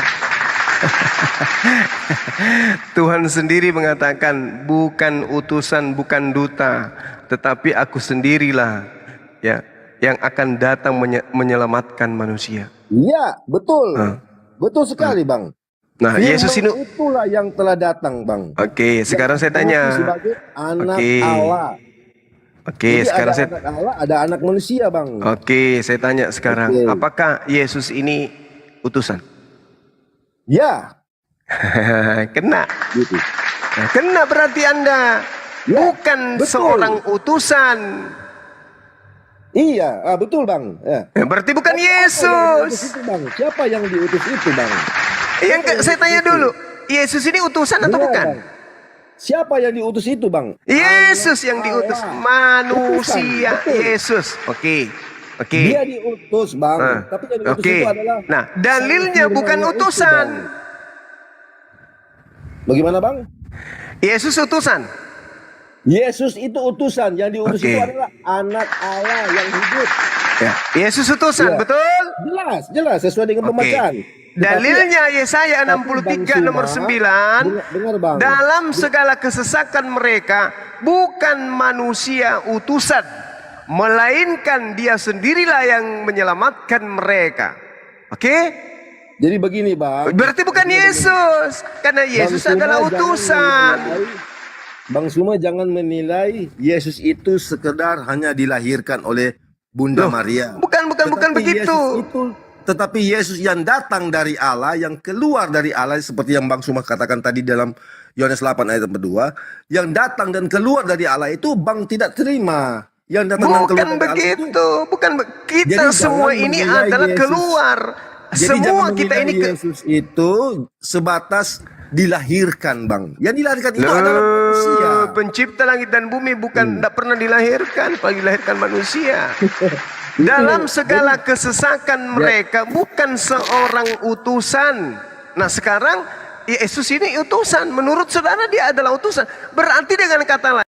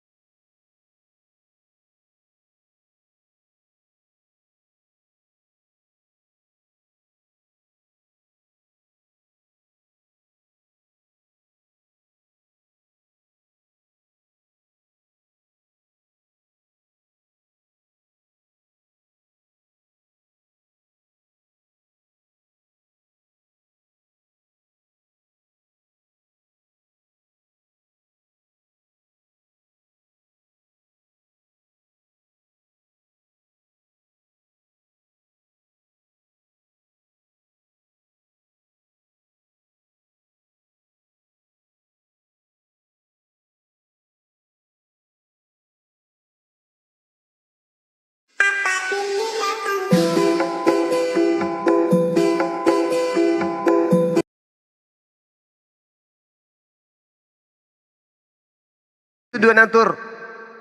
Saya tanya, Tadi kan siapa aku yang sudah kasih mengajarkan Anda? contoh. Tadi kan aku sudah kasih contoh di dalam Injil Lukas 8 Saya ayat 5. tanya, siapa yang mengajarkan Anda Yesus itu dua natur? Alkitab, Bang. Ya, Alkitab. Kenapa Anda berani mengatakan bahwa Yesus? Kenapa? Karena Bagaimana, Yesus Bang? tidak pernah mengajarkan itu. Bukan tidak mengajarkan, Bang. Mana Tetapi dalilnya? Aku memahami lewat Mana pembacaan dalilnya? yang ada di sini. Mana Seperti contoh dalilnya? tadi kan aku sudah kasih contoh. Aku tidak Contoh. tahu siapa yang menyamar aku, tetapi ada kuasa keluar dari diriku. Ya, keluar dari diriku. Makanya dalam Kisah Para Rasul 2 nomor 22 baca. Tadi saya sudah sampaikan kepada saudara. Kenapa Yang jadi memberi nangis? kuasa Emang ada yang kepada sudah? Yesus, Bang, kepada murid-muridnya di dalam Kisah Rasul. Bisakah Yesus melakukan sesuatu pekerjaan tanpa perintah utus dari yang mengutusnya? Bagaimana, Bang? Bagaimana? Bisakah Yesus punya kuasa kalau bukan karena Tuhan yang mengutusnya? Tadi aku sudah baca, Bang. Aku Apa tidak tuh? tahu, tetapi ada kuasa keluar dari diriku. Ya, aku tidak tahu. Ada kuasa keluar dari diriku sendiri. Tetapi Dia ada tidak tahu. kuasa keluar dariku. Kalau yang bisa dia sudah menyembuhkan. mengatakan aku tidak tahu, itu sudah menandakan dia bukan Tuhan. Iya, Karena dia- Tuhan betul, itu maha tahu. Betul, dia berbicara dari sisi kemanusiaannya, Bang. Makanya pahami dulu aku katakan tadi. Dwi natur, Bang. Dwi natur Bang Suma ini kan hanya konsep dengar dulu, iman Bang. saudara. Dengar dulu, Bang. Bang Suma hanya menilai Yesus itu dari satu sisi Ya kan kemanusiaan memang saja. karena Yesus mengajarkan dirinya manusia. Kok nangis Itu pula salah nggak ada dari yang situ, sedih? Bang. Salah dari situ. Kalau Bang Suma hanya menilai dari satu sisi kemanusiaannya saja, tetapi keilahiannya tidak, makanya Sekarang- Bang Suma itu sekarang adalah anti-Kristus. Oke, sekarang saya tanya. Anti-Kristus, Bang. Sekarang saya tanya. Jelas. Sekarang saya tanya. Adakah Yesus mengajarkan dirinya dua natur? Dia tidak mengajarkan, Bang. Silakan dia pun tidak mengatakan bahwa akulah Tuhan, Bang. Makanya tadi kan sudah dikatakan. Lalu Yesus melarang murid-muridnya supaya jangan memberitahukan kepada siapapun bahwa Kalau dia adalah Mesias. Iya Dia Mesias. melarang, Bang. Jangan sampai dia orang tahu. Mesias Dia itu apa? penyelamat. Mesias itu apa? Mesias itu apa? Mesias itu adalah sang juru selamat, Bang, yang diurapi. Apa yang diurapi sini? Manusia atau Tuhan? Kemanusiaannya, Ya. Bang. Kemanusiaannya. Ya bukan Tuhan. Karena diurapi gimana sih lu Karena berarti? Bang tahu kan skenarionya orang Israel itu lagi menunggu-nunggu sang Mesias sebagai Mesias pembebas. yang mereka tunggu itu Dengar dulu, bukan Bang. bukan Dengar dulu, Elohim Bang. yang Aku mau datang bicara dalam sampai rupa selesai, Bang. manusia. Dengar dulu, Bang, aku mau bicara sampai selesai. Jadi umat Israel lagi menunggu-nunggu datangnya sang Mesias sebagai pembebasan dari bangsa Romawi yang menjajah mereka. Pandangan mereka hanya sebatas itu, seperti Musa, seperti Daud. Ya lah memang begitu, Mesias itu memang yang menjadi begitu. pahlawan pada waktu itu. Mesias Tetapi itu yang memang dimaksud begitu, oleh Mesias. Yang dimaksud oleh Allah di dalam Yesus Kristus adalah pembebasan dari belenggu-belenggu dosa, Bang. Ya itu ajaran Kristen. Itu ajaran Jelas. Roma itu, ajaran Vatikan kalau itu. Makanya di Yohanes Bukan ajaran 6 para ayat nabi itu. 39, makanya di Yohanes 6 ayat 39 dikatakan, inilah kehendak Bapakku, supaya barang siapa melihat anak dan yang percaya kepadanya, dia akan memperoleh hidup yang kekal, dan supaya aku membangkitkan dia pada akhir zaman. Jadi Percaya kehendak sebagai Allah apa? itu Percaya sebagai apa? sebagai Tuhan dan Juru Selamat, Bang. Iya. Kalau abang tidak percaya dia sebagai Tuhan dan Juru Selamat, Aduh, parah, tidak parah, parah, ada parah, parah, parah, hidup parah, kekal, Bang. parah, Jelas. parah, parah, parah. Maka tidak ada hidup kekal, Bang. Parah. Itu ajaran Kristen, Bang. Yang saya Alkitab tanya yang katakan, Bang. Iya, kitab apaan? Oke, Bang, sudah larut malam. Aku mau undur dulu ya, Bang. Aku mau undur Iya, iya. dulu. Oke, Saudara Terima Stephen. kasih semuanya. Terima Bang kasih. Andi, temanku. Aduh, parah. Ya. Tahu yang parah semua. Loh kok parah? Saya pula yang parah. Iya Sekarang, lah. sekarang Gini begini. loh, Bang. Gini loh, Apa? Bang. Kalau Gimana? Tuhan itu turun, langsung terbakar ini dunia. Iya. Gimana biar Tuhan bisa tidak bisa menghancurkan manusia? Ya turun sebagai manusia lah. Oh. Gitu. Jadi Tuhan pencipta langit dan bumi merubah dirinya menjadi manusia gitu. Iya, betul. Aduh. Supaya kita bisa jama, lihat langsung. Jadi Anda sudah pernah lihat Yesus? Ya orang zamannya Yesus toh. Ya, Anda dah lihat berarti. Harusnya Yesus datang lagi di sini supaya Anda bisa lihat. Kita ajak kopi, ku traktir dia kopi campur masako. Bikin tertawa juga. Saya ikut tertawa gara-gara sini. Parah. Kalian menghujat-hujat Tuhan Yesus. Loh. Anda yang menghujat Tuhan dengan mengatakan Tuhan pencipta langit dan bumi datang sebagai manusia, itu Anda menghujat. Nah, kok saya yang dibalik-balik? Loh, ya iyalah. Pencipta langit dan bumi itu apakah bisa berubah menjadi bukan pencipta? Bisa enggak? Sekarang saya tanya, Tuhan Maha Kuasa tidak? Maha Kuasa dong. Ya kalau Maha Kuasa, mungkinkah Tuhan jadi manusia? Tidak mungkin. Nah, Tuhan berarti tidak Maha Kuasa dong? Loh, yang dikatakan Maha Kuasa itu selama-lamanya kuasa, tidak pernah berubah menjadi tidak kuasa. Makanya dia tidak bisa dicipta, dia tidak bisa kemudian menciptakan dirinya. Itu Tuhan. Tuhan itu Maha Kuasa. Maksudnya Tuhan berkuasa menciptakan manusia lahir tanpa Tuhan. Oh ada, mustahil Tuhan itu mati. Ada sifat-sifat mustahil bagi Tuhan itu banyak. Mustahil Tuhan itu mustahil Tuhan itu tidur, mustahil Tuhan itu menjadi manusia, mustahil Tuhan itu menjadi setan, mustahil Tuhan itu. Kau membatasi Tuhan itu. Oke, sekarang saya tanya, apakah Tuhanmu bisa menjadi setan? Nah, kok dibalik ke situ? Berarti saudara membatasi Tuhan saudara. Berarti kalau nggak bisa nggak Maha Kuasa. Bisakah Tuhan Anda menjadi kentut? Bisa pertanyaan bodoh itu, Bang. Anda membatasi Tuhan Anda. Harusnya Anda mengatakan Tuhan saya, Tuhan Anda bisa jadi kentut keluar dari pantatnya bom-bom. Tapi kan bom-bom udah punya anus. Aduh, saudara Kristen saya ini kasihan. Belajar lagi saudara Pelopana. Kau membodohi umatmu itu. Kau yang pintar Alkitab, kau mempelintir-melintir itu semua. Sekarang begini, Bung.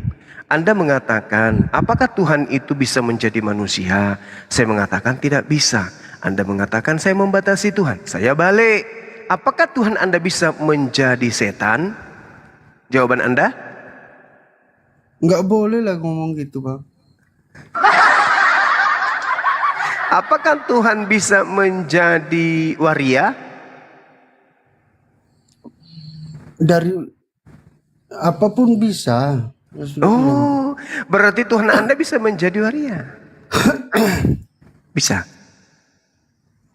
Bisa-bisa aja kalau Tuhan mau.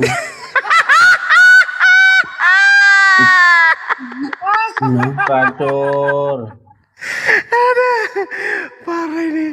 Di mana ini ajaran datang dari mana ini ajaran kayaknya Tuhan jadi waria ya Allah ya Karim. Tidak, maksudnya kamu yang nanya apakah Tuhan bisa? Iya, Anda kan mengatakan Tuhan itu nggak bisa dibatasin. Tuhan bisa menjadi nyamuk. Apakah Tuhan Anda bisa menjadi nyamuk? Kenapa nggak bisa? Kan Maha Kuasa. Ketika dia menjadi nyamuk, apakah dia masih kuasa?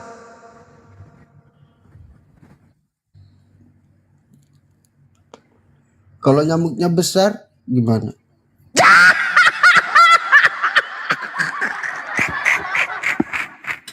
Nyamuknya besar.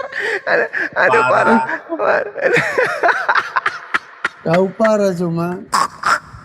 Kalau nyamuk itu paling besar, tidak bisa dikatakan maha besar. Karena satu-satunya nyamuk yang paling besar di atas muka bumi ini hanya bom-bom. Bom lagi Aduh. tidur itu, lagi debat Bom kau singgung-singgung lagi Bom. Iya kan dia Asal- nyamuk, pengisap perpuluhan. Jadi gini Gimana, Bung, Bang? jadi Tuhan Kalau- itu nggak bisa, Tuhan itu nggak bisa menjadi bukan Tuhan, karena Tuhan itu kekal. Kalau Karena manusia Tuhan, jadi Tuhan itu baru kita heran. Kalau lah Tuhan Yesus sendiri- itu kan manusia. itu Allah yang jadi manusia, Bang. Bagaimana ceritanya? Coba pikirkan dalam otak saudara. Pencipta langit dan bumi ini menjadi bukan pencipta, itu gimana ceritanya? Supaya kamu bisa merasakan kasihnya Tuhan gitu loh. Bagaimana ceritanya kasihnya Tuhan? Tuhan memberikan kita oksigen, memberikan kita jasad yang sempurna. Itu sudah kita rasakan betapa kasih Tuhan kepada kita. Coba kalau Tuhan membuat lubang hidung Anda itu menghadap ke atas. Mana- Bagaimana kalau musim hujan? Bagaimana Tuhan menyatakan kasihnya kalau dia enggak? Dengan menciptakan alam semesta ini, Anda sembah ataupun tidak sembah, tetap aja Tuhan berikan Anda oksigen. Itu wujud kasih Tuhan kepada saudara. Bukan Tuhan itu mengasihi kita, kemudian Tuhan menjadi manusia. Bukan, itu ajaran paganisme itu. Awas kau, Suma, kau menghujat-hujat Tuhan yang orang Kristen. Loh, Anda yang menghujat Tuhan dengan mengatakan Tuhan itu punya anus, punya nonot, punya lubang hidung, punya bulu ketek, punya bulu jambut. Anda yang menghujat Tuhan dengan mengatakan Maria melahirkan Tuhan. Bukan saya. Justru saya menyadarkan saudara bahwa Yesus itu bukan Tuhan. Yesus itu manusia. Masa Tuhan kemudian Anda setarakan, Anda menjadikan manusia punya anus? Aduh, parah ini saudara Plobarmor. Kan Tuhan Maha Kuasa, Bang. Mau jadi apa Kalau aja Tuhan Maha Kuasa, maka Tuhan tidak akan pernah berhenti menjadi Tuhan. Kalau Tuhan menjadi bayi, berarti Tuhan berubah menjadi Tuhan. Karena bayi tidak mungkin Tuhan.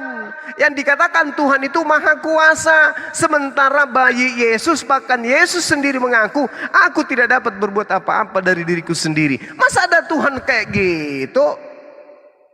Dari susah jelasin dia, Bang. Ya susah, saya berakal, Anda akal-akalan. Gimana Anda mau menjelaskan kepada saya? Susah lah. Kan saya yang tahu Bible, yang belajar Bible. Kenapa kalian enggak? Apa? Justru saya yang belajar Bible, Anda itu cuma mendengarkan khotbah gereja. Saya yang belajar Bible. Siapa bilang Anda yang belajar Bible?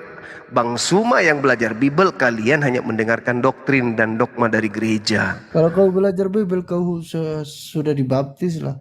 Loh, Yesus tidak pernah membaptis siapapun. Ngapain saya dibaptis? Pernah nggak Yesus membaptis? Ada ajarannya. Di mana Yesus pernah membaptis? Siapa yang dibaptis? Kecoa. Baptislah mereka dalam nama Bapa. Itu perintah yang muncul di luar ajaran Yesus. Yesus tidak pernah mengajarkan itu.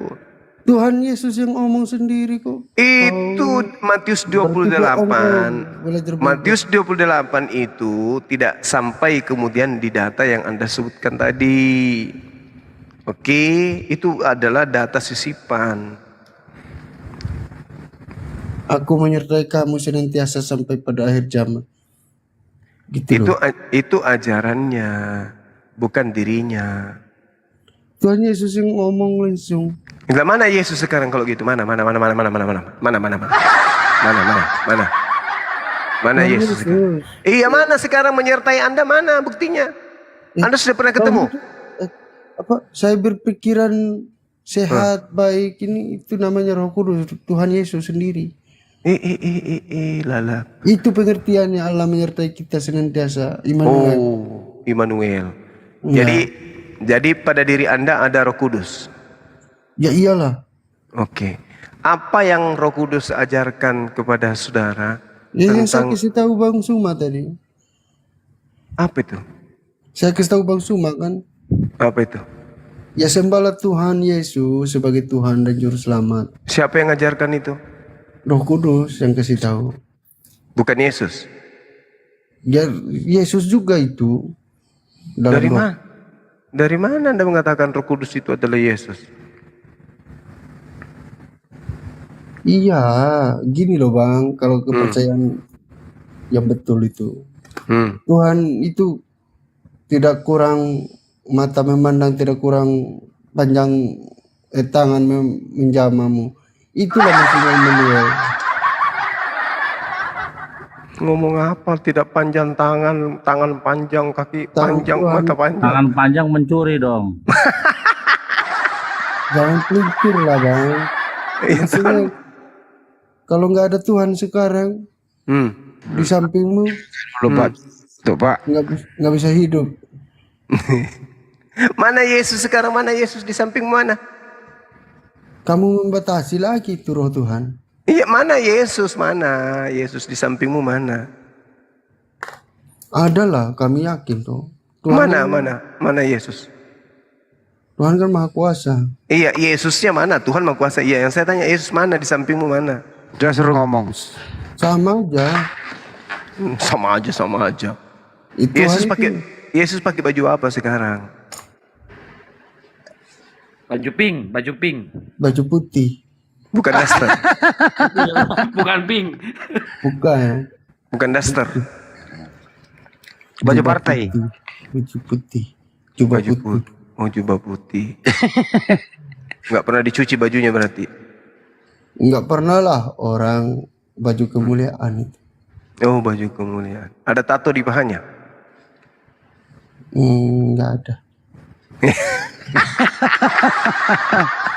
Ada Bang Handi, maju Bang Handi, maju. Nasihati dulu teman kita ini. Harus diterapi pelan-pelan, silakan. Iya, sudahlah Plo itu kan Yesus itu manusia loh bro, udahlah. Apa sih dipaksa? Ya emang kami orang Kristen mengakui juga Yesus manusia, Yesus Tuhan. Jadi manusia campur Tuhan. Kan udah dibilang tadi 100% manusia, 100% Tuhan. Apanya yang Tuhan dalam diri Yesus? Dia bisa bangkit sendiri. Apanya yang Tuhan? Kakinya kah, kepalanya kah gitu? Aduh. Bingung dia. Maksudnya gini Bang, dia bisa bangkit sendiri, dia bisa mengampuni dosa. Waktu dia kecil, masih umur 3 bulan, sudah Tuhan dia? Iya, dalam dirinya. Waktu dia kecil 3 bulan bisa bangkit sendiri? Waktu dia mati, Enggak, waktu dia kecil. Waktu dia bayi itu loh. Tetap Tuhan. Masa Tuhan nggak bisa berdiri? Namanya manusia. Kan ada, saya bilang tadi. Ada manusia. Ada manusianya juga kan. Manusia campur Tuhan? Iya. Oh iya. Nggak boleh begitulah Pak Plo. Gini aja lo ya. Yesus itu nggak pernah mengklaim dirinya demikian. Yesus itu waktu hidup utusan Tuhan, diberi bekal oleh Bapa yang mengutus dia. Bekalnya adalah apa? Ilmu. Bekalnya apa? Mujizat. Dari mana mujizat itu datang? Dari Bapa yang memberi dia kekuatan agar bisa menunjukkan dirinya utusan Tuhan. Jangan bukan saya dia yang Tuhan. Mana lagi orang Kristen ini? Bantu dulu lah. Plo, waktu Yesus itu kan dia juga berdoa kepada Tuhan. Iya, memberikan teladan itu Bang Handi. Jadi dia nggak, jadi Yesus tidak bertuhan waktu hidup. Tuhan lah, diri sendiri dia mah. Jadi Yesus menuhankan dirinya. Ada 3 ini Bang ceritanya. Gini loh bro, Ada 3 apa namanya? Bro, Yesus itu waktu berdoa kepada siapa? Kepada Allah. Berarti Yesus bertuhan, bukan Tuhan. Halo, selamat malam. Ya tidak mungkin ada Tuhan bertuhan. Itu apa itu? Memberi teladan. Ya silakan apa pembeli itu ada urusan pembeli tuh. Pembeli urusin dulu tuh. Malam Bu. Siapa? Barasmi. Halo, selamat malam. Iya Bu, selamat pagi Bu. Depan Ya, boleh saya bantu? Bentar Bu Rasmi, Bu Rasmi. Tuhan Kristen Ya. sama Tuhan Yahudi sama nggak Bu Rasmi? Sama. Sama. Kita tanya Bang Billy. Bang Billy kan dari Yahudi. Tuhan Yahudi sama Kristen sama nggak Bang Billy? Yahudi yang mana sekarang? Yahudi yang mana sekarang? Karena Tuhannya Yahudi dikatakan Lo Is'el Mikazef, Tuhan itu bukan manusia. Dan di dalam kitab ya Zakaria dikatakan Tuhan itu bukan manusia. Kan Yahudi banyak Bang. Yahudi Israel kah atau Yahudi ahli Taurat? Bunda Maria itu loh, Tuhannya Bunda Maria siapa? Kalau Yahudi Bunda Maria sama Tuhan kami. Siapa? Tetapi kalau yang Yahudi ahli Taurat tidak sama. Siapa? Beda. Siapa Tuhannya Bunda Maria, Bu? Tuhannya Bunda Maria, Tuhan Yesus. Anaknya Bunda Maria siapa? Tuhan Yesus. Berarti Bunda Maria menuhankan anaknya? Iya, karena itu yang difirmankan Allah. Rusak karena semua Allah ini. Bapa memerintahkan seperti itu. Yang menciptakan Bapa Maria yang siapa, Bu? berfirman seperti itu. Bu Rasmi, yang menciptakan Maria siapa? Ya. Allah sang pencipta. Bukan Yesus. Yesus juga. Karena Yesus Yesus juga. sudah ada, gini Bang, karena Yesus sudah ada sebelum dunia dijadikan. Itu Terus yang tertulis menciptakan di dunia siapa? Yang menciptakan dunia siapa? Allah Bapa dan bersama-sama dengan anaknya di surga. Oh, jadi bareng-bareng mengerjakan. Iya. Berapa orang itu yang berapa orang? Buka di Bareng-bareng kerjasama menciptakan ya? Iya. Buka baju. Iya. Apa buka apa? Siapa aja tuh? Buka Bang di Yohanes 17 ayat 5. Udah paham. Yohanes 5 Dibaca, Yohanes Bang. 17 Yohanes 17 ayat 5. Apa itu? Oleh sebab itu ya Bapa, dengarlah. Iya.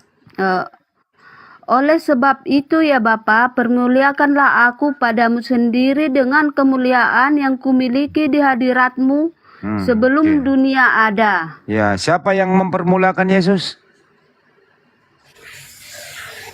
Makanya di sini dengar aku baca. Oleh Ya, udah sebab dibaca, itu ya Bapa, paham semua itu di sini ada yang permuliakanlah Bu, ini udah tengah aku. malam.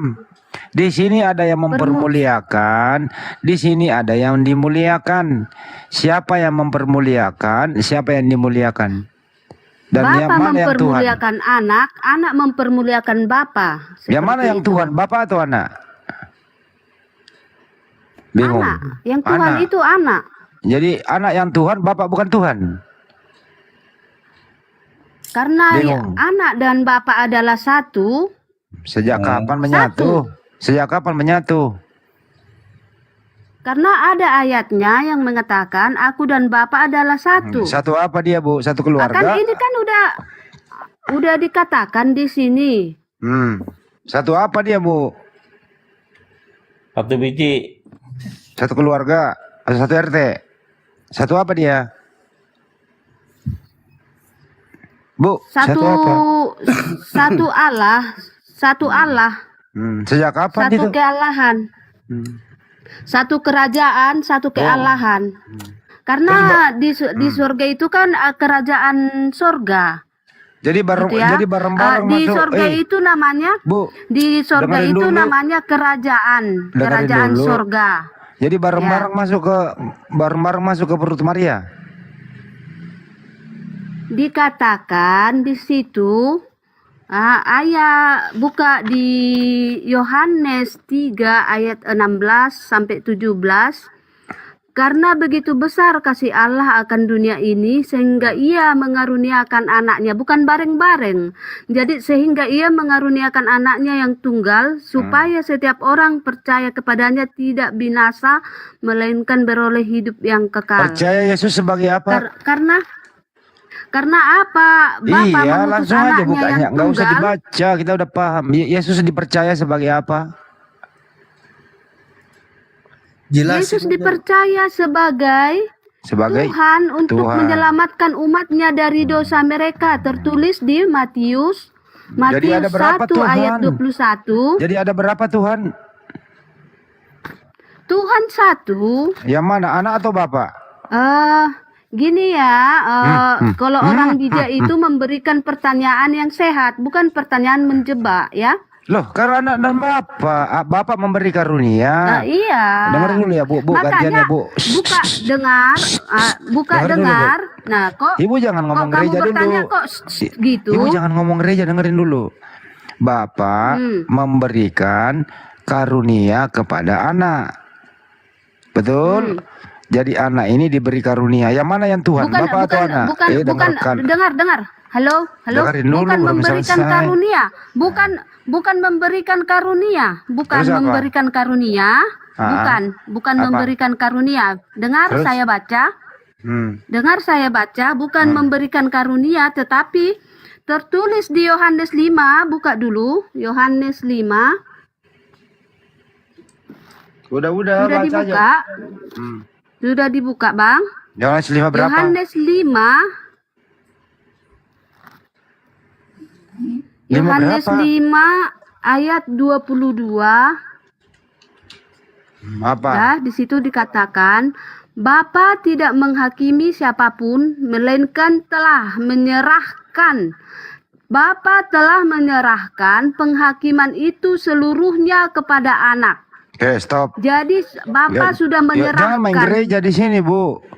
Loh, Di bukan sini, main gereja, kita baca ayat. Kita baca iya, ayat. Loh, kan saya Ibu katakan buka. Ibu udah buka baca tapi ngomong Yohanes sendiri. 5, bukan main gereja, kita main Alkitab. Iya, ini saya bacain. Iya, kita main Bapak. Alkitab loh. Kok iya, bacalah. Kan Iya, aku gantian kasih bicara. baca tuh Yohanes. Iya, Ibu ini. Yohanes 5. Nah, kamu ini ngomong terus. Loh, gantian. ngomong terus. Lah, kau bilang tadi aku main gereja, aku main Alkitab ini. Ya ini saya baca dulu. Ya, oke. Bapak tidak menghakimi siapapun, melainkan telah menyerahkan penghakiman itu kepada anak. Sekarang ini saya tanya ke ibu, yang menghakimi sekarang siapa? Yesus sekarang yang Yesus. menghakimi. Jadi Bapak Tuhan nganggur, Yesus Bapak Sang pensiun. Juru Selamat. Jadi Bapak pensiun, Bapak pensiun.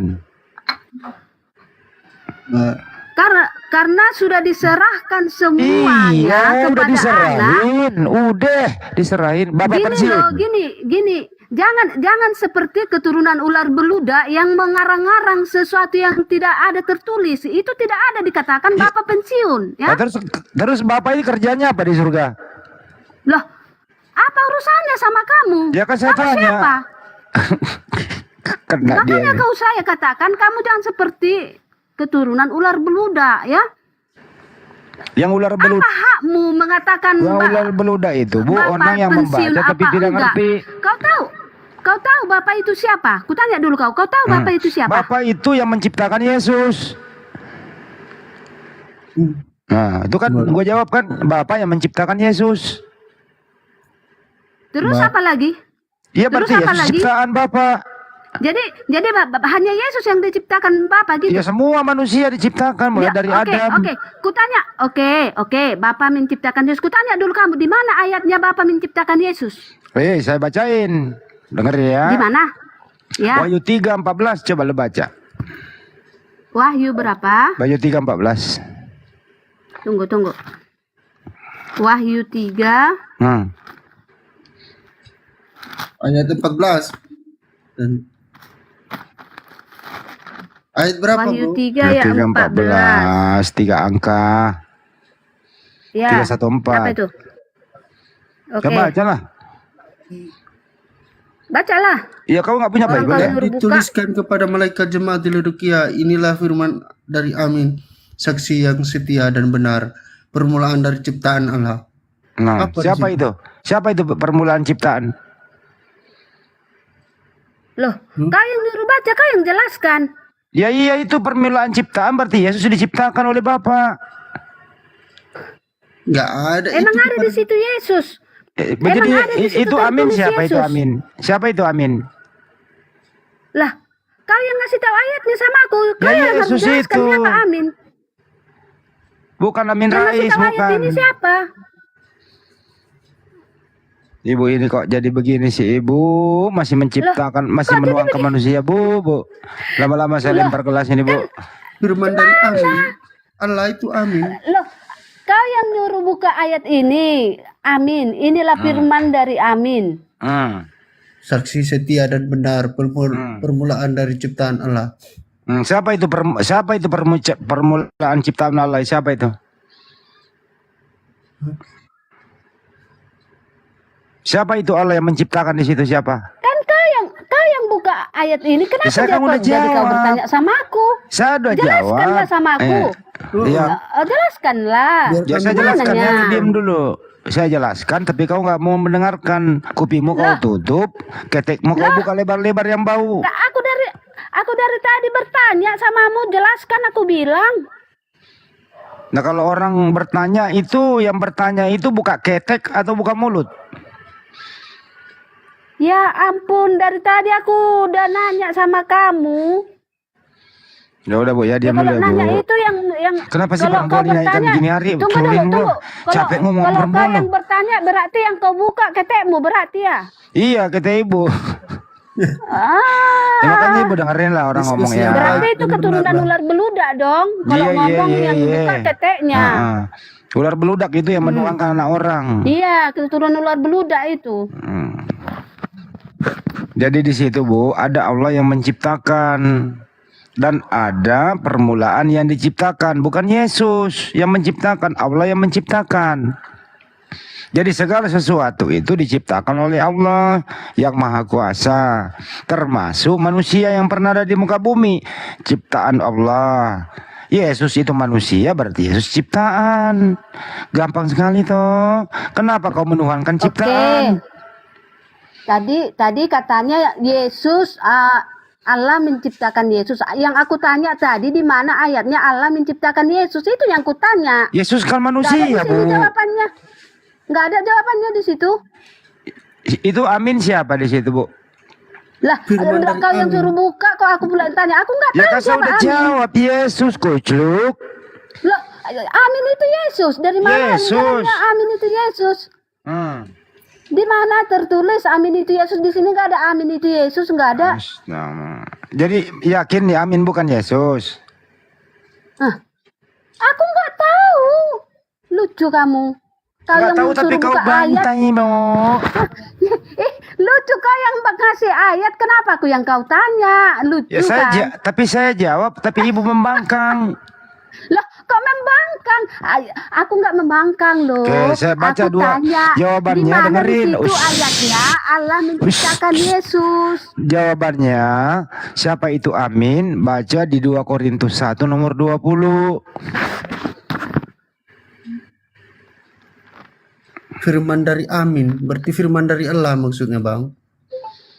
Ya udahlah kalau begitu Bang ya. Ibu diam dulu ya, saya mau ngobrol sama Plo dulu Bu. Ibu kayaknya nggak, perempuan malas gua. Enggak. Tunggu, kau jangan kayak iman gitu. itu, Bang. Tunggu, belum selesai kita. Tunggu. Nggak enak kok nggak selesai. Gantung. Waduh, gantung Bang Andi. Ibu, lama-lama saya lempar gantung. kelas Ibu malam-malam ini. Ngantuk saya. Astaga, gantung-gantungan. Iya, nggak boleh gantung, harus sampai keluar. Jangan Masa lagi Ibu- dulu, poskan masa Ibu dulu menolak- aku lagi gantung, poskan dulu aku ya. Iya, Bu, dengerin. Yesus punya gantungan nggak Bu? Yesus punya gantungan nggak? Jangan tanya yang berbobot lah. Kau pernah lihat nggak? Iya, saya punya. Yesus punya. Yesus kan laki-laki, sama dengan punya saya. Nah, saya tanya, saya tanya, bijinya Yesus itu Tuhan ya Bu? Iya. Bijinya Yesus Kau Tuhan Yesus nggak? rupanya. Kau Yesus rupanya.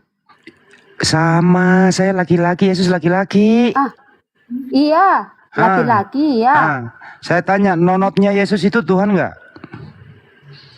Nenoknya Yesus itu Tuhan. Tuhan atau tidak? Menurutmu Tuhan atau gimana? bukan? Menurutmu gimana? Saya tanya ibu, Menurutmu kucluk. gimana? Saya tanya ibu. Loh, aku nggak tahu. Ya udah diam kalau nggak tahu, kenapa nggak ngomong?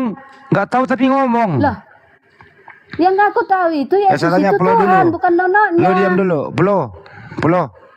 Itu Yesus yang itu bilang, laki-laki ya, yang Bro? bilang nonoknya itu dengar yang bilang nonoknya itu Tuhan itu keturunan ular beludak itu. Keturunan ular beluda itu yang Plo. bilang itu. Yesus laki-laki ya, Bro? Iya. Laki-laki. Sekarang Ayo lu diam dulu. ayat Julius, turunkan dulu perempuan nih, males saya. Saya Mau cium turunin. dulu. Tadi Turunin aja. Bro, itu Yesus laki-laki ya? jangan biarkan saya sendirilah. Ya saya cuma sendiri juga ngomong sama kau. Naikin lah. Jangan kick sembarang Ngaco lah. dia, ngomong sendiri nggak nyambung. Dia nggak tahu tapi dia ngoceh. Nggak apa-apa, kasih kesempatan lah masing-masing. Ya nggak enak didengar lah, kayak knalpot bocor. Plo, Kalau saya Yesus sendiri kan Plo, kurang juga. Yesus dan Bapa itu sama atau beda, Plo? Sama orang bilang. Lo kok sama? Beda, Bro. Sama punya kuasa, sama-sama Tuhan, sama-sama Allah. Berarti 2 Tuhan. 3. Oh, 3 Tuhan. Ngomong dong dari tadi kalau Tuhanmu 3 jadi kelar urusan. Iya. Tuhan Yesus, Tuhan Bapa, Tuhan Roh Kudus. Jadi 3 Tuhan. Ya. Ya udah. Udah Ngomong puas, dong Bang. jujur, enak diskusinya 3 Tuhan. Selesai kan, kita nggak mau bantah itu iman kamu, Bro, kan gitu. Iya. Yang mana Tuhan yang paling sakti? Bapa, Putra atau Roh Kudus atau 3-tiganya sakti? Iya, 3-tiganya sakti. Apa kesaktian Yesus? Abang kan udah baca Bible. Abang kan bisa baca di Bible. Iya, saya tahu kan Yesus itu kan kesaktiannya karena diberi kesaktian oleh Bapa. Kan gitu ya. Dia bermukjizat. Jadi menurut Polo ketiga-tiganya Tuhan. Iya. Halo. Lanjut dulu kita gantung tadi. Apa Jangan sih digantung ini? keputus-putus. Oke, biar aku baca ya. Halo. Apa dibaca ini, Bu? Ini kenapa Tadi dinaikkan lagi ya? dengar ya. Tadi dibilang yang diurapi itu Kristus gitu ya. Bang Jul yang naikin. Mulai Bang yang Jul. dibahas Ini, Bu, orang Jumat gila tadi, ini. mulai yang Dari dibahas dulu nggak Jumat pernah tadi. Kemalah saya. Oke, Terus ketek. Si Borokok. Kapan yang Jangan turunin lah, Bang. Saya sendiri kewalahan ntar, Bang. Kemana? Kasih naik ke Pendre. Udahlah kasih naik lah. Dia ngoceh sendiri biar ada hiburan lah. Itu ngomong-ngomong Yesus kapan diurapin tuh? Tadi dia ngomong Yesus diurapin tuh kapan diurapinnya?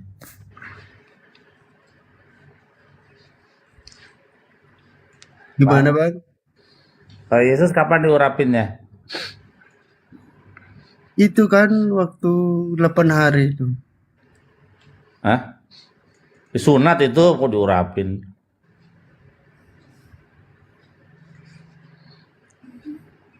Pas disunat. ini. Pas disunat sembari di pas maksudnya dibaptis. sembari sunat sembari diurapin gitu palanya. Iya, betul. Hah? Iya. Di mana ayat astaga? Di mana ayatnya itu? Astagfirullahaladzim. Ya Allah. Naikin lah Rasmin, aduh. Janganlah biarin saya. Ya kasih naik lagi Rasmi. Biar dia diskusi sama Plo. Topiknya Tuhan 1 atau 3 ya. Lu berdua ya. Iya. Iya. Kurang dari saya. Naikin dia. Udah Iya. sama Bang Jul diturunin ya. Jangan diturunin. Jadi diskusi antara Plo sama Rasmi. Rasmi Tuhannya 1, Plo Tuhannya 3. Yang mana yang benar coba? Coba tanya Plo. Bu Rasmi, mereka tidak percaya kalau Tuhan kita 3. Tuhan itu 3. Ini otak-otak ke ular beludak nih.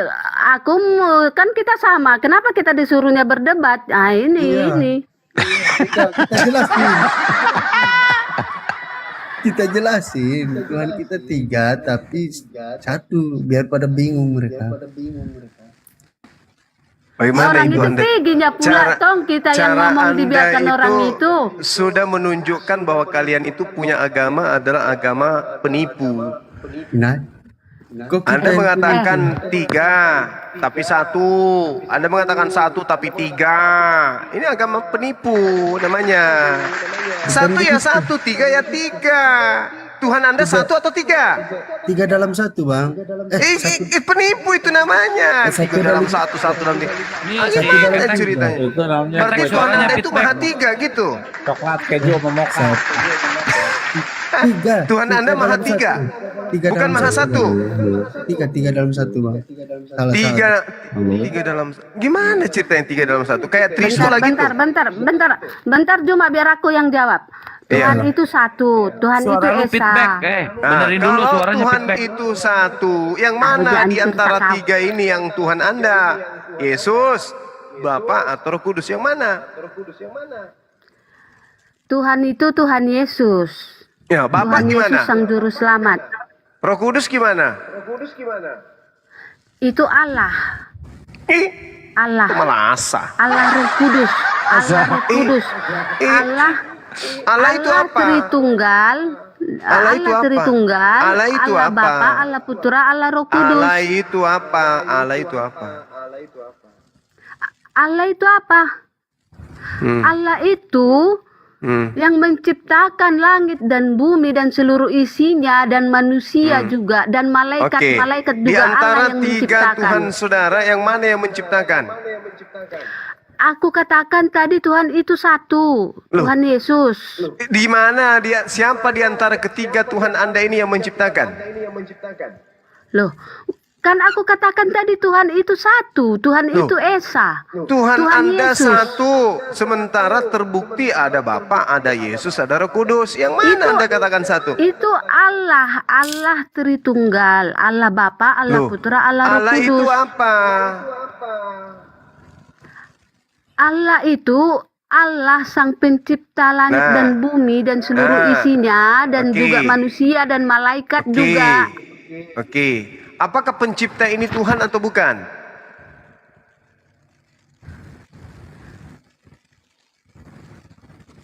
Bingung kok. Pertanyaannya apa? Ulang. Apakah apa? Apakah Allah itu Tuhan atau bukan? Iya. Tuhan kan? Nah, apakah Tuhan ada tiga atau ada satu? tiga dalam satu makanya saya bilang tadi. Bagaimana ceritanya tiga dalam satu? Siapa? Enggak pernah dikatakan Tuhan menciptakan langit dan bumi, tetapi Allah menciptakan langit dan bumi. Nah, berarti Allah ini apa? Tuhan atau bukan? Loh. Gini loh, apa yang tertulis itu aja kau ikuti. Jangan Allah kau ini seperti Tuhan atau keturunan ulat bukan? beludak mengarang-ngarang. Allah Kau jangan ini suka Tuhan ngarang-ngarang. atau Itu bukan? iblis itu biasanya itu. Iblis yang biasanya ngarang-ngarang. Allah ini Tertulis Tuhan atau Allah bukan? menciptakan langit dan bumi. Nah, ya? itu yang menciptakan Allah- itu Tuhan atau bukan? Loh, kan sudah dikatakan Allah yang Iya, menciptakan langit Allah dan itu bumi. Tuhan atau bukan? Kalau menurut kata Yesus, aku dan Bapa adalah satu. Bapak lagi. Itu satu.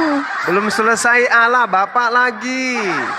Muncul lagi nanti apa? Roh Kudus. Sudah Roh Kudus, muncul lagi Yesus. Gak sampai sebenarnya Yesus lagi, muncul lagi Kristus. Habis itu Mesias lagi. Ya mana Tuhan Anda banyak kali. Muncul lagi nanti roh bertanduk tujuh, bermata tujuh.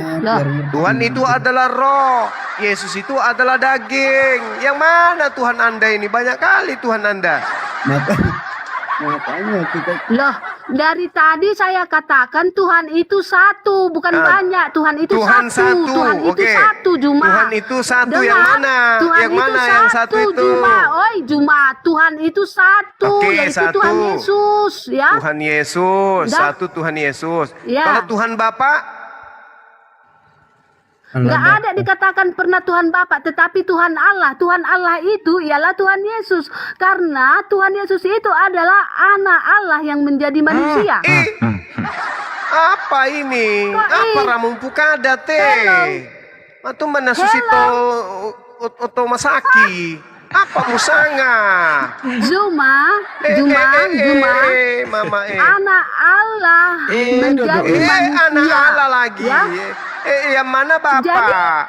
Bapak, Tuhan Bapak, Tuhan Anak, Tuhan burung merpati, Tuhan senior, Tuhan Keturunan junior, ular Tuhan beluda sulung. biasanya ngarang-ngarang. Ini Nggak yang ada, keturunan nggak ular ada beluda itu dikatakan. Anda. Di mana Ular beluda kutanya- itu kutanya Anda. dulu kau, Tuhanku kutanya dulu ada kau, di mana Tuhan satu. Bapa di ayatnya? Rupa-rupa bentuknya.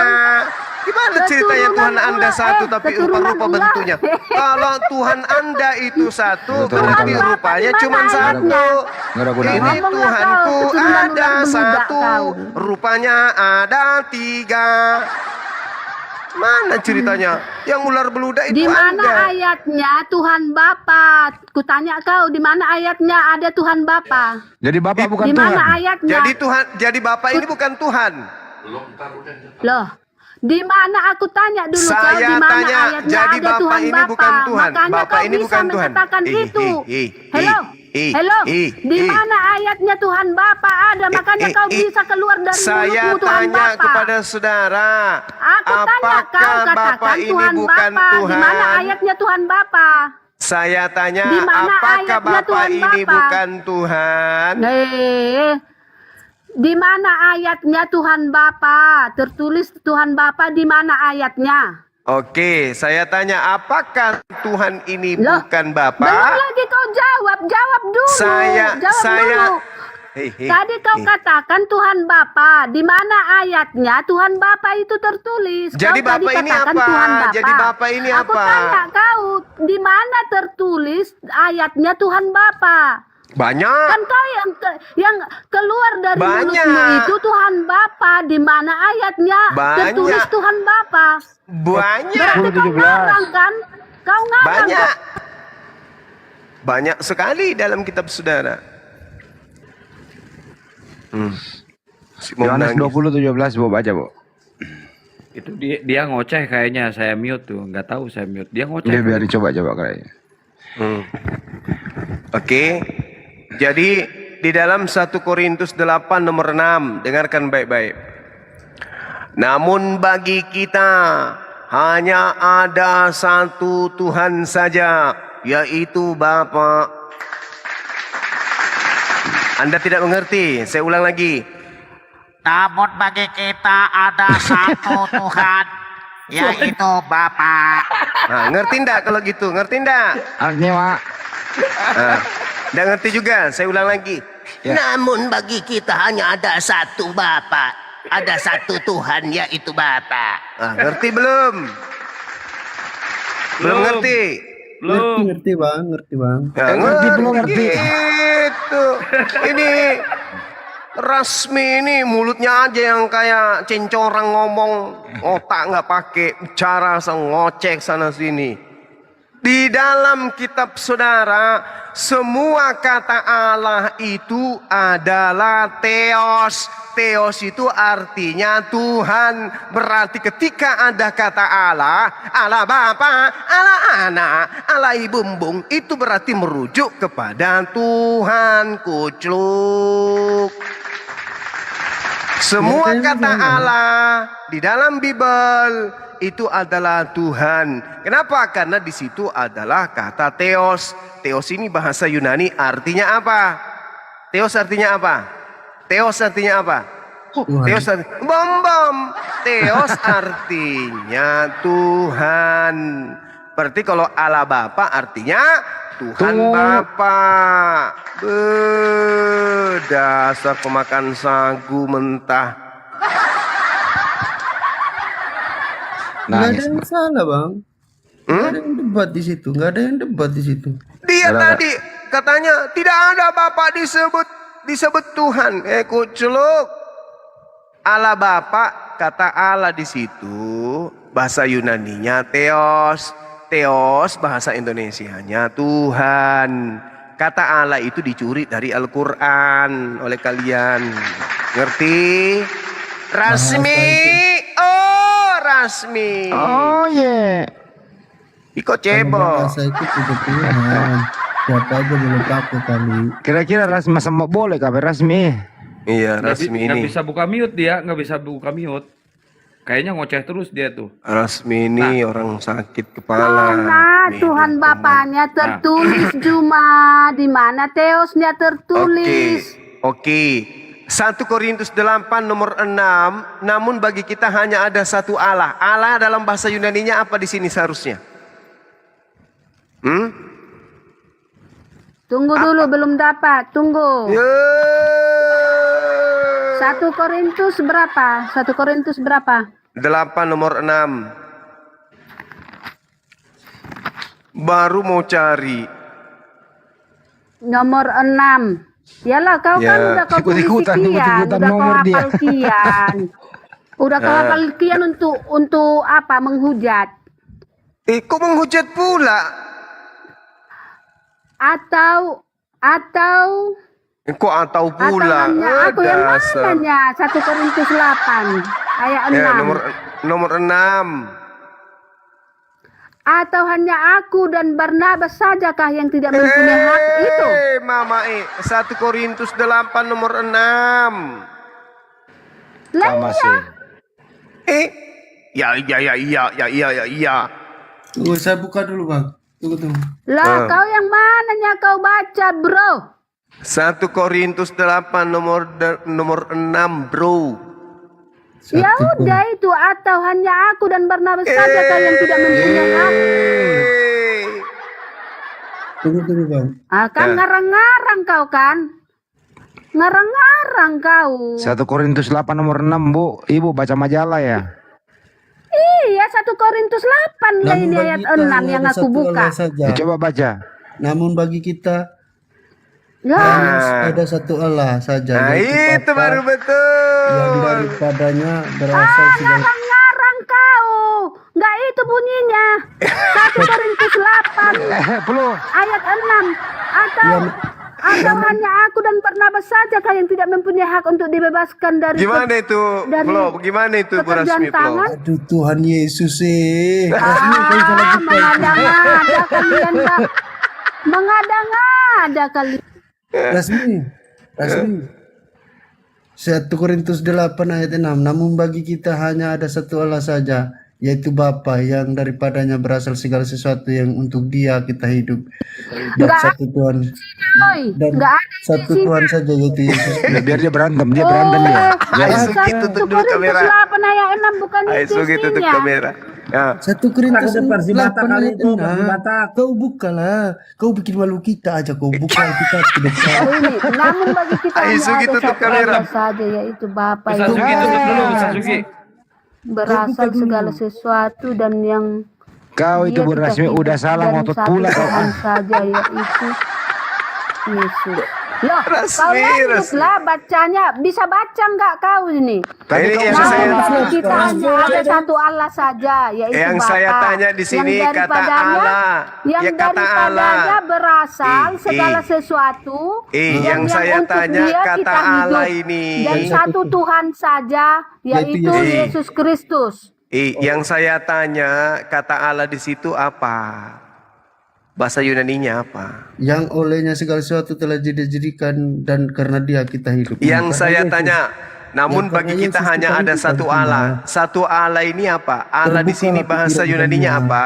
Baca sampai bawah, terbukalah pikiran kalian. Saya tanya kata Allah ini dalam bahasa Yunani apa?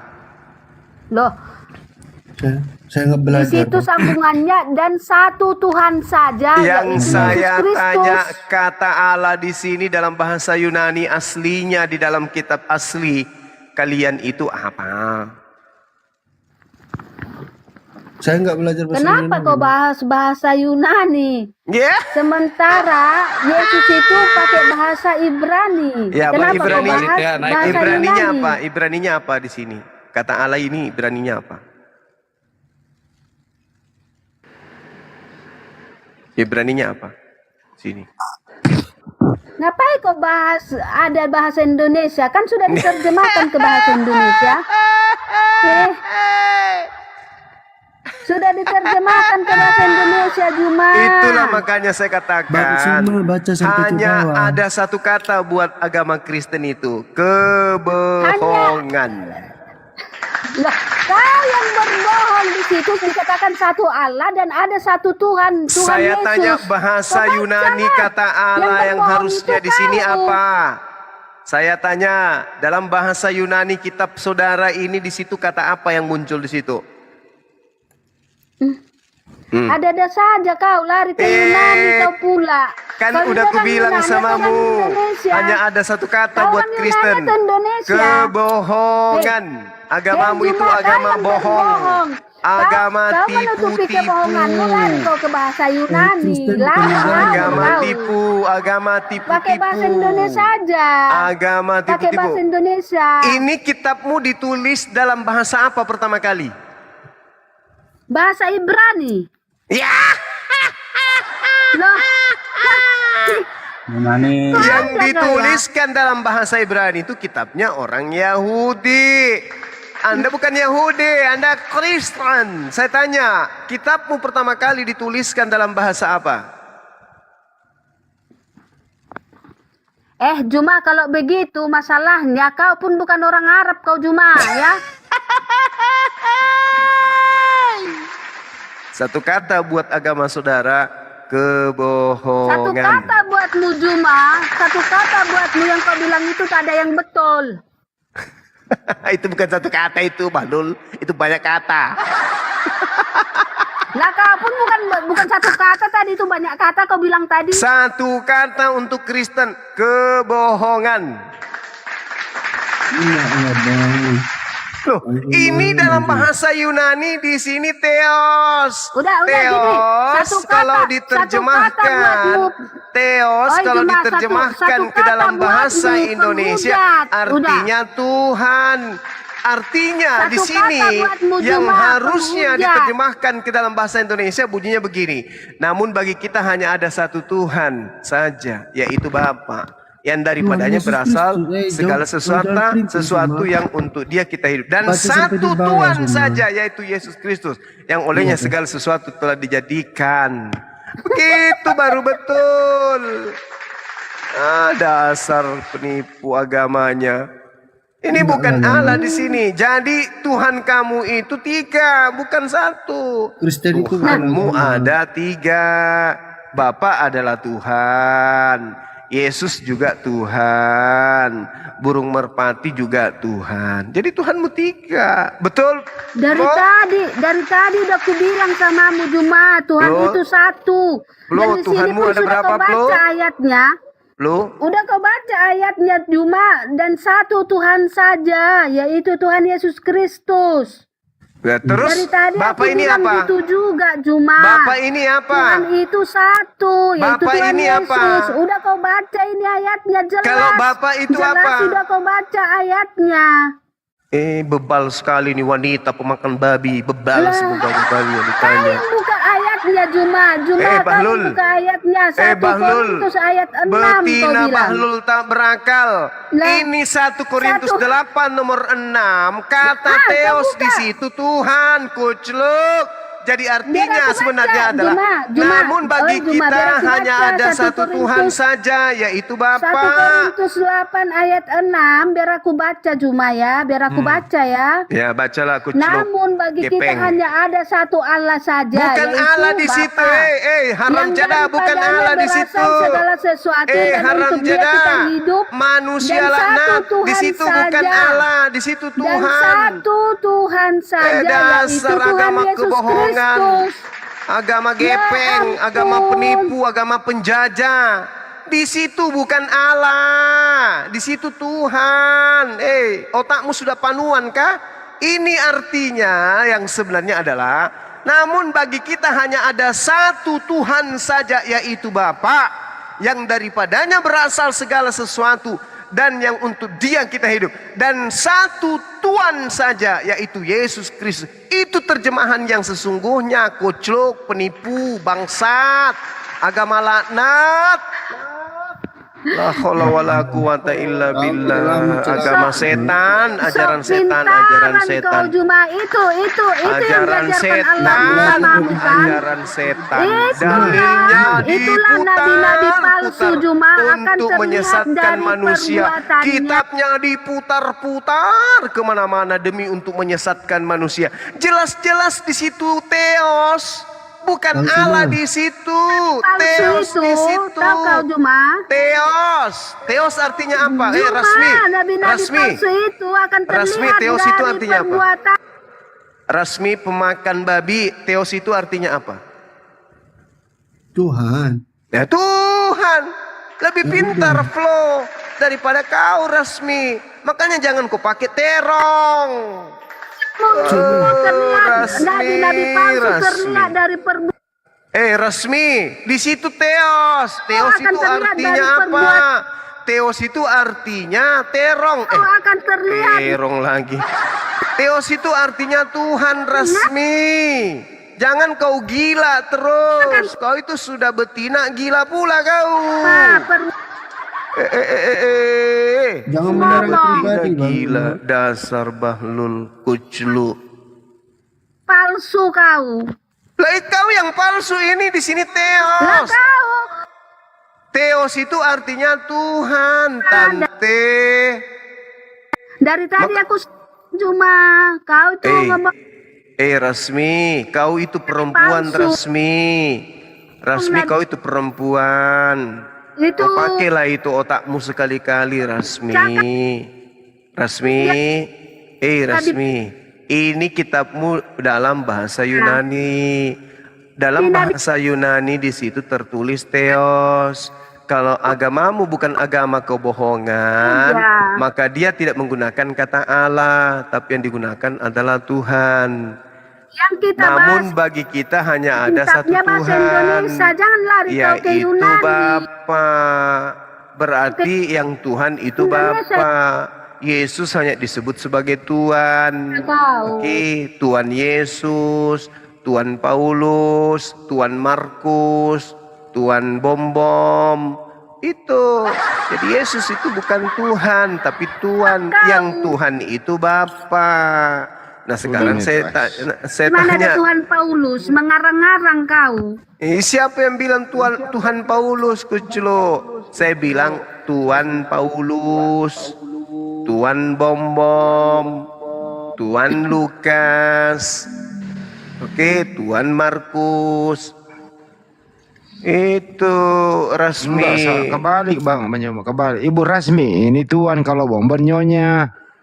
Oh gitu. Kebalik. Oh Tuhan Rasmi. Nanti rembok. Rembok. Sudah mekot matindo sola kan de bobo sola pekan le. De. Jadi Rasmi dengarkan ya, Ibu Rasmi yang baik hati dengarkan. Baik hati, yang jelek hati tapi cantik rupa dengarkan.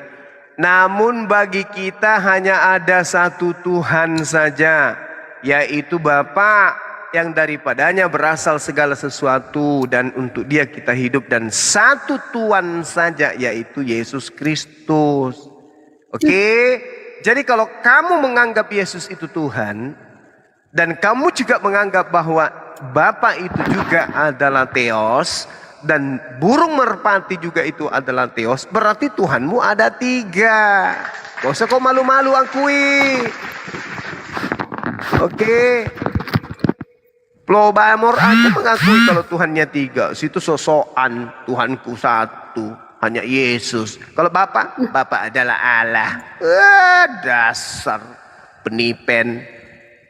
Tuhan Udah tertulis seperti itu, Juma. Seperti itu yang tertulis. Kenapa kau yang mengubah-ubahnya? Tuh, yang tertulis pertama kali bahasa Yunani sudah tertulis kayak begitu. Kenapa agamamu merubah-rubahnya? Sekarang gini loh, aku nggak tahu bahasa Yunani, yang kita bahas bahasa Indonesia. Kok pandean kau bahasa Yunani? Loh, asal kitabmu itu bahasa Yunani, tante. Bu, tidak ada bahasa Yunani, bahasa Ibrani, bro. Nenekmu kiper.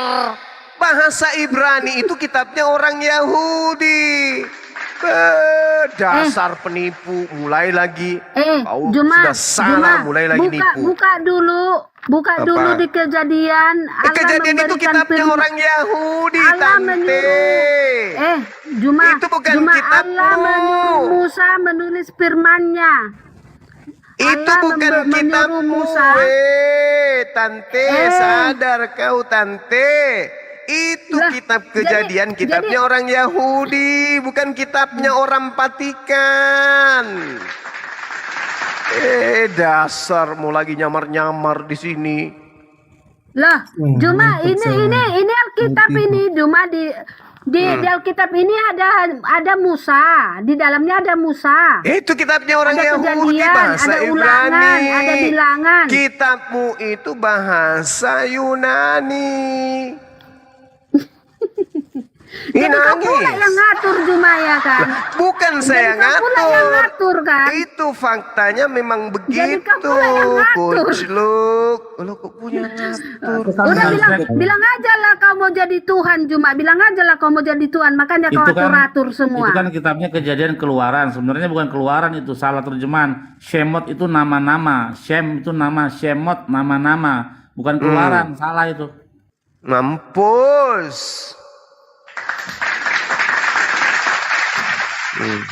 Inilah namanya orang beragama, asal terima saja. Istirahat dulu. Bang Dokter Akal, saya mau kerja besok kok. Iya belum. Omelin dulu Ibu Rasmi itu, Itu Ibu omelin dulu. Rasmi ikat dulu di pohon dia. Jangan biarkan berkeliaran di sini, ikat Tidak, di nanti saya pohon. bungkus dia. Nanti saya bungkus, saudara.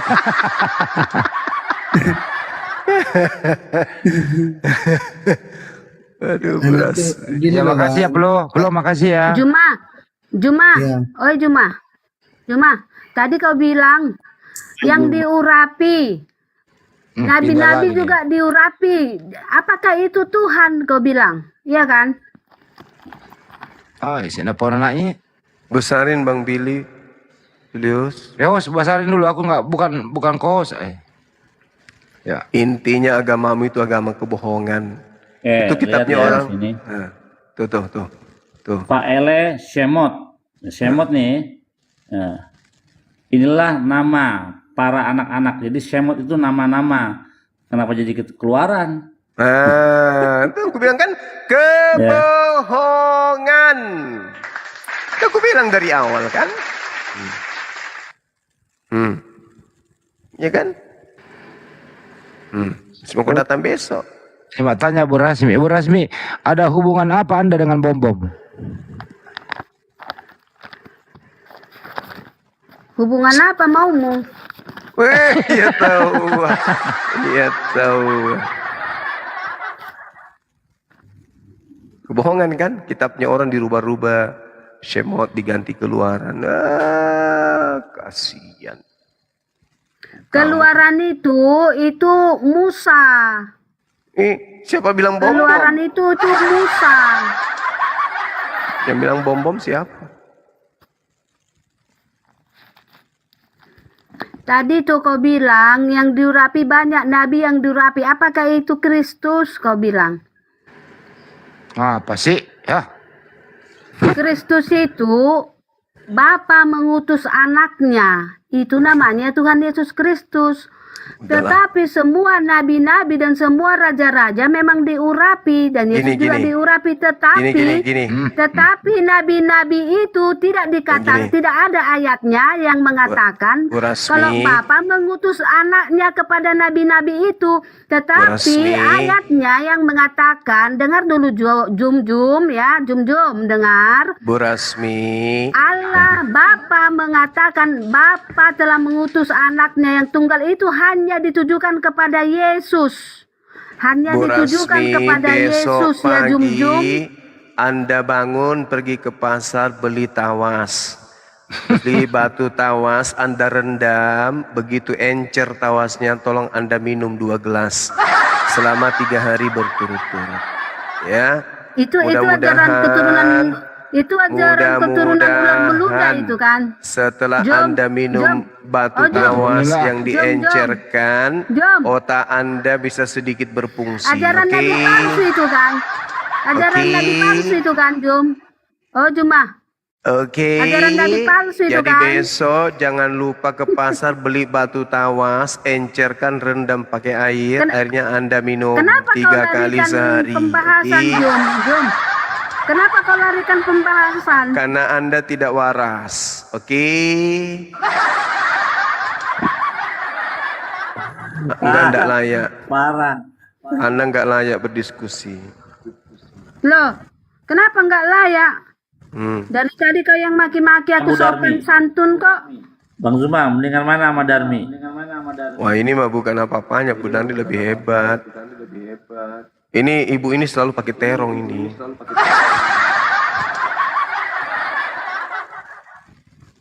Pakai apa kau bilang? Makan Pakai pakai terong. terong. Makanya otaknya lemot.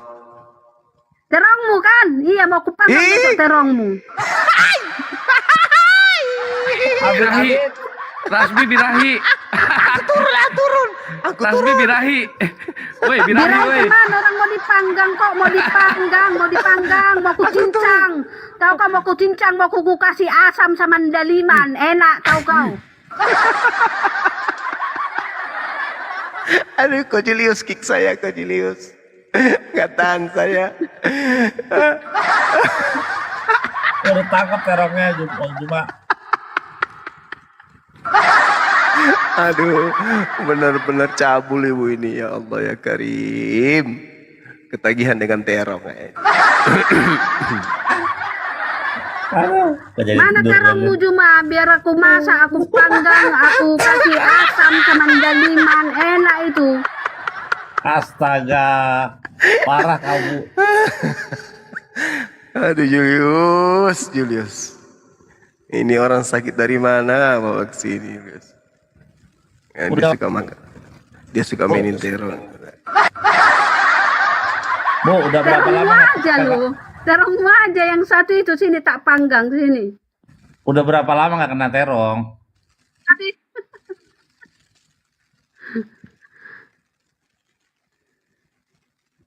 Dia penjual terong di pasar.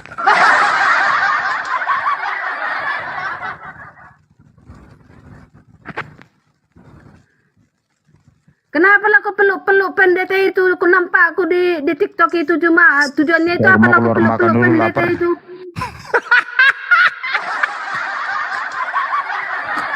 Padahal kau maki-maki kaminya terus, maki-maki pendetanya kau terus. Mana ada aku maki-maki pendeta? Wah, dasar manusia terong. Apa sih? Mana ada Kayak maki-maki? Kayak si Judas Iskariot nampak aku kalian berpeluk-pelukan, Lah, bercium-ciuman. Kalian itu nyembah Tetapi saling Yudas. menjatuhkan. Tetapi saling Hina-hina Yudas, menjatuhkan. tapi itu Tuhan Anda nyembah Yudas kok tiap hari. Hina-hina Yudas, Kau tapi yang nyembah Yudas. Lah, Kau lah, yang lah, lah, nyembah lah. Yudas. Yang terkutuk siapa? Yudas atau Yesus? Kau yang terkutuk. Udah, malasah. Yang terkutuk itu Yudas. Orang kan kau dia dari tadi makan perkataanmu suap. jahat kok, berarti kau terkutuk juga lah Juma. Dari tadi kan perkataanmu maki-maki aku. Berarti kau terkutuk lah. Bukan maki-maki itu. Kalau Kau saya maki-maki katakan, aku lah kau dari tadi kalau apa kau saya bilangi. mengatakan ente itu bahlul, ya memang bahlul Anda ente. itu tadi kau bilang. Kau bilang tadi bangsat, kau bilang. Ya memang Anda berarti bangsat. kau terkutuk kau. Anda itu terkutuk bangsat kau. memang. Ya, Anda iya, itu terkutuk bangsat. kau katain aku gitu. Masa Anda mengatakan Tuhan itu menjadi manusia? Itu bangsat Berarti kau namanya. jahat. Berarti kau jahat Juma. Orang jahat itu kan terkutuk. Berarti kau terkutuk. Nah, dia yang maki-maki saya terkutuk. Tuhannya di atas tiang salib terkutuk. Ada lucunya juga Ibu Rasmi ini. Selain tidak waras, lucu juga rupanya. Kau ingat itu nanti ya, terongmu jangan lupa kau aku panggang. Ih, suamimu mau kemanakan terongnya? Mentang-mentang lagi. mentang-mentang terongnya Itu. suamimu sebesar biji lombok biji. Itu aku nikmati Juma, bukan kupanggang. Punyamu yang mau kupanggang. Ih, amit-amit. Aduh, bahaya ini. Rasmi, terong suami lu masih Juma, punya jaket ya? Masih entar pakai dulu, jaket? entar dulu. Juma jakarmu seperti jakar kuda nggak? Nah. Parah. Buang gimana sih? Hei. Parah. Waduh, parah. Parah ini. Ini Udah parah bi- ini. Ini kayaknya udah birahi nih. Iya, udah berahong ini. Suaminya dalam perjalanan jauh ini. Podcast ini Bu ya rupanya. Maksud aku kan biar tahu aku manggangnya besok kayak mana gitunya. Iya, sediakan aja dulu tempat pemanggangannya. Udah rupanya. Udahlah, tempat pemanggangan babi itu. Iya. Ternyata dia suka panggang nonot babi. Aduh, parah ini ibu ini. Hostnya mana ini hostnya? Berasmi Tuhannya ibu ini gila. Alitea minta permintaan naik Alitea. Alitea biar Bu Rasmi ada temennya cewek di atas berdua. Naik Alitea.